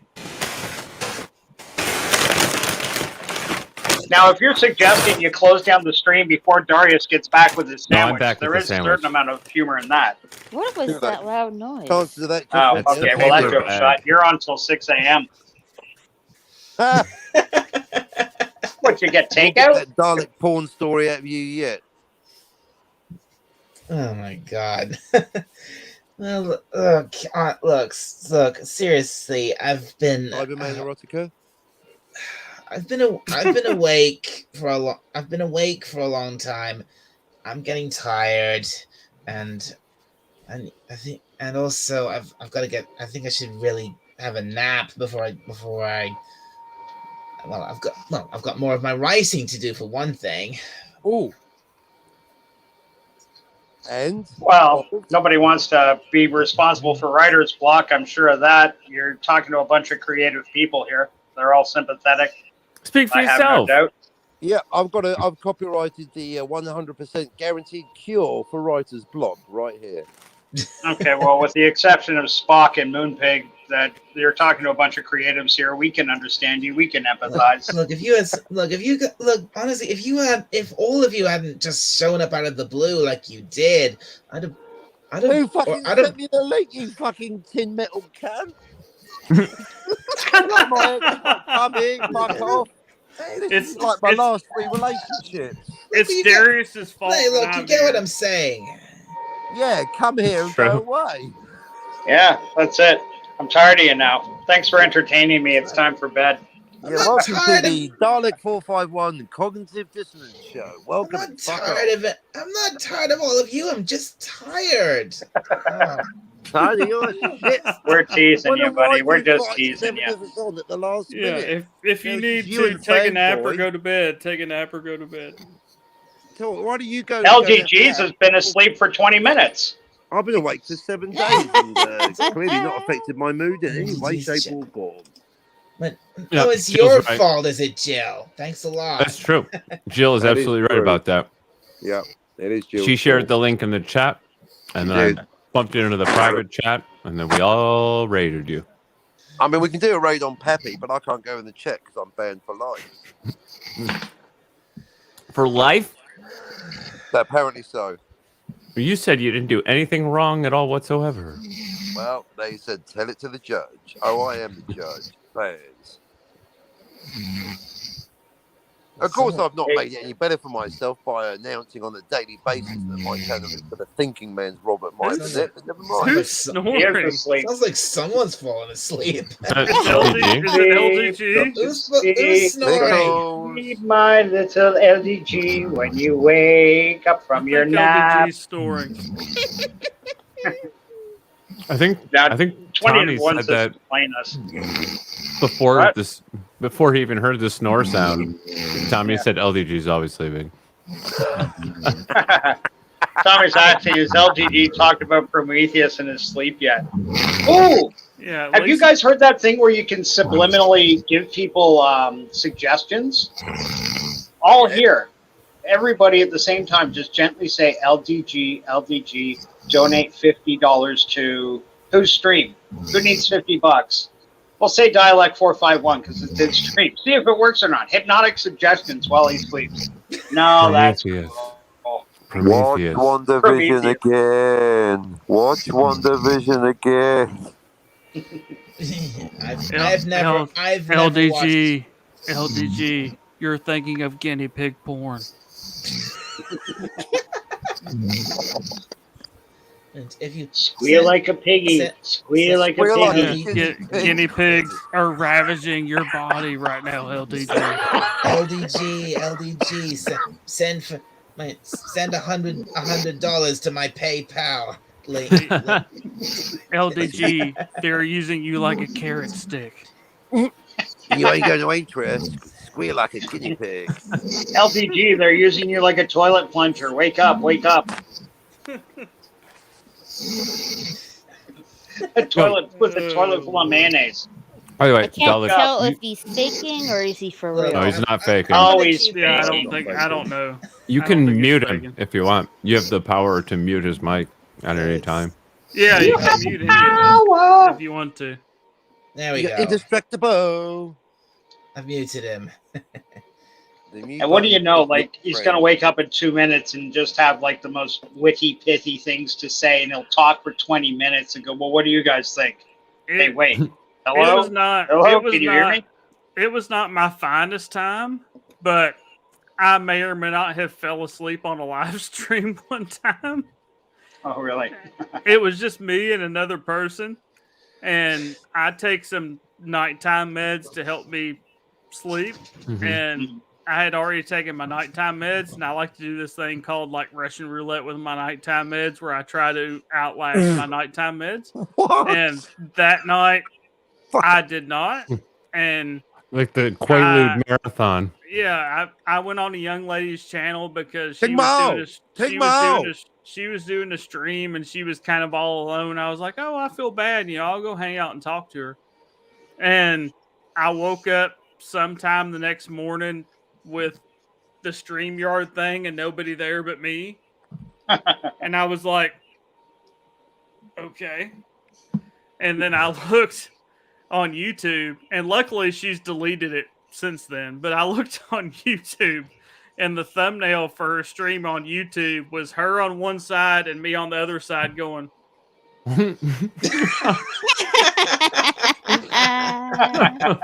And luckily, like a minute or so after I passed out, she cut the stream and eventually deleted it. But at that time, I could still go back and watch the stream. And we're sitting here talking like this, like, I'm good. And I'm like, blah, blah, you know, we're like, blah, blah, blah, blah, blah, blah. And then it gets quiet for a minute. And all of a sudden you see me go. And I am done. I am out. Yeah. And it was so funny because that was the thumbnail, was her on one side and me on the other side going. So it was funny and not funny at the same time. And I DM'd her the next day and I was like, I'm really sorry. I'd taken my medicine and I'm really sorry. And she's like, oh, you know, no problems. You know. And she did delete the stream the same day, which made me very happy because now there's not any proof that it ever happened other than me telling you all that. Well, you can just clip it out now, right? Like we can go back and clip out like an hour. Well, we 2 could, but I hours. think she either privatized it, unlisted it, or just deleted the stream because it disappeared. Oh, that's very respectful. Yeah. Yeah, Didn't have to go quite so far as to burn the server, but yes, Yeah, deleting the stream when you've done something embarrassment is a sign of a friend. it was very respectful to me, and I apologized greatly to her. I was like, I was up a little later than I should have been, and I'm sorry. I'd taken my medicine, and she's like, "Oh, don't worry about it, no problem." And I'm like, it's kind of funny that it's like you and me like passed out as the thumbnail for the stream. So yeah, she got rid of it, but it was not my finest moment. But it's the only time I've ever fell asleep on a live stream. Well, Han, did you see LDG's last sleep stream? No, Yeah. I didn't. No, you missed that. I was very confused as to what was happening, but yeah, he basically just did a stream while he was asleep, and somehow he was still bringing all the comments from the chat up onto the screen. I have no idea how he did that, but he was like snoozing away. There's got to be a certain level of trust a YouTuber has, or shall we say, disenchanted sense of reality, or distant sense of reality, rather, to the idea that I'm going to post myself sleeping for 8 hours and then check the messages and hope nobody says, dude, do you have gut problems or something? What's with all the nighttime flatulence? What's going on? Or, do you know you've got like 4-hour-long priapisms while you sleep? What's going on? Holy shit. I'd be like scanning that video. Check, what the hell, man? What'd I do? No. But I'm not nearly that interesting. Not interesting enough to assume anybody would want to watch me sleep. Don't Other use than- words like priapism around sweet Raquel. Priapism? How dare you? What? I heard my name. Yeah, she wasn't paying attention anyways. That's I'm all right. looking at my messages on. It's, Oh, it's sorry. okay. Actually, You can go back to sleep, Raquel. I rang No, the I'm just- wide awake. I was just checking my notifications on Twitter. Basically, because she just I'm said she's getting a lot ignoring of us them. all. Mm-hmm. Tuning me out. I mean, okay. That makes me think of this whole thing with falling asleep on a stream. If I ended the stream right now and we all left, would LTG still be here and Yes, would yes, leave until he wakes he up? would. Yeah. Yes. because Mostly. Well, doesn't it time out? Doesn't the No. back room time out after a while? no, Mm-mm. because that's what happened to me when I fell asleep on that live stream. Is hours and hours later I woke up and it was just me, full screen. Because if you're the only one there, Right. you're full screen. So it was just me, full screen, by myself, with nobody else there, and that's how I knew that I had fell asleep on the live stream. Yeah, because you can go into your old streams, like in StreamYard, from Yeah. months ago. Like if I send you an invitation link to StreamYard, and then we do a show, and then months go by. If I can still get to that link, I can still go into that and hang out in the after show stream with no one. Well, that's weird you No one say in that, because God damn. LDG gave me a address to go to. Maybe I typed it in wrong, because he said it's LDG something he's gave got you up all the address. time. It's like That's the backstage, son of a red shirt. the It sounds like you're backstage, yeah. describing the backstage. Yeah, I'd never actually been there. I heard about it, and he said, "Yeah, you're welcome anytime. Here's the address." And what I typed in got me to a StreamYards, but it wasn't. It asked me like, "Do I want to join StreamYards or something?" I said, "No, fuck off." I don't want Oh to do yeah, at all." because if you have an account, then you don't have to like pick Right. a picture and allow it to use your mic and your camera every time. Yeah, like the reason I got this photo up here was around Halloween. I was just goofing around, putting up different little screenshots with different names. And this is from. Does anybody recognize this movie? Oh, it's a classic. It's probably the greatest Filipino spy movie the early '80s ever produced. Film I called have For never Your heard Height the Only. word Filipino and spy movie in the same sentence before. Check up Wang Wang. Wang, the guy's a legend. Wang. He was like 3 foot. He was like 2'9". He was a like 4th Dan black belt. And he was, I think that was Taekwondo, but he also knew karate and stuff too. He was an action hero, and he did a couple of movies on his own. One was called For Your Height Only, and the follow-up was, he went by Agent 00. What was the other one called? Fuck me. Oh, I don't remember now. But he had gimmick things, like he ran around on a little mini bike, like the kind you see kids ride around on. It was supposed to be zooped up for him. He had a rocket pack, which was really just a fire extinguisher with some fins glued to it and a Roman candle stuck to his ass, which is what you see there. I lift him up on a crane, over a chasm or something. No offense, Darius. We know you ride a mini bike to work. Hey, Darius. No, that'd be pretty cool, though. Yeah. And speaking of Wang, apparently the ladies didn't know what a priapism was. Yeah, Really? They apparently looked it up. You're kidding me. How For do you know that? better or worse, apparently they looked it up. So a priapism is apparently a type of eggplant. Sure. I was just past you first, Darius, but never mind. Send. No, go ahead. Go ahead. Too late. Just press send. Oh, What? check your Twitter. Oh, I just randomly went on the net, and I cannot believe that minute that I tuned in. I cannot believe the shit he came out with. Oh, I thought I had it open. No, I don't have it. Tommy and the Guinea Pig Collective shares some crucial information, whereas LDG likes people in his back area. Yeah, I think that I read that on a truck that's stop well known. bathroom in Florida one time. I've actually been quoted. For some reason, it's written on my bathroom wall. That's your bathroom wall. I wonder where I was.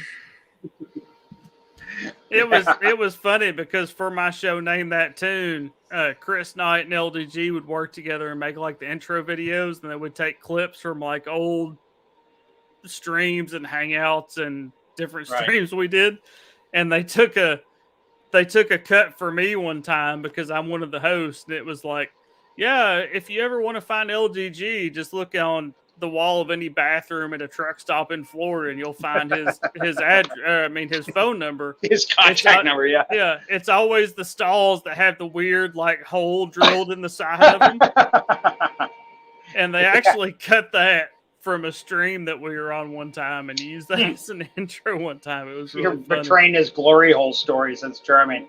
Yeah, exactly.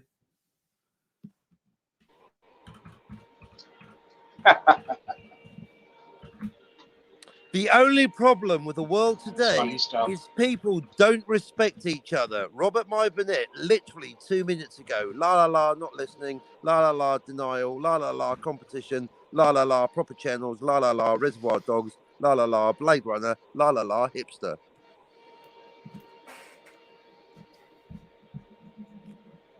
Stream. Trying to kill the stream for you. This is it, darling. That's your excuse to go. Yeah. It's funny because he talks about respect and listening, but he disrespects and doesn't listen to everyone else in the world, especially me. Will you, Captain? How much of this stream have you actually listened to? What, yours? All of it, apart from 1 minute when Peppy was talking. That's when I was talking. Yeah. Well, no, when you were complaining about the fact we were here, I thought, well, I'll just check out what Burnett's doing then.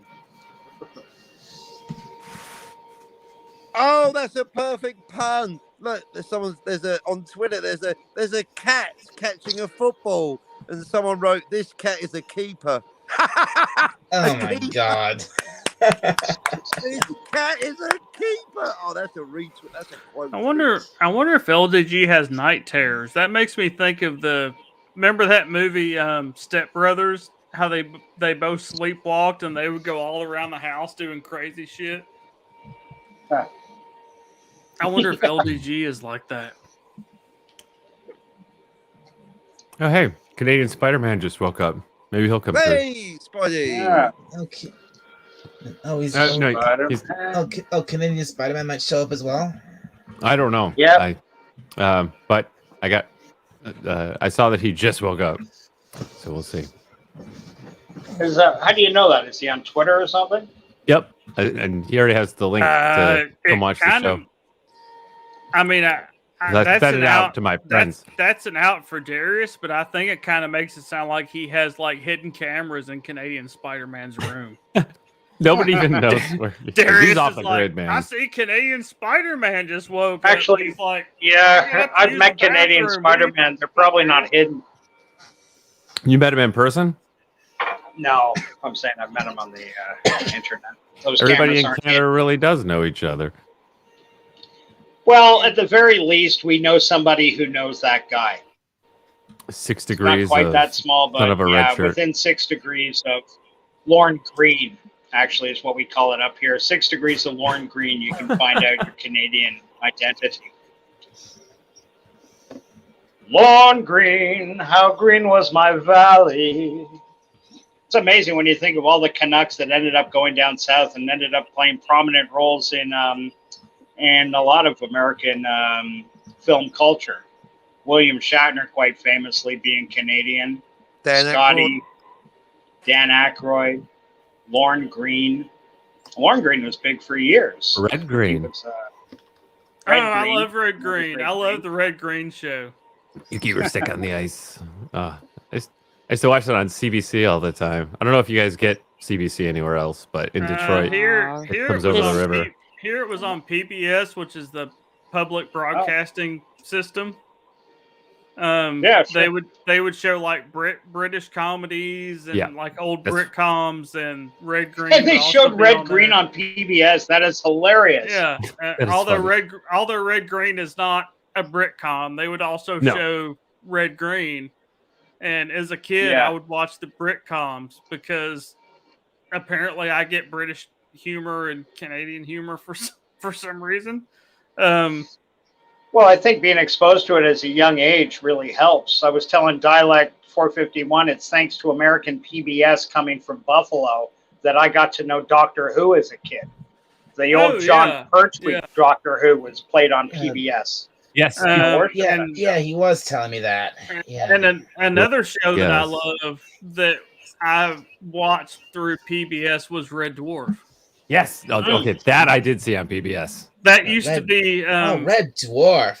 That's on our Saturday Britcom thing that they would do here. Red Dwarf would be the very last show, and it would be on at like either 11 o'clock or midnight. I forget which, but it would be the last show I remember that they would show. No, what year was that? I would stay up and watch Red Dwarf. That was in the early 90s, I guess. Oh, okay. Because 90 something. So Raquel and I were born in 87, right? And I remember. No, I was. Oh no, you're younger than me. I was born in 89. That's I was right. born, You're 2 I was years born younger than in me. 79. Close and enough, this was, I was born in 99, and I'll fight you if you argue with me. Okay. 99. So, now, we didn't have, or I didn't have in Detroit, didn't have Red Green on PBS because we already got CBC. But we did get a lot of other British shows like Are You Being Served and stuff. Faulty Towers, Are You Being Served? Sometimes they would do Blackadder. Did you guys ever get the young ones or Absolutely Fabulous? Or no, I have tabs open from the last time you mentioned those. Oh, really? So I look them up. Keeping Up Appearances, Time After Time, I think was Keeping the Up name Appearances. of Oh, I love Time After Time. That was aimed for old people, but I love that show. Judi Dench and Jeffrey Lewis.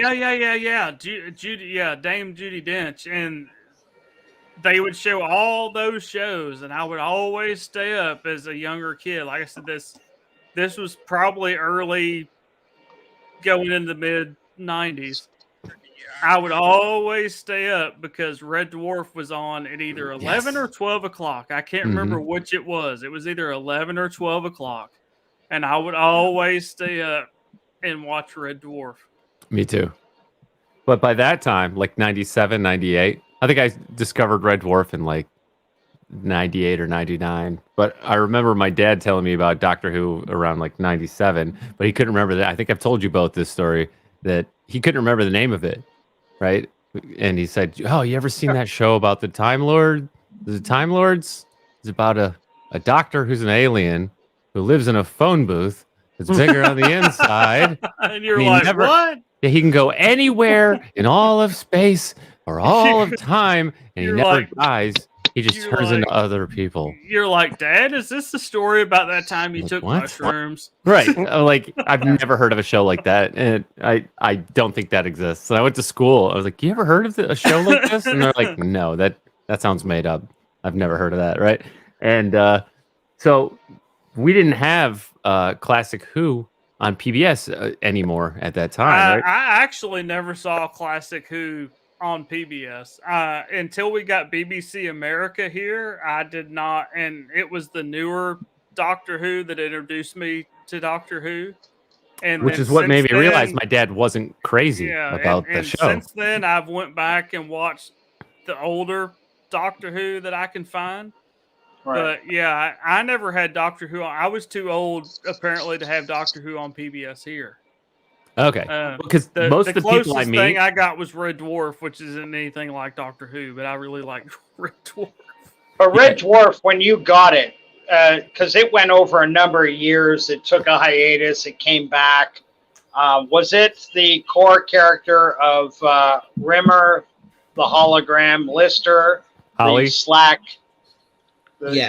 Holly, the Holly, the ship's computer, and Crichton, who came in, I think, season 3. Crichton the android.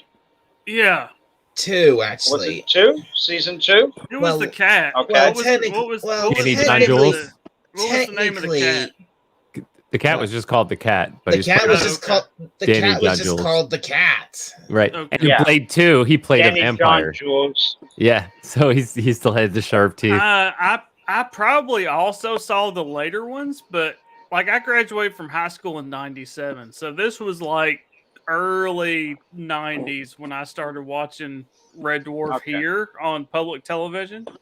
Right. And I remember I started watching it from like the first season. I don't know how many seasons they had here on public television, but yeah, it started with the characters you're talking about, and then the android. What was it? Crichton Crichton, became- yes. Crichton showed up, and but Technic- I remember it starting with Rimmer, Lister, and the cat, and then in the computer, And what Holly. was it? Sandy, or was it Holly? What No, was it the was name Holly. of the computer? Holly. Was it Holly? Okay. Holly was the Actually, computer. Holly became a woman for a while. Yeah, that's right. Oh yeah, I remember that. Yeah. Hattie Hayridge. So I never caught the explanation for that either. Like, it was just that there was no, and out of universe. Well, I was looking for, like, why did the actor leave the show? Did he have something else to do? Did There he is- quit? if you watch the first episode of season 3, at the very beginning, there's like a big little there's like a piece of scrolling dialogue right before the credits roll that kind of it's it's like a kind of blink and you'll miss it kind of thing, but it's like explains why Holly became he became Hilly, took on the appearance of Hilly from the other universe that we saw at the end of season 2, Right. and why Crichton was back. Yeah. Do you know how many seasons total there were? Was it 8 seasons? Well, it's more now because after Well, the original more run breaks. the original run of Red Dwarf had 8 seasons. And not to Mhm. not to shoot myself in the foot. The only reason I'm asking that is because I've hoisted my black flag and I'm sailing the 7 seas, and am looking for Red Dwarf, and they have a complete set 1 through 8. Yeah. Yeah, those So are the I don't original know- episodes. Okay. But they did bring it back a few years ago, didn't they? Like, They take did. another shot Mhm. at it? They did, Yeah. yeah. Yep. They brought it So- back. So what I'm asking is 1 through 8 would be the Red Dwarf that I'm used to and I know. Yeah. Mhm. Yeah, Okay. for sure. Which 'Cause is I know they I- used to show I on know I- PBS. I know I've never seen any of the newer Red Dwarf. Well, Han, As it far just as so I know. happens I shared a link in both chats to a channel called PJ Maybe, and PJ has done multiple reviews of newer Red Dwarf. Really? Yep. Shout out PJ, Uh, maybe. Shout I'm out gonna to have to- PJ, maybe. I'm gonna have to pop that out and check it out. I don't see it. Did you Well, put that in the don't mean chat? it's You not said, Darius? I put it in both chats, the private chat and the public chat. Yeah, I oh, saw it in the- I oh, saw you it know in the what? private I chat. can't put links in the public chat because I'm not a moderator. Oh, hang on. Oh, But Hey, don't worry, Dad. Hang on. Right there, I there's a know. rookie move. Darius isn't a moderator? Oh, buddy. Darius, No. I know. dear. Cherish it while it lasts. Darius slinging his weight around. He's like, I mean, if I was a moderator, I could do that. That's the thing, though. Anybody That's else, that usually would how it be happens. a bullshit statement from most other people. From Darius, he's always on point. One of the best mods I've ever seen. Well, thank The you. guy- I really wish that Incredible. That's all right. Look, You're really Darius, good at that, buddy. I mean that. I'll take care of it. Okay. I really wish that as a kid I could have seen Doctor Who on PBS. I know back before my time they had Doctor Who on PBS here in the States. But unfortunately I missed that boat. I didn't really know Doctor Who until the reboot of the new Doctor Who that we started getting it here on BBC America. And that's what piqued my interest in Doctor Who, and since then I have sought out and watched and seen older Doctor Who. If I can ask Hey, Ken Dad. Star, because sir. I know you have an interest in these things. Right. What Hey, is Dad. the earliest iteration of Doctor Who you've seen? The season with Rose Tyler. Oh, okay. Yeah. So you've seen none of the original Doctor Who. Well, I mean, since then I have seen more original Doctor Who bits and pieces. Well, this is what I'm asking. What is the oldest Doctor Who episode you've seen so far? Is it Tom Baker Doctor Who, John Pertwee Doctor Who? Dialect can fill in the rest of the names. He knows them like the back of his hand. Yeah. I'm horrible with names. But I have seen some of the Doctor Who that they actually have done like animations to the radio shows. Yeah. Eureka! Oh, okay. That's another show. That would mostly be the Patrick Troughton era, the second Doctor, because very sadly a lot of Patrick Troughton's run was lost because the fucking BBC does not know how to preserve classics. Didn't know how to preserve. Yeah, not lost, deliberately recorded over because they couldn't be arsed Yeah. by another tape. They didn't properly bother archiving it. They either destroyed it or recorded over it. Fuck them for that. And I have also seen, and like I said, I have a horrible short-term memory, for certain reasons. But I've also you did remember to get your vape juice, though. I do. Yeah, I do remember that. My wife reminds me. But I've also seen some of the the older black and white Doctor Who before it went color.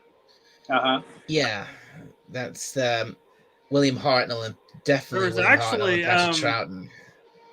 There's actually it's a website and an app that you can put on Fire Stick. Yeah. Called Han. Yes, sir. I found a visual list of all the doctors. Okay. So this is the first one, William Hartnell. Yep. I have seen OG, him. the OG doc. One day I shall have be seen back. him. Patrick Okay. Troughton. Patrick. John I have Pertwee. seen him. Yes, Number I have Aunt seen him. Sally. Aunt Sally. There's my Baker. guy, I have also seen him. One John of the most Pertwee. beloved of the classic I love his doctors. scarf. Yeah, I love his Absolutely. scarf. Some of the best cosplays I've seen. have Peter just been Davison. People, yeah, I have also Scare. seen him. Off to go to Wimbledon. Yep. He's again. Did you hear the cricket. Wimbledon joke? It's Cricket, cricket. not cricket, not Go back. tennis. I don't know that That's- I've seen that's anything with the That's sixth Colin Doctor, to be Baker. honest with you, I don't know that I I've was going seen. to say US Open, Colin but that was Baker. too, I had to quickly edit myself. I love the guy's monogrammed Who shirt there. Mhm. Yeah, Yeah. thank you. The fucking Riddler. Yeah. Yeah. Yvette gets really mad when I say that he's the most I don't- hideously dressed doctor, but they I don't think say that that I've- in I his don't first think episode. that I don't most think what, that I've dress seen wankily any dress? episodes with him in it, to be honest with you. Well, I saw No. the regeneration episode when he first appears on the show, and he goes in a closet and he, changes, and he comes back out, and his Comes out of the companion, closet. yeah, and his companion's comes like, out "What the are you closet." wearing? That's hideous." And he's like, "Well, Yeah, basically, yeah, fuck off." But yeah, Dari, she does say that. What do you Do you expect? know- I just raided Lando Calrissian's wardrobe. Darius, do you have the ability to show the other doctors, the guys like the Elephant Man, John Hurt, Sylvester and, McCoy. I think they might be in this list because this does go all the way up to she who. because there was one guy I was talking about with dialect, and this guy, I think he did a one-off movie, Doctor Who movie. in the Yeah, 90s. yeah. He's in No, here. Yeah, that wasn't him. Yeah. That was Paul McGann. Right. Paul Paul McGann. McGann. with Well, I don't know. Technically- I don't know that I've technically- seen this doctor either, to be honest. Sylvester with you. McCoy. I think he was Sylvester Stallone. the last doctor when the series He got was the canceled. Are He you was the Adrian? last, Yeah. In the Syl- TARDIS. Sylvester McCoy was the last Sylvester Doctor before Stallone. of the Sylvester classic of the actual Stallone. classic era. And then is If this the one you're somebody's got a Photoshop Sylvester that's- Stallone's that's face him. over his. That's Paul McGann. I know, right? Exactly. That would be a mother doctor. This or guy, what? Yeah, Paul McGann. Yeah, Paul Yeah. McGann. Paul, With Paul Name and I. McGann. With he no, played him. with no. He played the doctor in a movie in He had Yeah. the least Yeah. amount of screen time as Doctor Who. 96. He was the Okay. first doctor to have a tongue sandwich Least- on screen. Least amount of screen true. time as least amount of Full screen probing time as tongue the action. Doctor, but Blah, blah, blah, blah. And he was Right, the I'm last Dr. Doctor Blah, blah, anybody blah. saw until the new incarnations. he was the Right. the last Doctor we He was the we last got non-shit doctor. until Okay. Part of the war doctor. They're going right. This is the war doctor, so they're going a little bit Yeah. out of I've seen- broadcast yeah, continuity. This is the War Doctor, John Hurt. Continuity, the C word. I have seen eternal, all the new canonical, doctors up until very similar She to Doctor, including the War Doctor. Yeah. Well, she's at the very bottom, so Yeah. I could probably stop before I get to her. But But yeah. where's the Oprah Winfrey Doctor? The real one. Oh, I've seen her. Oh. Yeah, You I've get a seen her as TARDIS. well. You get yeah. a TARDIS. The one You that get a started it TARDIS. all. You get a TARDIS. son of a red shirt. We later on learned that the war doctor came between Paul Okay. McGann and Christopher wait. Eccleston. Wait a minute, Darius. Is that a Hang on. retcon? Hail Canadian Spider-Man. Oh, hell, Buddy. Canadian It is Spider-Man. Spider-Man. What's going on? Where'd you Spidey. come You from? know that Spider-Man Hey. is based on a Hey, We were comic. just guys. talking about Sorry you. about that, man. I didn't realize you were Uh-oh. there until. You're not the first to say that. I will admit, anybody that has a Fire Stick or is on the internet, because you can, I mean, obviously we're all in the internet. There's a service called Pluto Oh, man. TV that you can put on a Fire Stick, or you can also go to their website. They have a classic Doctor Who channel They do, yeah. that rotates the old original Doctor Who's before the new iteration of Doctor Who, and that's honestly where I've seen a lot of the older Doctor Who's, and they actually rotate it to where it changes like every so many days. I don't know, once a month or something like that. They rotate, the episodes, and that's where I've seen a lot of the older Doctor Who's. They've even had the radio shows that have been animated on there, as well as the old black and white old shows. But I really need to get like a full collection of, especially the original Doctor Who. Yeah, that's where I started. Yep. That's where I started Doctor Who. This is the there. one. This is where it really, this is the guy who kicked everything. Really kicked it off for me. Christopher Eccleston. Yeah, that's where my Right. wife is also a big Who fan. That's where my wife and I started. Doctor Who was right there Wait a minute, because we got a new channel here on cable called BBC America, and it was awesome because it was from England. It was I remember. something from across the pond, and it was Yep. cool. Very Hang on a exciting. minute. Hang on a And minute. Canadian Spider-Man's gone. we started watching He's having Doctor technical Who issues. with the new Who. That's where I started Doctor Who, was with that doctor that was my original doctor. Yeah, and this is also when Rose Tyler started. Yes, and I loved Indeed, her. she did. I actually loved Rose Tyler. I loved her character. It was really Mhm. sad how that ended. But Yeah, she's anyway. very Wow, likable. you really are an outlier. Who the fuck like Rose Tyler? What weird taste. I liked Okay. Rose. My wife liked Rose. I liked Everybody Rose. liked Rose. She was a fucking huge Bad benefit to the wolf. series. Bad wolf. One of the most memorable doctor assistants, whatever you call them, Companions. docettes or Yeah. Companions. companions. That's it. Mhm. I'll actually tell you, my two favorite companions from New Who were, and one of these is going to be a little bit controversial. One of them I don't think will be. Amy Pond was one of my favorites because I love redheads and I liked her Sure, character. yeah. And Rory, the Well, forever centurion or whatever you want to call him. well, forgive me for saying this, but I hated Amy. Another Wow. one of my favorites. How could you look at that and say you hate Amy? My God. Sorry, I actually have Funko Pops of Amy and Rory right above my desk right here. Another one of my favorite companions that a lot of people give me shit about was Clara the Impossible Girl. Oh man. I liked Clara, and she was pretty as heck. I also have a Funko Pop She of was her. Clara was just so bland. Yeah, but she was so easy on the eyes. She I really also was. have the Funko Pop of the Clara Memorial TARDIS. Remember after he figured out what was going on with Claire, and then he had for a little bit the Memorial TARDIS with the flowers and her picture and everything on it. Right. I also have the Funko Pop of the Clara Memorial TARDIS.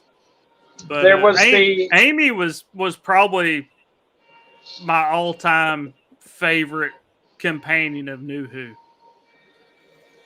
They had a really pretty dark-skinned girl for a while, and I can't remember her name for the life of me. I can see her Bill? face really clearly. Martha. No, Bill was Martha. with She Martha, was later. that's it, Martha. She was later, right? Yeah, Bill. Yeah. I remember Bill. Bill was fun. I liked Bill. She had a good sense of humor, and she was, she may not have Bill been. was awful. Oh, you hate everybody. I swear. No. Oh no, he doesn't. Martha. Well, I don't. Was Martha another redhead, or am I thinking of somebody No, else? she was. oh, No, for I don't know, God's you sake. thinking of Black Martha girl. and the Muffin? okay. We'll help you through the companions because Don't even- Rose. You don't know who Martha Jones was. I'm sure I do She if I was the see a fir- picture. I'm horrible with names. She was the first. She was the first. Was she the one that went on to join UNIT? Yeah, I Yes. think she joined UNIT. Oh, okay. I know. Yeah, she okay. did join UNIT. I know who you're talking about. I know who you're talking about now.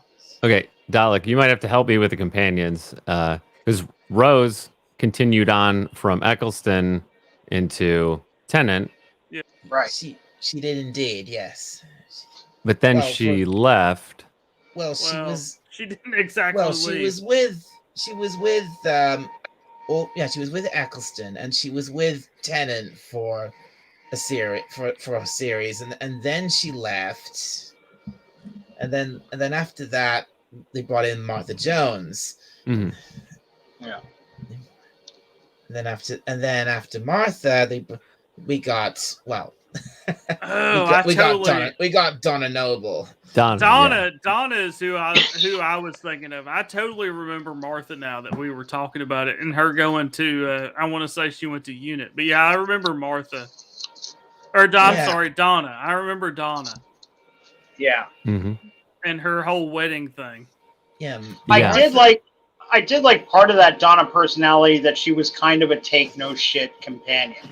She was the least permissive of all she'd stand up for herself a lot more, and I kind of like seeing that. And the actress they got was a professional comedian. Yeah. Whether Catherine Tate. Right. More so than I mean, all the companions kind of don't take shit from the Doctor, but she definitely didn't take shit from the Yeah, Doctor. but she was more the Oh, one to no, like say, she okay, didn't. stop, you will explain what's going on right Yeah. now. Whereas the other ones were just, come on, Rose, let's go. Oh, okay, Doc, you know. Not that that's That's what bad. I say. I'm just saying it was a refreshing change of pace to get Yeah, a but I'm a companion forward. that Yeah, would challenge her. I liked Donna. I liked Donna. And then we got Matt Smith. Yeah, but I've been through David But I'm a Tennant. We've forward. seen, yeah, we had But I'm a Matt forward. Smith and With Amy Pond with Amy Pond, yes. Oh, And Rory, too. Well, Rory. and Rory. I do have a weakness for redheads. Could be part of the reason I like Amy, but I'll just say because she's cute as a fucking button.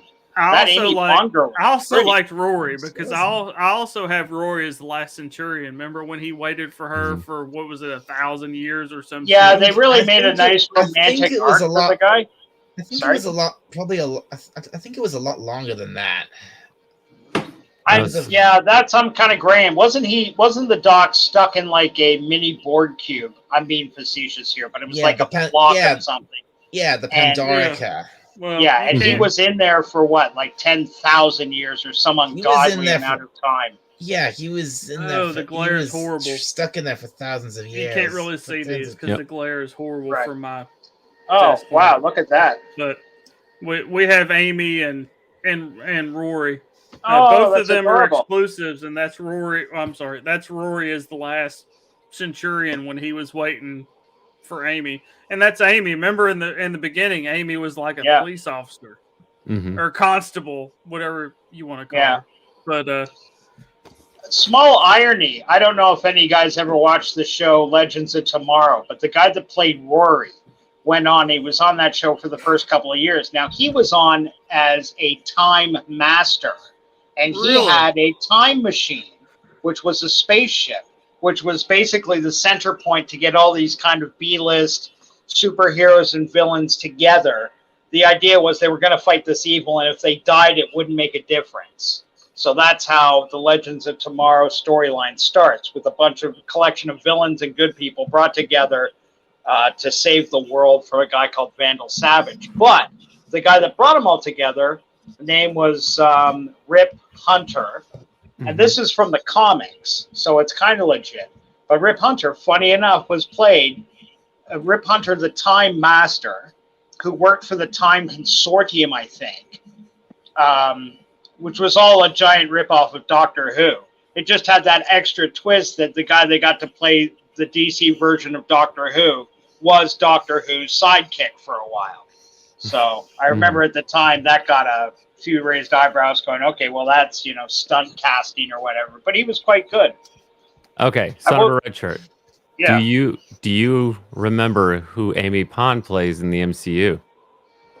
Well, in Guardians of the Galaxy, she's Nebula. Yes. Okay, good. Yeah. And it absolutely breaks my heart. I saw that YouTube video where they shaved her head to get ready for the movie, and my heart just sank. Watching such a pretty redhead lose her locks for that role. But she was great. She was great. And she actually, Nebula came on by the time of Avengers. She was one of my favorite characters in the series. I have So another good for funny Amy redhead Pond. story, but I'm not going to talk about it right now because it doesn't have anything to do with who. Speaking of redheads that have something to do with who, though, who remembers she was a long-running doctor with an original series doctor, and she got a spin-off show. Oh, you love. Guy like you might remember. Oh, you love Martha's episodes. Well, you love Martha. Well, I'm glad to hear that, Jill. Martha was great. I really liked Martha. I liked Martha. Definitely. Oh, have you guys ever seen? Oh, this is great. This just popped into my head right now. Peter Capaldi, the guy at the Yes. bottom of the screen there. Yeah. On YouTube, this guy had a TV show before set in England where he played like a Scottish gangster. Yes. And he has this The rip thick on of YouTube. it. Okay, the thick of it. And there's this scene on YouTube where he talks about Star Wars. And he talks in his natural Scottish accent, thick as fucking cheddar. Oh my God, you guys got to see this. You'll laugh your asses off.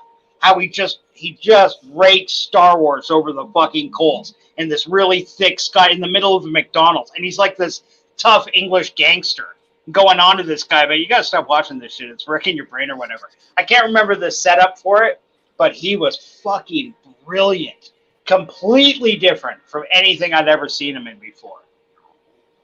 Actually, that being said, the one thing I only really remember him from was that Brad Pitt zombie movie. You remember he was one of the World War was it Z. World War Z. World War yeah. Z, yeah. It Yeah, he always was freaks one me out when you see an actor in a movie and then you see him in an interview and they played like, well, I'm just putting this out there. Like they played an American cowboy and you're like, oh, look at that. It's a cool movie. He played a hard ass American cowboy and then he has like a British accent or something when they actually interview him. Yeah. And you're yeah. like, what? What is Yeah, going like on? Jax from Sons of Anarchy blew my mind. Yeah. For me, it was the guy from The Walking Dead, the guy that played the sheriff. I forget his name right now, but had no idea. Lincoln. Never saw him before. Yeah. And then I thought he was fucking around with people because it was like this cast interview behind the scenes and they just had this big shoot and everybody was kind of laughing. And some people were covered in zombie guts. Some people came in nicely dressed because they weren't shooting that day, but they showed up for the interview. And the whole time he's like, yeah, right. No, I find it a real privilege to be hanging out. I'm like, dude, stop doing this bit. It's not funny. Yeah. Oh, shit, that's your real voice. Holy fuck, I had no idea. You're English. On the show, he And, seems like Mr. USA All-American. And Yeah. you hear the interview and you're like, what? Wait, what? Yeah. And I have just hit 5 hours on this stream. Nice. Wow. You're marathoning it, buddy. Well, That this it is the is. last doctor. There are no doctors after this one. No way. Nope. No more. But yeah, this is when Bill in the show, right? It was during the Capaldi. Well, not at first. Yeah, afterwards. I mean, After a while. after the whole thing with Impossible Girl. after Clara. the whole thing with Clara, Matt Smith regenerated into Capaldi, and Clara stayed with him for a couple of seasons, and then they wrote Clara out in the most ridiculous way possible, and then that's when all the fucking wokeness started seeping in, and they brought in Bill fucking Potts, the blackest, gayest little so and so you can imagine. I mean, I didn't really mind. I'm not gonna say she was obviously the best companion. I mean, Bill was okay. Not after Clara, because she was awful with that whole, reminding everyone she was a lesbian every 5 minutes. Rose, Amy, and Clara were probably my 3 favorite companions, and I know Clara is kind of Persona non grata. Yeah, kind of not a popular option for most Whovians, but yeah, that was probably my 3 favorite companions, and Donna Noble would be a close 4th, just because, like we were saying a minute ago, I liked how not only was she a strong female character, but she would give the Doctor so much shit put the Doctor in his place. It was a bit, the whole thing with Donna, it was a bit refreshing because, in a sense, because she made it pretty clear right from the start. She's not looking for romance with the Doctor. The Doctor's not looking for romance with her. He just wants someone to travel with. He just wants a friend to travel with. That's all he wants. And so because the whole thing with Rose and the whole thing with Martha. I was gonna say that was what kind of bothered me the whole. And I loved Rose. That was like going back to. Sorry, that was like going back to. I was just gonna say there was too much romance in that, and between a Doctor and a companion, I want to see friendship, not romance.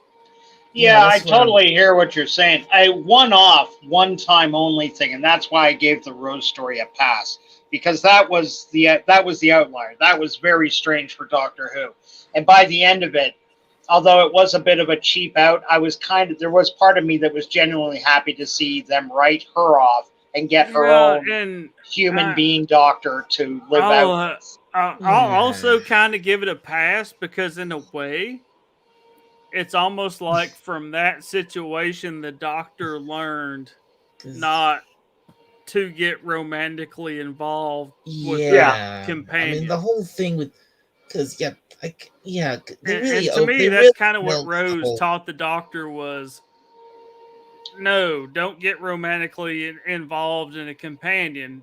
You know, To be your fair, though, companion is your friend, your buddy. You Yeah. help each other out. They really But that milked- was an the easy whole sell when you romantic had thing. William Hartnell or John Pertwee or Tom Baker with a companion that was 20 to 25 years younger than the Doctor.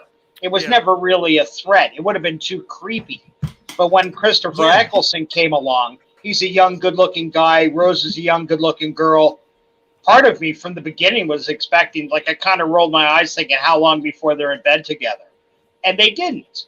And I really liked that. Like, they kept that distance. But as I was just saying, for a one-time only thing, I'm fine they did it. I'm not angry at Doctor Who for it. I don't think it betrayed the series doing that. If they do keep it as a one and done thing. That's what I He mean. fell in love with one companion, that's it. It never Yeah, happened I again. mean, that's what I was trying to get at. That was, he fell in love with Rose. But then Martha, and when Martha came along, he was too hooked. You know, we had this whole running thing throughout the whole first for all of their season that he's completely hooked up on Rose, and Martha is just has fallen for him, and then this is all, and it's like, and you see Martha just standing there, like, oh God, being all sarcastic and just being a third wheel to the whole thing. And you feel sorry for her. I think that was the worst thing and about Martha was her unfortunate timing. If she came in later or whatever, I think she would have got a lot more traction, a lot more love coming right after such a popular character's departure. That was a tough sell for the people. Yeah, and like I said, again, and back to Donna. With Donna, it pretty much got back to basics, you know. Because remember, the Doctor is an alien. He's not supposed to fall in love with a human. That's Right. ridiculous. Well, not totally ridiculous, but who the Doctor is, it's ridiculous. The Doctor's above that sort of thing, or at least I like to think. Like he's a superior form of life. Not that I'm bad-mouthing human beings. You know what I'm saying, though. Like he comes from a much more civilized, a much more ancient culture. Some of my best friends are human beings. Yeah, some of my best friends are human beings too. Not that there's anything wrong with that. It's okay. And again, I kind of said this already, but I never really thought about it till the conversation we're just now having. The whole thing with Rose taught the Doctor a very valuable lesson of don't get involved romantically with the companions, because you're a time traveling alien, they are not, and bad time traveling immortal alien. Yeah, and bad stuff can always happen. So from then Captain on, Cockney, that's not true, buddy. I thought you had some. Thought you were having difficulty. I thought we lost someone. Oh, the playing Planet of the Daleks on Pluto. I love that story. Yep, that's the episode on right now. I was just giving a little glimpse of what they were playing. Oh wow! I flipped horizontal. I wondered why you were playing that. I actually put that on when I go to bed every night. I put on the classic Doctor Who. Hold on a sec. Hold on a sec. Won't my stream get flagged for that? No. I flipped the horizontal so that the algorithm can't identify it. Also, it's very small in frame. Yeah. Okay. If it was full size, you're in danger, but a tiny little thing like that, you're good. Right. Yeah, I actually watch that every night when I go to bed. I put on Pluto's classic Doctor Who channel and watch old Doctor Who's that I've never seen before. Funnily enough, I was watching the Doctor Who Classic channel on Pluto before I did the stream. I was watching some.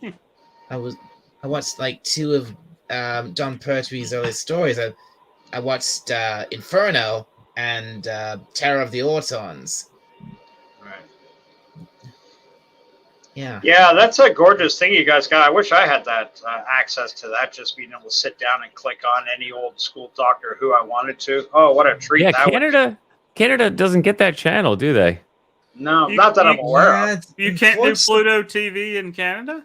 I've never heard of it up here. To be honest, I've never actually looked. Well, it's a website, and it's also an app that you can put on like a Fire Stick. I don't know if that's available. Might be. I've got an Amazon Fire Stick on the TV, and to be honest, I don't use it nearly as much as I used to. But Pluto TV, I'll check it out. You can also Google Pluto TV just on Google, and they actually have a website as well as the app that you can put on the Fire Stick.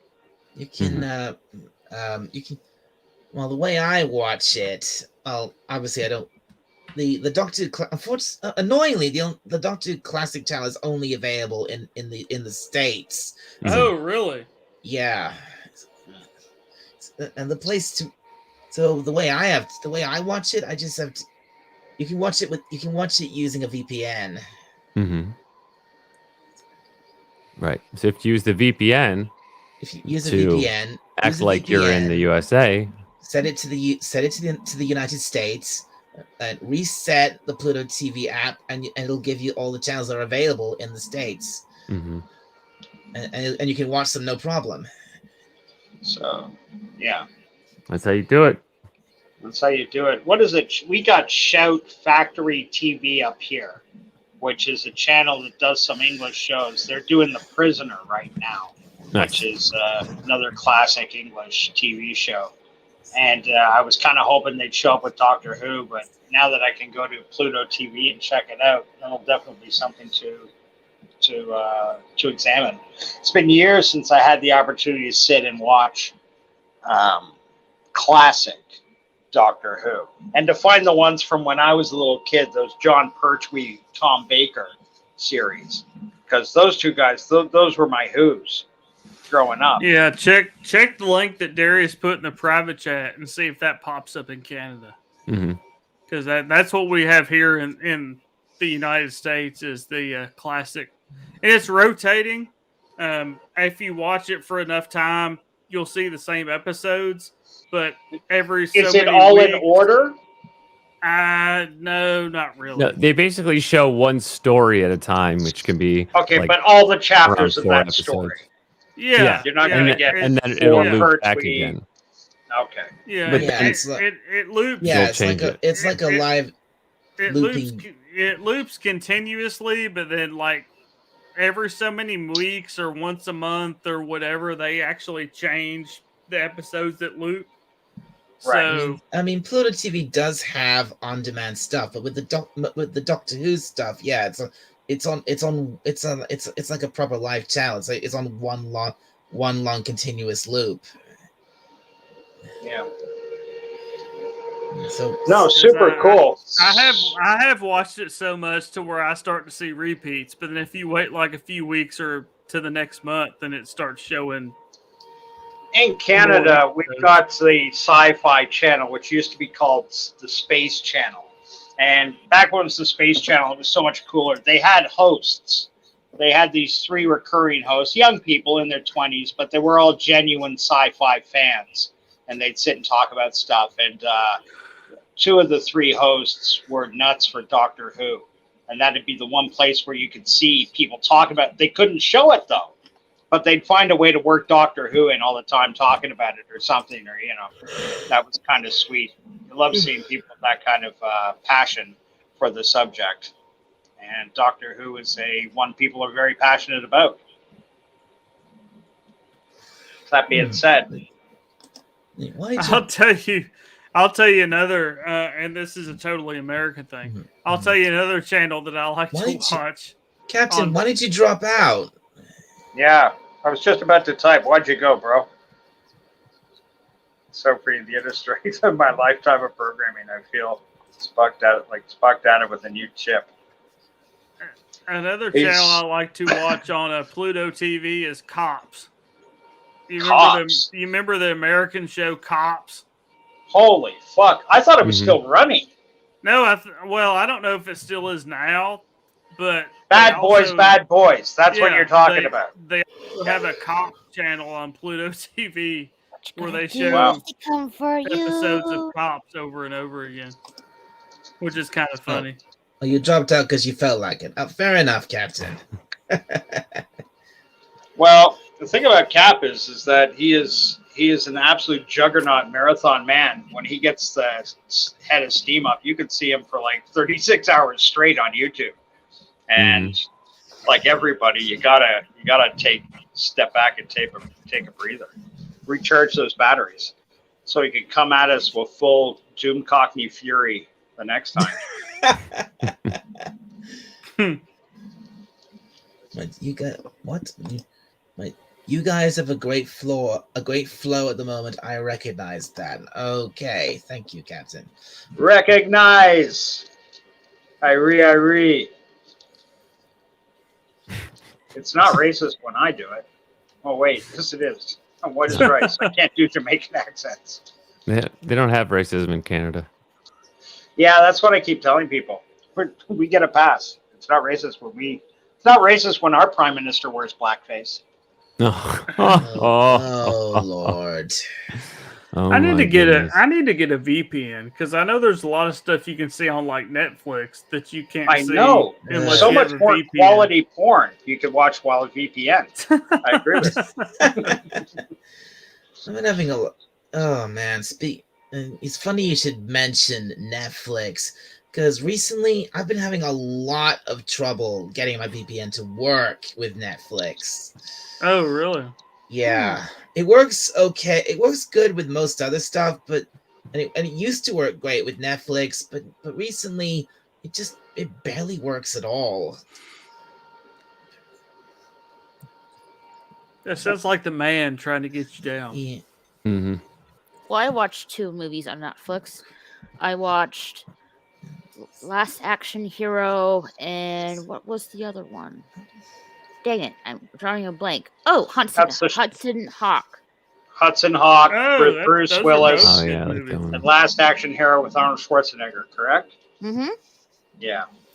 Yeah, those are both good movies. I saw them both in the theater. I remember that. The Last Action Hero, that's funny. I remember when that came out.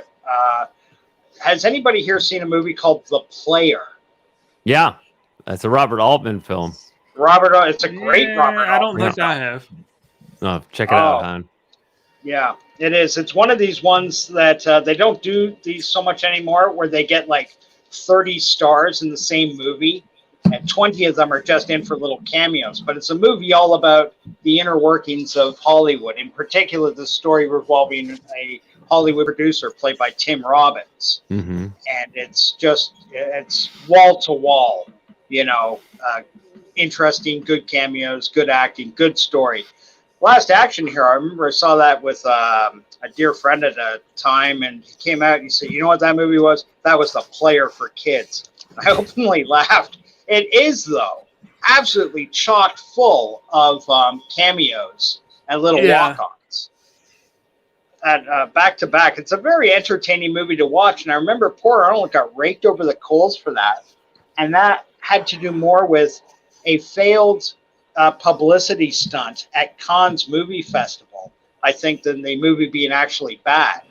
He was still riding high from Terminator 2 at that time, but for the promotion for this movie, Last Action Hero, they had, I think it was a 65-foot tall inflatable Arnold Schwarzenegger pumped up, and they set it afloat in the waters. Sorry? Pumped up. Pumped up, yes, very pumped up. And they said it got loose or something like that, and it caused havoc, and it made Schwarzenegger look kind of stupid because it was such a garish, over-the-top promotion. He didn't build the thing. He was just, the studio showed up with it, and that's what he's got. But still, he got a lot of backlash for that when that happened. But Yeah, That's the a last action shame. hero was fun. I I remember thought it that was as a being fun movie. Yeah, I thought it was a good movie. The Golden Ticket. That was the premise, right? Yes, The Golden Ticket with with Houdini, I think. Yes. Yeah, Houdini. it was an ancient ticket, but this would, get it. And the bad guy in that, he's not really big, but he's been in a bunch of movies. One of these guys you look at, oh, this guy. And I do remember, didn't he have, like, his shtick, he was an assassin, but he had a false eye or a contact lens, and he would change it. Like, one was a target looking down the sight of a rifle scope. And he could use that eye to, like, aim better or some improbable thing like that. Yeah, a lot of fun. Hudson Hawk was also fun. Yeah, that's a that good I movie. recall. Wasn't a big premise of that? He gets the blueprints to Da Vinci's. Or somebody stole Da Vinci's Some kind of blueprints. contraption that makes gold. Yeah, and he's got to use one of Da Vinci's old flying machine designs to get out of trouble or something like Hudson that. Hawk, was that Bruce Willis? Yes. Okay. I just wanted to make sure I was thinking the same movie. All right, I'm gonna go to bed. All right. Good night, Darius. 5:30. I know. Boo, Well, I nobody got likes work a in like quitter. Nobody likes a quitter, Darius. 5.5 hours. So Seriously, I get a little dude, nap what's in. wrong with you? It's like you have a life outside of Twitter, Yeah. YouTube. I have Something 2 wrong. jobs. How so- dare you have a life outside Twitter of and YouTube, YouTube. Darius. No. No. I work every day, but Good man. Good night, I push Darius. back Good to talk Alright. to you, bro. everything to hang out with you guys. Thanks for coming. Thank like you you very guys. much for coming on, Darius. Yeah. Notice nobody wants to hear you martyr yourself, Darius. As soon as No, you I- start saying about your jobs. Okay, good night, Darius. Thank No, you. no, Thank I you for just, coming. Take care. You know, I make extra time for you guys. Well, we do appreciate it. Have a lovely night. Oh, you too, Kitty, Darius. Get Spider-Man. some sleep. Okay, it's been fun. Good night, everyone. Good Take care, buddy. night. Good night. And I think anti-derivative Jill is about to go down for the count as well. She says, "Good night, Darius. I'm going Aw. to sleep now too." All right. Good night, Joe. Good night, Jill. Honest, Good night. yeah, and on that note, I think it really is. I think maybe I'll go about another 10 minutes, and then I think I really need to call it quits because I'm very tired. I've been up all. What time is it where you are now? It's almost 25 to 11 in the morning. 25 to 11 a.m. Yeah, see, it's almost 6 a.m. here. Yeah, Yeah. 5:34 here. 10:30. Yeah, it's 10:34 a.m. here. Well, everybody remembers about the clock going back, right? And I've Yeah. been I've been Yeah. awake I've been awake all night. I've been doing this, and I've been doing this stream a lot longer than I thought I would. Well, that's Alright. good. It gets up your watch hours and stuff like that. Oh, Raquel, I meant to ask you, did you get attracted to tonight's stream for its name change? I'm trying to see if he did change the name. So No, what late night now? live stream. I want someone to talk to. Anyone. I'm in a bad mood and lonely. Anyone up who wants to chat. That's a magnetic personality you got going there to get people onto your chat. I'm angry. Let's talk. No, before you put up that cute thing about Raquel's I don't want to spoil the joke. I thought it was. I'm looking back to the things to see if you typed it in or not. You mean this? Oh, that's it. What? How good Raquel's crack is. Yes. And it's not the crack you think.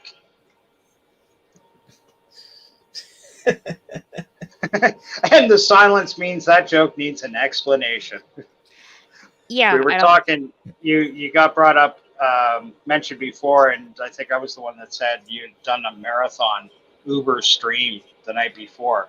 So I think somebody had just said, they hadn't seen you or something. I said, well, with any luck, she's sleeping it off. And I think Spock said, well, what was her stream about? What would she talk about? And I said, how good all that crack is. That got him laughing. So guess who? Dialect thought it'd be funny to put that up. I Oh, okay. insinuated you were a raging drug addict, and that's what kept you going for 10 and a half hours. Not your personality, not the scintillating conversation, just your weak dependency on narcotics. No, I was just really not tired. Like, I really was real rested. And then I slept it off.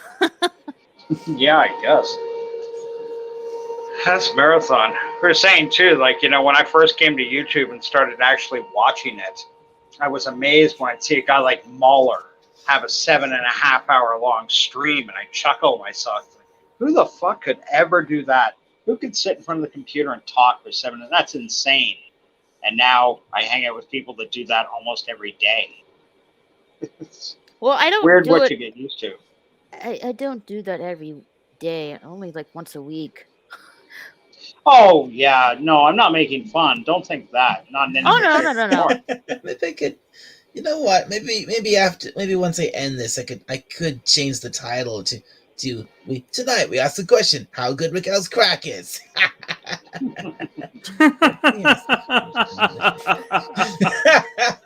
Oh, poor Raquel. You could actually put up LDG's icon and just put up something like LDG Sleep Confessions. What he didn't want you to hear. Yeah. Oh, yeah. I bet you get a bunch of hits on that.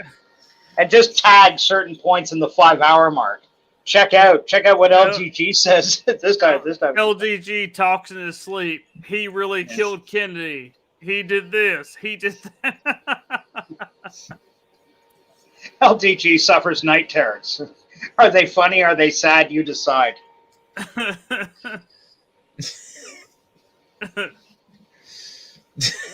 And right now he's sitting there glaring at his computer monitor with his arms folded, going, "Those sons of bitches think I'm asleep. I'm not asleep. I'm listening to every fucking word they're saying. I'm going to remember you, Hanser. I'm going to remember you, Raquel. I'm going to remember you, Dialect. And that guy that's the floating midget, whatever your name is, I'll remember you." That's why I changed my name on these streams, so I can badmouth whoever I like. Well, why me? I had nothing to do with this. You were here in the room, so you get blamed. He'll wake up sometime this morning and see that he's here by himself, like what happened to me that one morning, and he'll be like, "Oh, fuck!" I just unmuted him, and I can't hear anything except some kind of noise, just like noise. background noise. Yeah. Hopefully, he's not face down in a bowl of cornflakes, unconscious, breathing in milk. He may have just left his desk and went to bed and not even turned his computer off. That's right.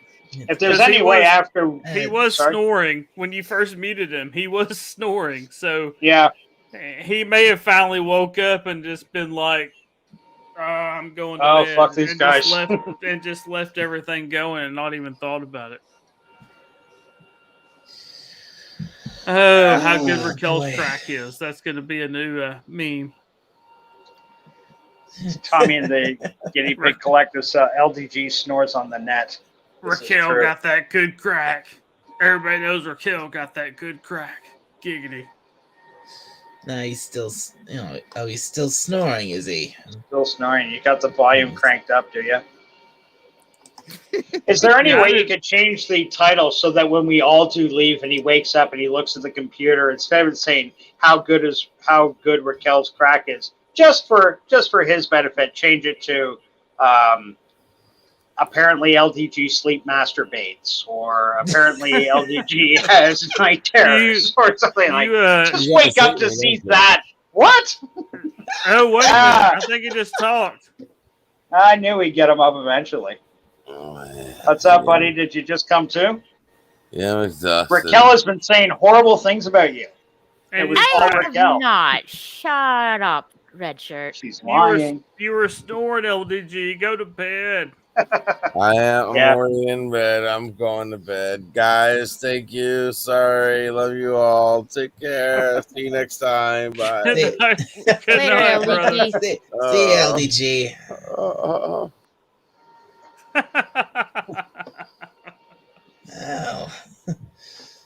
At least figured out before the stream ended, unlike the time that it happened to me. Yes. At least he won't still be here once we've all gone. It's always funny until it happens to you. It is.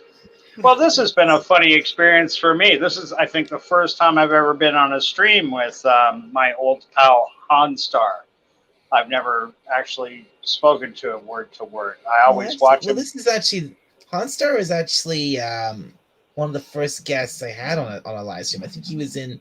Yeah, you were a guest on my second live stream. Yeah. I think I was on your second. Yeah, I think it was your second live stream, and Darius again brought me over here, and he's like, "Hey, you need to come check this dude out. He's cool. He's talking about like Daleks and Doctor Who and trains and shit." And I was like, "Okay." Yeah. So I came over here, and you and I, even after the stream was over, we had like a way too long conversation just talking. Even once the stream was over, we just stayed on in StreamYard in the studio and just chatted with each other for a while. We just chatted for a while. Yeah. Swell. Yeah, it's nice when you can meet people on the tube like that. Very friendly. I know Hanstar does a wonderful show, mostly on the weekends, doing Jackbox game nights, if I'm not mistaken. That is one of the shows I do, Jackbox Game Night. Yeah. Which reminds me, are you gonna do that name that tune later today? I don't know. I need to talk to Chris. Right now, we're still doing the name that tune tryouts. Mm. He and JJ have been doing that on Sundays. Unfortunately, since I got hurt at work, I'm not having to go to work.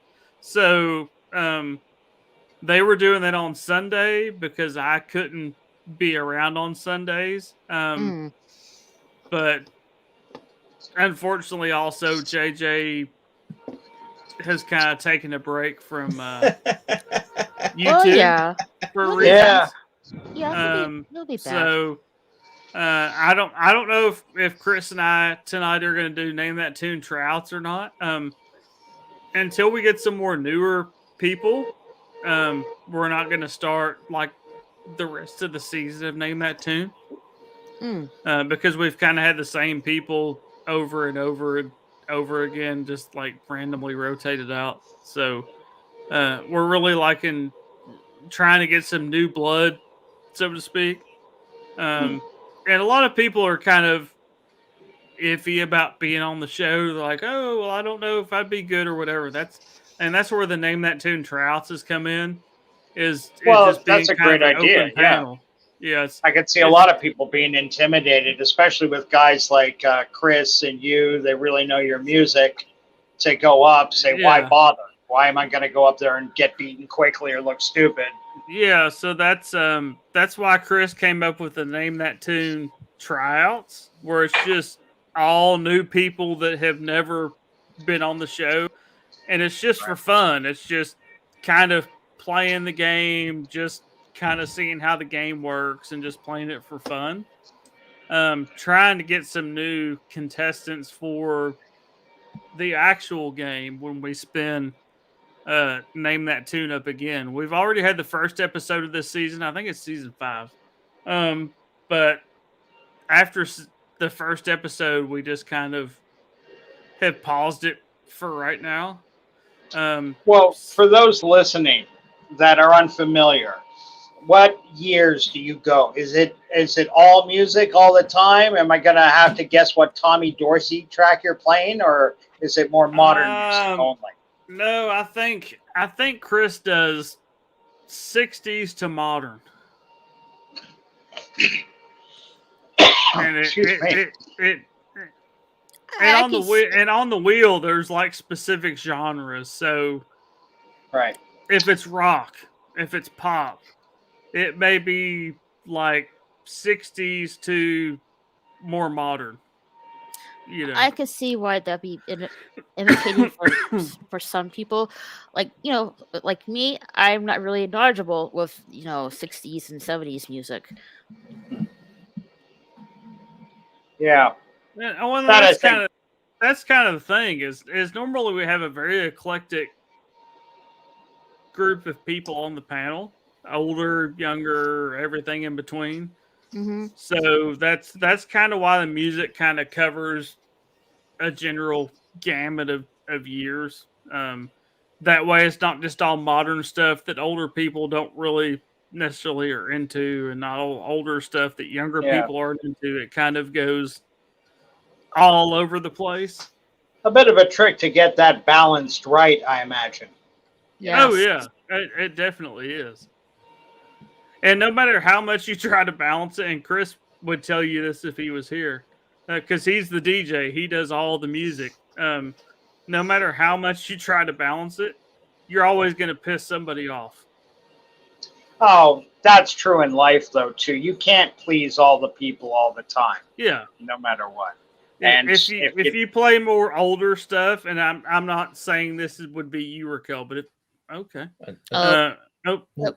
Ooh, what happened there? Are you still with us, Red Shirt? Hello? Yeah. We can hear you, Red Shirt. What happened? Oh, I don't know. My thing moved. I was just saying I didn't touch anything, and I changed places with Handstar. And now you turn into a StreamYard nipple. You were kicked out of the... Oh, am I? That's the weirdest. I did not touch anything. My icon you were just out of the stream moments. Wait. Are you on your phone? No, I'm on a tablet, though, so I'm not hardwired into any internet. It is possible I had an internet quick outage here. I don't know how to get my space nipple to be my little space dwarf. Son of a white nipple. Darius said he's going to sleep, and yet he's still here typing in the chat. Well, he's probably in bed typing in the chat. Is that better? Oh, that's nice. Is that different? Mm-hmm. I recognize that scene. Do you? Yeah, oh, well, you would. You're a anime fan. What about you, Handstar? Do you recognize that you're saying? No, I don't. Oh. I was still talking. I would have been very surprised. I was still talking about name too. Oh.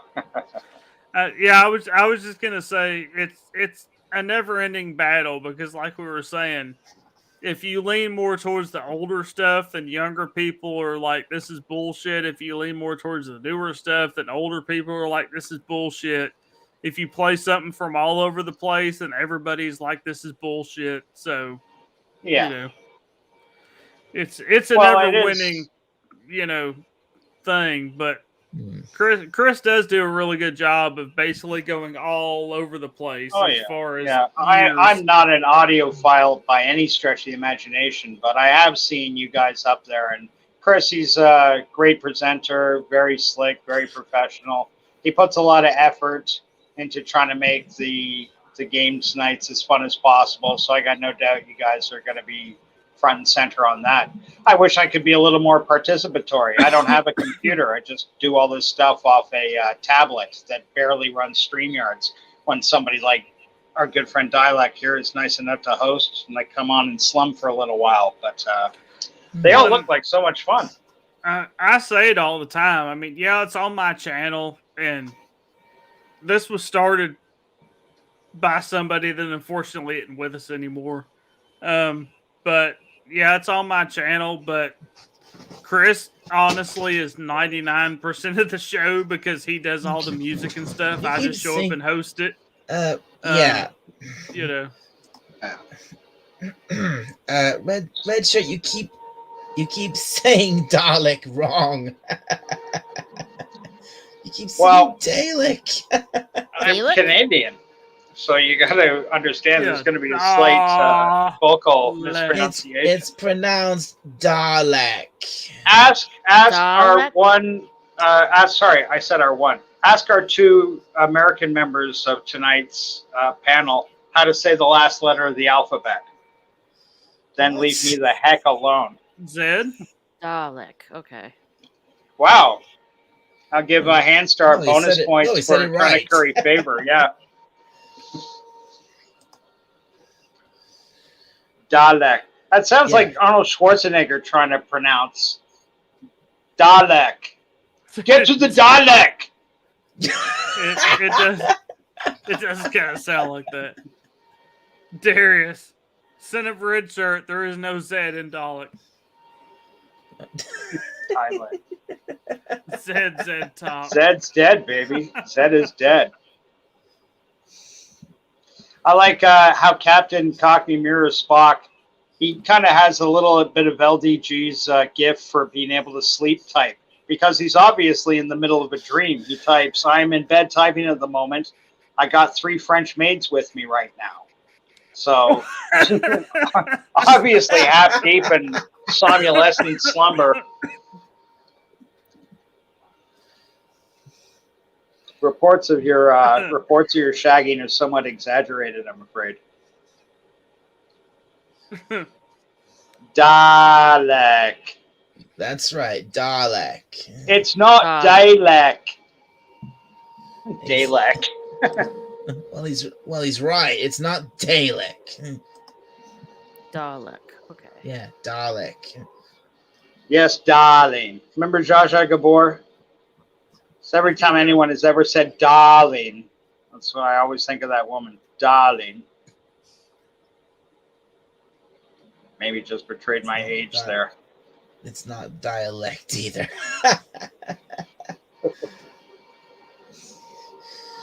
Oh boy. Zaza who? I don't. But it is pronounced Rubocop.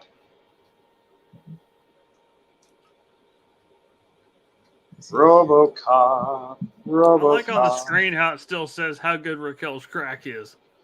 Yeah, that's never coming down. Shall I take That's that the name off? of the show. Or shall I just leave it? That's the name of your channel now. You just scrap the Dialect 451, rename it How Good Raquel's Crack Is. It's just an inexplicable dialect host for a show called How Good Raquel's Crack Is. And that has multiple meanings depending on which way you want to take it. Yeah. Never explain it, though. Never explain why a dialect is hosting a show called How Good Raquel's Crack Is. This is what greetings. This is Dalek 451, the new Dalek Emperor. Welcome to How Good Raquel's Crack Is. We have crack the drug, crack the sexual part, and crack isn't that what they say in Ireland, like joking around, like having a crack? Yeah. I don't know, but I live in a building where people not joking around says, "Give me some money for some crack." I don't know where that's... It's not nearly as funny. I don't know where that saying... I don't quite know where that saying comes from, but yeah, if you're having a crack at someone, that basically means you're making a joke. Yeah, like like joking around. There's a lot of fun English slang that doesn't necessarily translate well. The most famous example is something like, "Do you have a fag?" I was just getting ready to say, a fag. Calling cigarettes fags doesn't really translate very good. A fag is a cigarette. Yeah. But I remember, because I have English family and stuff, and my friends, when they'd come over, my Canadian friends, they'd get a fucking howl out of my mother saying something like, "Oh, sweetie, do you have a fag?" or something like that. Being very Britishy. That was acceptable, but everybody else thought that was funny. There's a whole bunch of words like that, though. Words that mean one thing is slightly different.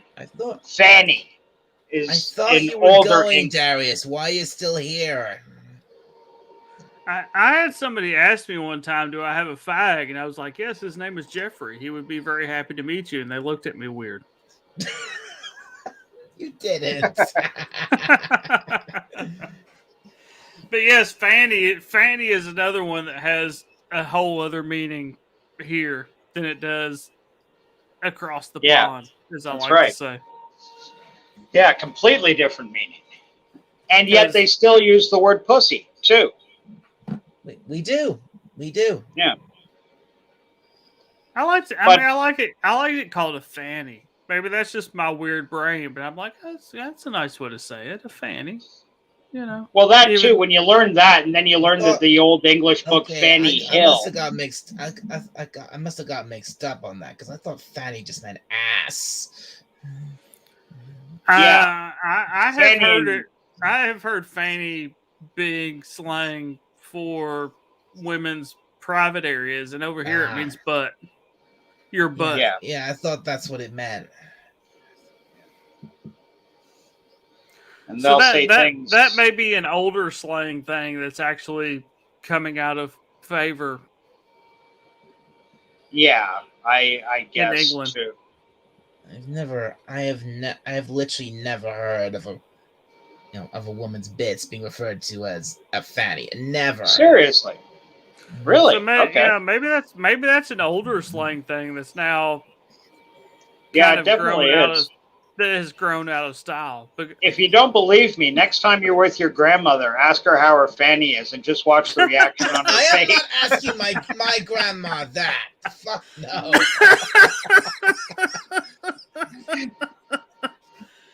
excuse me, Granny, how's your fanny? Just make sure you're recording at the time, And that you're far enough away that she can't slap you upside your head. or hit you with a cane or something. Oh Yeah, my maybe God, maybe that's an older slang that's now growing out of favor in the more modern times. Oh, sure, but that's true of a lot of things. The Yeah. word "cool" in American slang has lasted jeez, this far stream's gone off longer. the rails. Yeah, that's the truth. Mind you, you're eclipsing 6 hours. You got 15 minutes to go for your first 6 hour stream. I'm almost 5 hours, 45 minutes Now, now. Yeah. I mean, should Captain Cockney's still pushing this whole idea that he's in And bed my- with a bunch of cute girls. Good and for my, you. And my view count just hit. Darius is still in the chat. And then What other did your people view watch count? it. My view count just hit 10. There's 10 people watching. Bravo. There you go. It's never That's how hit it 10 happens, before. buddy. It's all the fags and fannies that brought him in. That's right. All the nonstop potty talk that you can And- get right here at Dialect 450, 451. Not to mention that, it was also Raquel's crack that brought him in. Yes. Heaping expeditious uses of Raquel's crack. Oh my God. And Raquel. And that drove her away. I'm so sorry, Raquel. I really do I'm like sorry, you. Raquel. Please come back. Sweetie, we were just kidding. Oh, Raquel's like, F this shit, I'm out. Yeah. Well, maybe. Okay. Captain Spock is suggesting you go for another 6 hours. I'm not. No. Yeah, I don't know that. No Maybe- way. I'm not streaming for 12 hours straight. No. But what you should do is take down that quote of Raquel SSG, just in case she doesn't find it so funny. Yeah. 'Cause it I'm was sorry just about a that, joke. Oh, she did. Yeah, she If is we saying in the chat. Quote down about. I'm Oh, sorry, I'm I'm sorry, sorry we were joking. Raquel. I'm sorry we were joking about that, Raquel. Please come back. Yeah, sweetie, I really do hope that's not why you left. I'm kind of thinking it is why. All right. Okay. It's gone. I'm kind of thinking that is why she left. Please come back, Raquel. I'm very sorry, Raquel.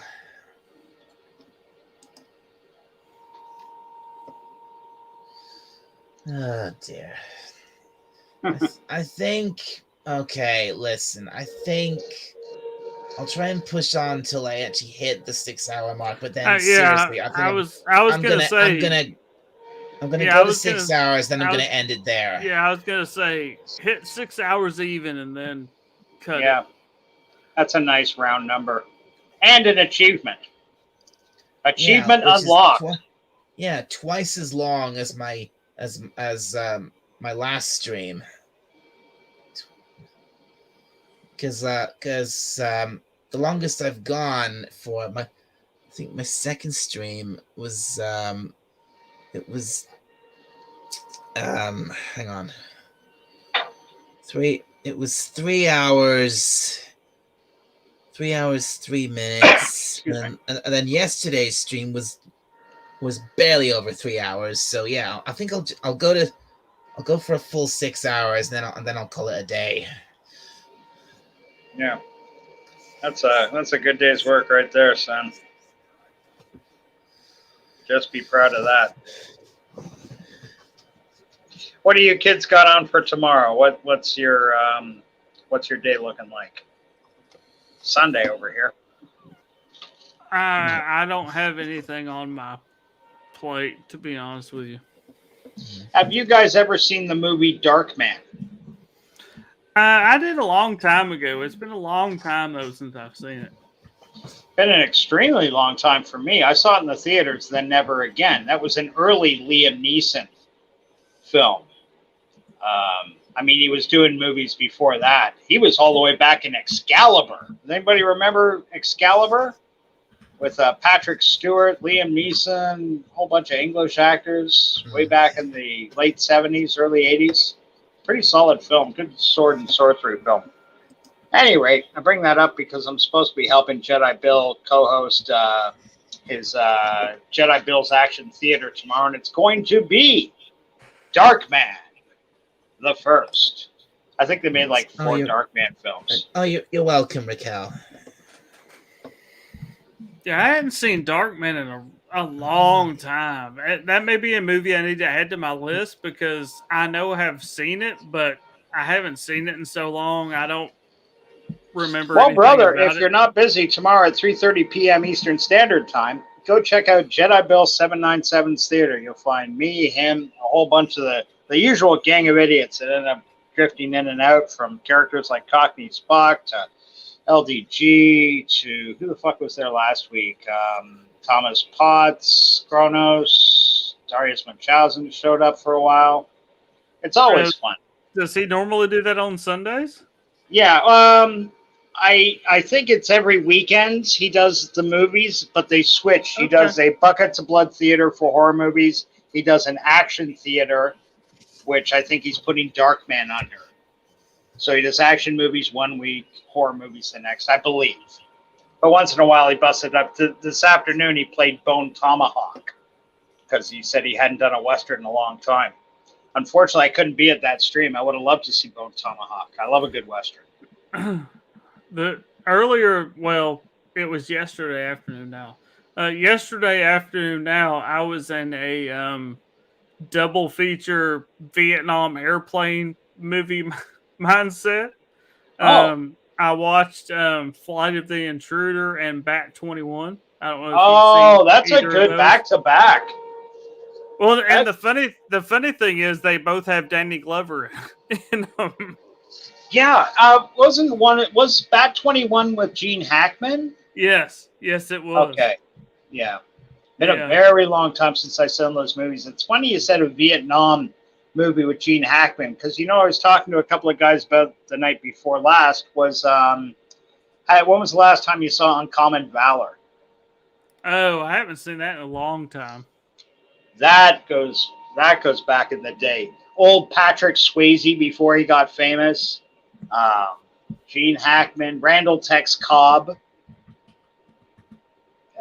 Probably most famous is the bad guy from Raising Arizona, but he's had some great roles over the years. I'll have to look Uncommon Valor up. I haven't seen it in a long time. It may be one to add to my list to rewatch. Oh, that's a way back 80s charm. Without a doubt.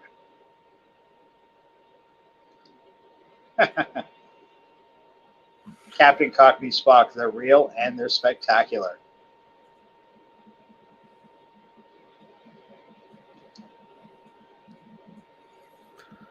Oh, no, I had to find Uncommon Valor. But yeah, those are two good Vietnam airplane movies, especially if you like Danny Glover, because it just so happens he's in both. Mm-hmm. Flight of the Intruder and Bat 21. Bat 21 is actually based on a true story, Flight of the Intruder written, but Bat 21 with Gene Hackman and Danny Glover are based on a true story.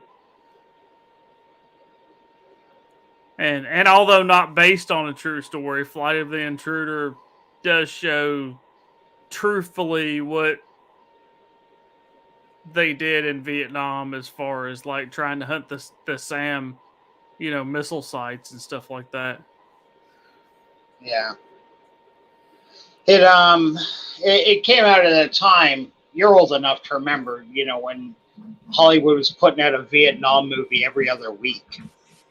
Like, Oh, yeah. what hit big, and then everything else had to be Full Metal Jacket or. And there were some good, solid movies that came out of there. Some great Vietnam. I've actually had. I won't say I've had people argue with me, but I've had people that have got very upset with me because I say I only watch Full Metal Jacket for the boot camp part. I don't watch it after that. I mean, I Really? have watched it after that, but I don't normally watch it after that because to me the boot camp part's the best. Yeah. I have seen the whole movie multiple times, but to me the boot camp part is the best, and you know it's all a matter of how you see things. But a lot of people are like, well, no, actually, the part when they're in Vietnam is the best part, and I'm like, yeah, I mean, to me it's just the boot camp part. Yeah, Arlie Remy really owned that first half of the movie. He was such a driving force. Did you know that, you probably heard this, that he wasn't the original guy to play Sergeant? The guy that was the door gunner, Marine, you're nodding your head, so I guess you heard the story, but they already filmed many scenes with this guy, but then Arlie Remy became available, and they just said, hey, we got to talk to you for a minute. He was still in the movie, but unfortunately he became the door gunner because they realized that, and I actually watched the thing where it wasn't that they realized. Arlie Remy basically pushed the people in the movie like, hey, that dude is shit. I can do a better job, because he really was a drill instructor before he did that. And well, apparently they both were. That was the funny thing. The other guy was too, but Arlie Remy was more hardcore drill instructor. Yeah, and Arlie Remy was just supposed to be like a liaison on the movie, like helping them with scenes and stuff. Yeah, and that's what started like his movie career, or professional career after the fact, was doing Full Metal Jacket. And the dude that was supposed to be the drill instructor ends up being the guy in the helicopter that's shooting at all those people in the rice paddy. And he's like, he had a good scene. He's like, the guy's like, who are you shooting at? And he's like, I'm shooting at everybody. I'm shooting at the VC. And he's like, well, how do you know they're VC? And he's like, well, if they run, they're VC. If they stop and just stand there, then they're, I can't think of the actual wording he uses now. Captain Cockney Spock has this committed to memory. If you read his last 6 tweets. Oh, there you go. If they stand still, they're well-trained VC. Yeah, that's what he says. Get some! Get some! Yeah, get some! Yeah. If they run, they're VC. If they stand still, they're well-trained VC. Yeah, the whole time they're flying, he's just sitting there with the M60, just out the door. Right. And the guys look Raptor Man, or welcome back, Raquel. Mm-hmm. And again, hello, Raquel. Again, about the whole, I'm very sorry about that. Well, thank you for your apology. I'm just I've just been, sensitive and worn out lately because I've been just dealing with drama and stuff. Oh. Well, I'm sorry. And like I said in the chat, I'm sorry as well, Raquel, because I also cracked my own jokes with that. I'm very sorry. It's okay, but thank you. I really appreciate your company, and I don't want to upset I do too. If you ever come on my stream again, I promise I will not bring it up again. I promise. Okay. I will, but only when you're on dialect stream. Because I'm just mean. No, I'm not. And I deliberately mispronounced dialect just to jab him. Do any of you guys know Potato Raven? Just to be a troll. You mispronounced Dalek just to be a troll. Is that what you're saying? I give up. I think I have encountered him once before. I can't remember who live stream it was though. He's a real sweetheart of a guy. He's an Irishman, and he's one of the most inoffensive gents you'll meet on YouTube. But he does get passionate about a few things, Star Wars and stuff. Like he's a big Star Wars guy. But he has me and this other guy. Well, you know Jedi Bill. Jedi Bill. We have a running joke every time he drops in at the stream. And if we think about it first, we warn everybody ahead of time. And one time we got everybody to say at the same time, "Top of the morning to you, potato. How are you today?" And everybody's keeps typing in chat, "Top of the morning, potato, top of the..." It's one of those Irishisms. Like when people as a Canadian will say to me the word "a" after every sentence. "Oh, you're Canadian, eh? That sounds pretty good, eh? You like back bacon, do you, eh?" What are you talking about, red shirt? There you go. There's another arrogant American making fun of us Canadians. A and a boot is the only two funny things I know to say to Canadians. Yeah, that's about it for our culture. A and a boot. But this is why. I'm not really familiar with Doctor Who. Oh. You need to get familiar with Doctor Who. It's so much fun. If you're not familiar with Doctor Who, then you're on the wrong channel. Okay. I thought you were a vacuum cleaner. Doctor Who? What? I don't understand. This Who you're talking about. Who is who? Oh God! Oh, thank you, Captain. I'm sure there's well, I mean, obviously on Pluto TV you can watch the original old Doctors, as I would say. And Dalek, you can probably quote me way better than I can, but what was it, 1990 something that the new Who started? What? Or was it 2000s? Yeah, I think closer to 2010, wasn't it? Was it that long ago? The movie, the TV movie with Paul McGann, that was made in 1996, but Doctor Who as we know it today, that started in 2005. Okay, yeah, that makes more sense. 2005. Okay. Yeah, if you're into time travel and aliens and fun stuff like that, Raquel, look around online and find what people like to call in the Doctor Who circles the new Who that started in like 2005. It is a really good show. A little surprised you remember familiar. Well, the only thing I'm really familiar about it is the blue telephone booth. The sure, that's the his TARDIS. most iconic bit of imagery from the show, definitely. There you go. You got the Funko Pop. Okay, hang on a sec. Let me do a proper look at this. There we go. And okay, hold on just a second. Don't make me small yet. You're not going to be super happy about this because we talked about her earlier. Oh my God, are those all Funkos on your wall? Wait, yes, it is. You're not about to show me what I think you are you? The Clara Memorial TARDIS. I also have the Memorial TARDIS. That's okay.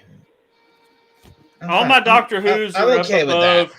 All my Doctor Who characters are up above my computer. But yeah, I have who's Funko Pops here. I have Funko Pops all over there. I have that qualifies as an obsession, no doubt. I have a bit of an issue with Funko Pops. Yeah. I may need a program to help me with Funko Pops. I need to even see how many. I don't even know how many I have right now.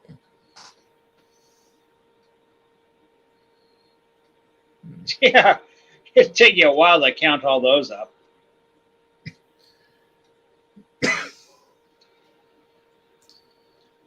Captain Cockney Spock is having a bit of stream of consciousness here. He's got the googly eyes. I now have Recurring Dreams best TV show going right now. I was reading before that. Even my dreams have changed after a lifetime of being one way. Are you coming out, Captain Spock? Is that your way of coming out to the club? Even your dreams are changing after a lifetime of being one way? I have 89 he Funkos he did that. Then he said that maybe I'll dream of Jessica. Then he says, even my dreams have changed after a lifetime of being one way. And I have Recurring Dreams, best TV show going right now. yeah. I should have done all those in order. Nobody can censor the TV show you got going in your head, buddy.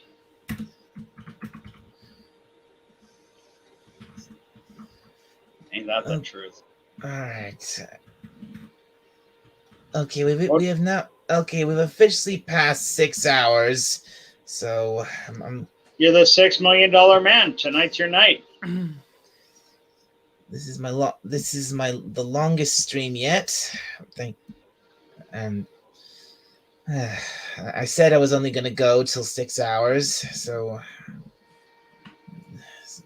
unless there's anything else all you want to say, I'm probably gonna end it right here. Raquel, do you have anything planned for today? Any fun YouTube adventures that we should know about? I don't think I had anything going on today. But I'll let you guys know. Oh, please do. Don't hesitate, kids. You know how to subscribe to Raquel, Handstar, Dialect. They're all the channels. I think Darius listed. Well, he may not have listed you, Raquel. I don't know. Was he on when you were on? He's so good at that. Like, I've just stopped even checking. The guy's a machine. I don't know how he does it. He just puts somebody's name and boom, he's got all their information up like that. Maybe I should make Darius a mod so he can actually. I thought you did. So he can help me out with that. No, I didn't. I haven't got any mods. Oh God! Well, if you're gonna make anybody a mod, make Darius a mod. Yeah, I should make Darius a mod. Make Raquel a mod too. Raquel and anti-derivative Jill. That way you can do the whole wrench wench type of thing and look like a super cool YouTuber. He only has smart people and pretty girls on his wrenches. Aww. Just like what's his name? You don't have to do that. Everybody knows Darius is a very pretty girl. Okay, I'm definitely gonna make. I'll make Darius a mod. I mean, where is he? There he is. Yeah, he's great on the computer. Super fast. Really knows what he's doing.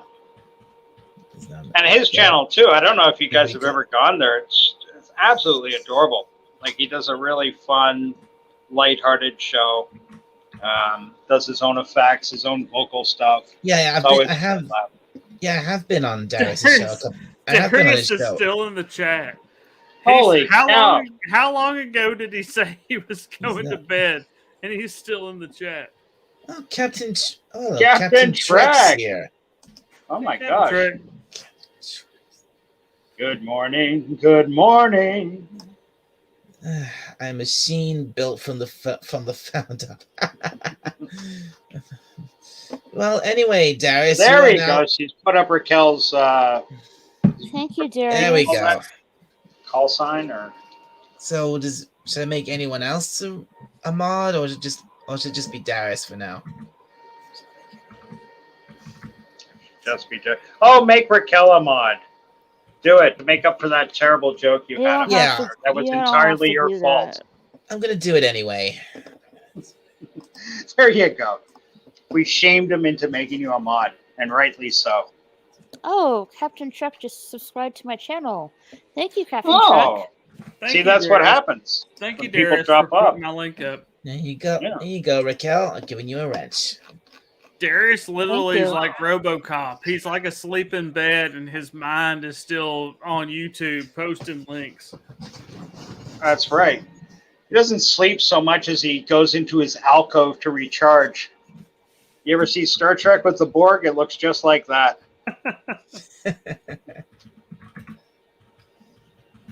Well, I checked, and I'm already subbed to both Handstar and Raquel SSG.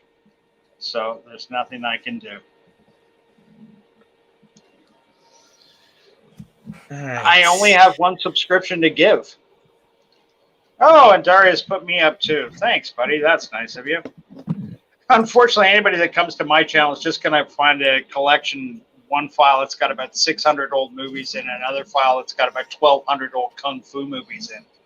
I loves me my Kung Fu movies. I mean, you're hitting a very specific niche. I mean, everybody needs to find their spot on YouTube. You're hitting a very specific niche. Yeah, I could well be. And talking about what we were talking about, I'm backtracking quite a while. I've sailed the 7 seas and hoisted the black flag, and I almost have the first 8 seasons of Red Dwarf downloaded. Oh, great! I've actually got all 8 seasons of Red Dwarf on DVD. Oh, that's slick Yeah. too. Does that have all the commentary and stuff? I was actually gonna look. I would actually look Actually, for a DVD. Actually, no. I don't have a DVD player anymore, so I have to kind of get it digitally. The version of the show of the DVD box sets I got, it's literally just the shows and it's the episodes and nothing else. Okay. Still, yeah, I bet it's great quality. This one says all 8 seasons DVD rip plus extras. Because I do know they had a couple of behind the scenes shows. They did a couple of special episodes. I think they did one Oxfam episode. Oxfam is like a how would you describe Oxfam? A charity built around food. Yeah. It's like a charity thing. Yeah. Yeah. Rowan Atkinson quite famously did a one-off Doctor Who special for, I think it was Oxfam as well. I don't know if any of you guys saw that, but that was brilliant. Watching Rowan Atkinson as Doctor Who, Mr. Bean as Doctor Who, Blackadder as Doctor Who. Oh, I know what you're talking about. And the comic relief. Comic relief. That was it. Comic relief. Yes. Yeah, comic relief. It was called The Curse of Fatal Death. Oh, okay. And who was the bad guy in that? Was that Jeremy Irons? No, it wasn't Jeremy Irons. It was British actor Jonathan Price, same guy from Brazil. I don't know the guy's name, but I think I know who you're I know who you're talking about. I wish I knew his name. Yeah, if anybody's seen Terry Gilliam's film Brazil, I think it was the same actor, Jonathan Price. But I do know he was playing. He was playing the Master in that special. Correct. The Master. Oxfam in particular, I never actually looked it up. I've heard of it before. Is a British founded confederation of 20 independent charitable organizations focusing on the alleviation of global poverty, founded in 1942. Yeah. So that's what Oxfam is. Yeah, good people that do good work. All right. Well, Darius is still hitting everybody's links. You're a champ, Darius. You absolutely are. Captain Trek for the Morning Brew was posted. Sci-Fi Nation. He's recharging and posting links at this. I imagine him like in the corner, like plugged into like a power brick, like an iPhone or something, and he's still like, I must post links. I'm recharging, but I must post links. I wonder if the eye, while he's recharging, still goes back and forth, or does it just stop on one side and go dim until he's ready? Does it turn into a blue light, like he's charging up his batteries or something, a blinking blue light? Oh, well, what can you do?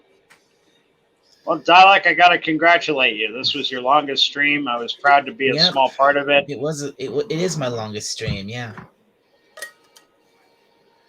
But I think it really it has been a pleasure to talk to you again, Adalik. I haven't talked to you since that one stream, which I think was your second, because of my Yeah. work schedule. I haven't really been around a lot, but And also, I haven't streamed very often, so. Oh my gosh. I just noticed this. Captain Trek writes, Darius Munchausen, thank you. I just noticed I'm 13 away from 500. Oh my gosh. Clear your schedules, guys. Captain Trek's going to be having his 500 celebration stream. That's going to be huge. Wow. Oh, wow. Yeah, 13 away, and that's going to happen in a blink of an eye. I've not subbed to him yet. I should go and sub to him. Oh, definitely. If you don't go check out Captain Trek every morning. The guy is a trooper. Probably the most reliable guy that I know on YouTube. Just absolute journeyman YouTuber. And always has a very charming chat show in the morning. I know it's just a YouTube thing, but every other day I gain a sub I lose a sub, then I gain a sub. And I know it's just a YouTube thing. But in my mind, I think it's funny because in my mind, I want to think it's the same person all the time. Like one day they're like, F Honstar, I'm not subscribed to his channel anymore. That was stupid. And then the next day they're like, I don't know, Honstar does some pretty cool stuff. And you have one bipolar fan. Yeah, because ever since I've had my channel and have, like I said, not that I'm sound like I have 40 million subs, I have 300 something subs, but ever since I've got a decent handful of subs, every other day it shows me like down one, up one, down one, up one, down one, up one, and in my mind, I just like to think it's like you said, I like to think it's a funny thing. Like I have a bipolar fan that like every other day is like subscribe. I hate Handstar. I love Handstar. I hate Handstar. I love Handstar. Yeah. I'd say intellectually, I know it's some kind of recursive algorithm correcting, and that happens to everybody. Everybody that I ever see. Luckily for me, it's only one sub. Oh, really? I know a lot of channels have been hit with like crazy amounts of them like taking subs away or unsubscribing people that didn't want to be unsubscribed, and you know, the YouTube is a very fickle mistress. Luckily for me, it's just one person every other day. Sure, but that seems to be a recurring thing in a lot of the people's streams I drop by or see. Captain Trek, Jedi Bill are two great examples. They always have one guy that drops by to leave a dislike. 30, 40 likes, one guy leaves a dislike. So there's obviously somebody with the same axe to grind for a bunch of people out there. And he's probably coming by and taking a swing at you too, Handstar. Well, the funny thing about that is any interaction is good interaction as far as YouTube is concerned. So even if you give a dislike or a negative comment on a video, it's still interaction as far as YouTube's concerned. Right. They don't really I mean, I'm sure at some level they do, but they don't really differentiate between like likes and dislikes. It's all interaction. Oh. So, you know, even if somebody comes by and says, F you, son of a red shirt, I gave a thumbs down, and they give you a thumbs down, well, that's still interaction. That's still interaction on your channel. And that still goes into the YouTube algorithm as interaction with your channel. Even if it's negative interaction, it still it goes into the YouTube algorithm as interaction with your channel. Is it still considered? So it's a plus. Even though it's a negative, technically, it still works out for you and your channel as a plus. Yes. So all those times I go to my own channel and say, son of a red shirt, you son of a bitch, nobody likes you. There's a thumbs down. I'm actually helping myself. Handstar, you're shattering my worldview here. Well, how can I? I've heard this from a lot of bigger channels that they laugh because they're like, oh, people come on here and talk shit and give me a thumbs down. Okay, I have 20,000 thumbs up and 800 thumbs down. It's still interaction with my channel. It still goes into the algorithm. And even if it's negative interaction, it still feeds the algorithm that people are interacting with your channel. Whether it's positive or negative, people are still interacting with your channel in the grand scheme of things. Mhm. So, you know, I know a lot of us with smaller channels, we're like, oh man, somebody gave me a thumbs down. That's why the bigger channels are like, I don't care if you give me a thumbs down or not. Go on and give me a thumbs down. You're helping me out. Well, that's what they mean by no matter what, you're helping me out because it's still interaction with your channel as far as the algorithm is concerned. Right. I just looking down here. Captain Trek writes, Dialect 451. Now we have to get your subscriber count up. Absolutely correct. Back that 100%. Yeah, you did say that. Tommy was saying that YouTube takes subs away every Saturday. He got this information from one of the bigger YouTubers in the know at Honstar and Dalek. I mean, honestly, and I know Dalek, you're wanting to wrap up, but we can get into I am wanting to wrap up here.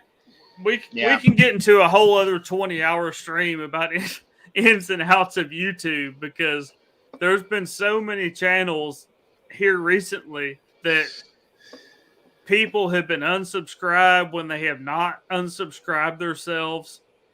Somebody in the chat not long ago was saying they have somebody that's subscribed to their channel like 30 times. I think it was Captain Trek. Captain Trek says 30 times someone subscribed to him, and Tommy said they hit Tommy for 160 overnight.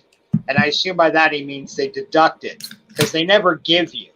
I never hear anybody coming to me going, hey, they bumped me up 300 last night. No.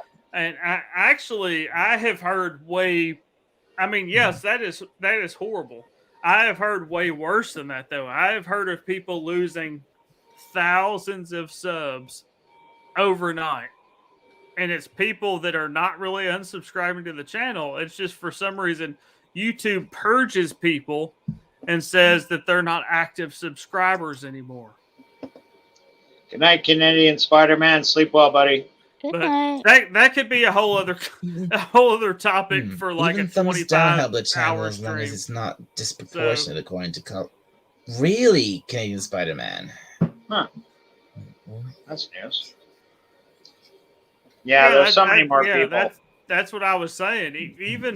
Even bad interaction with your channel still feeds the algorithm. No, I have a question. What if someone leaves you a negative comment on one of your videos? Will that have effect too, or no? Honestly, I don't think they keep up with the comment, and I could be wrong about this. I'm not a YouTube pro, but honestly, I don't think they really keep up with the comments. I think they keep up with the thumbs up, thumbs down, and the watch hours. I'd be surprised if they didn't count comments, though. Because at the top of everybody's list, they'll say 751 comments, 3 comments. I mean, they may, but the easiest things to feed the algorithm are watch hours, thumbs up, and thumbs down.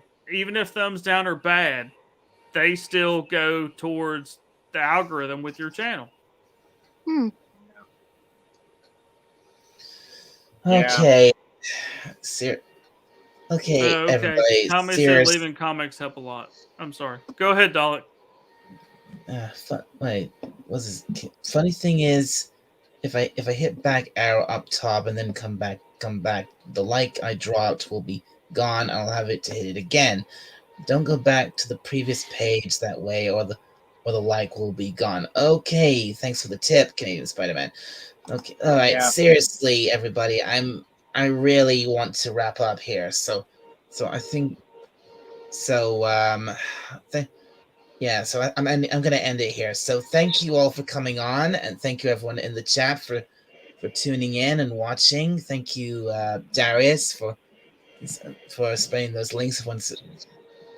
I'm going to thank you for being giving you the. Sorry, I'm getting tongue-tied. What else can I say?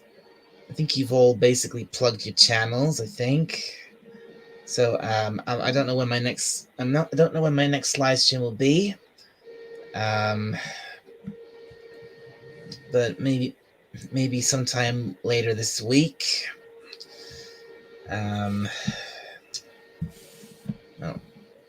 Well, anyway, and can't think of it. Damn it.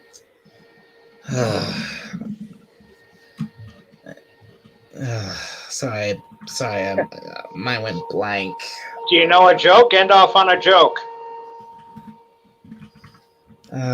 Say, how many dialects does it take to change a light bulb?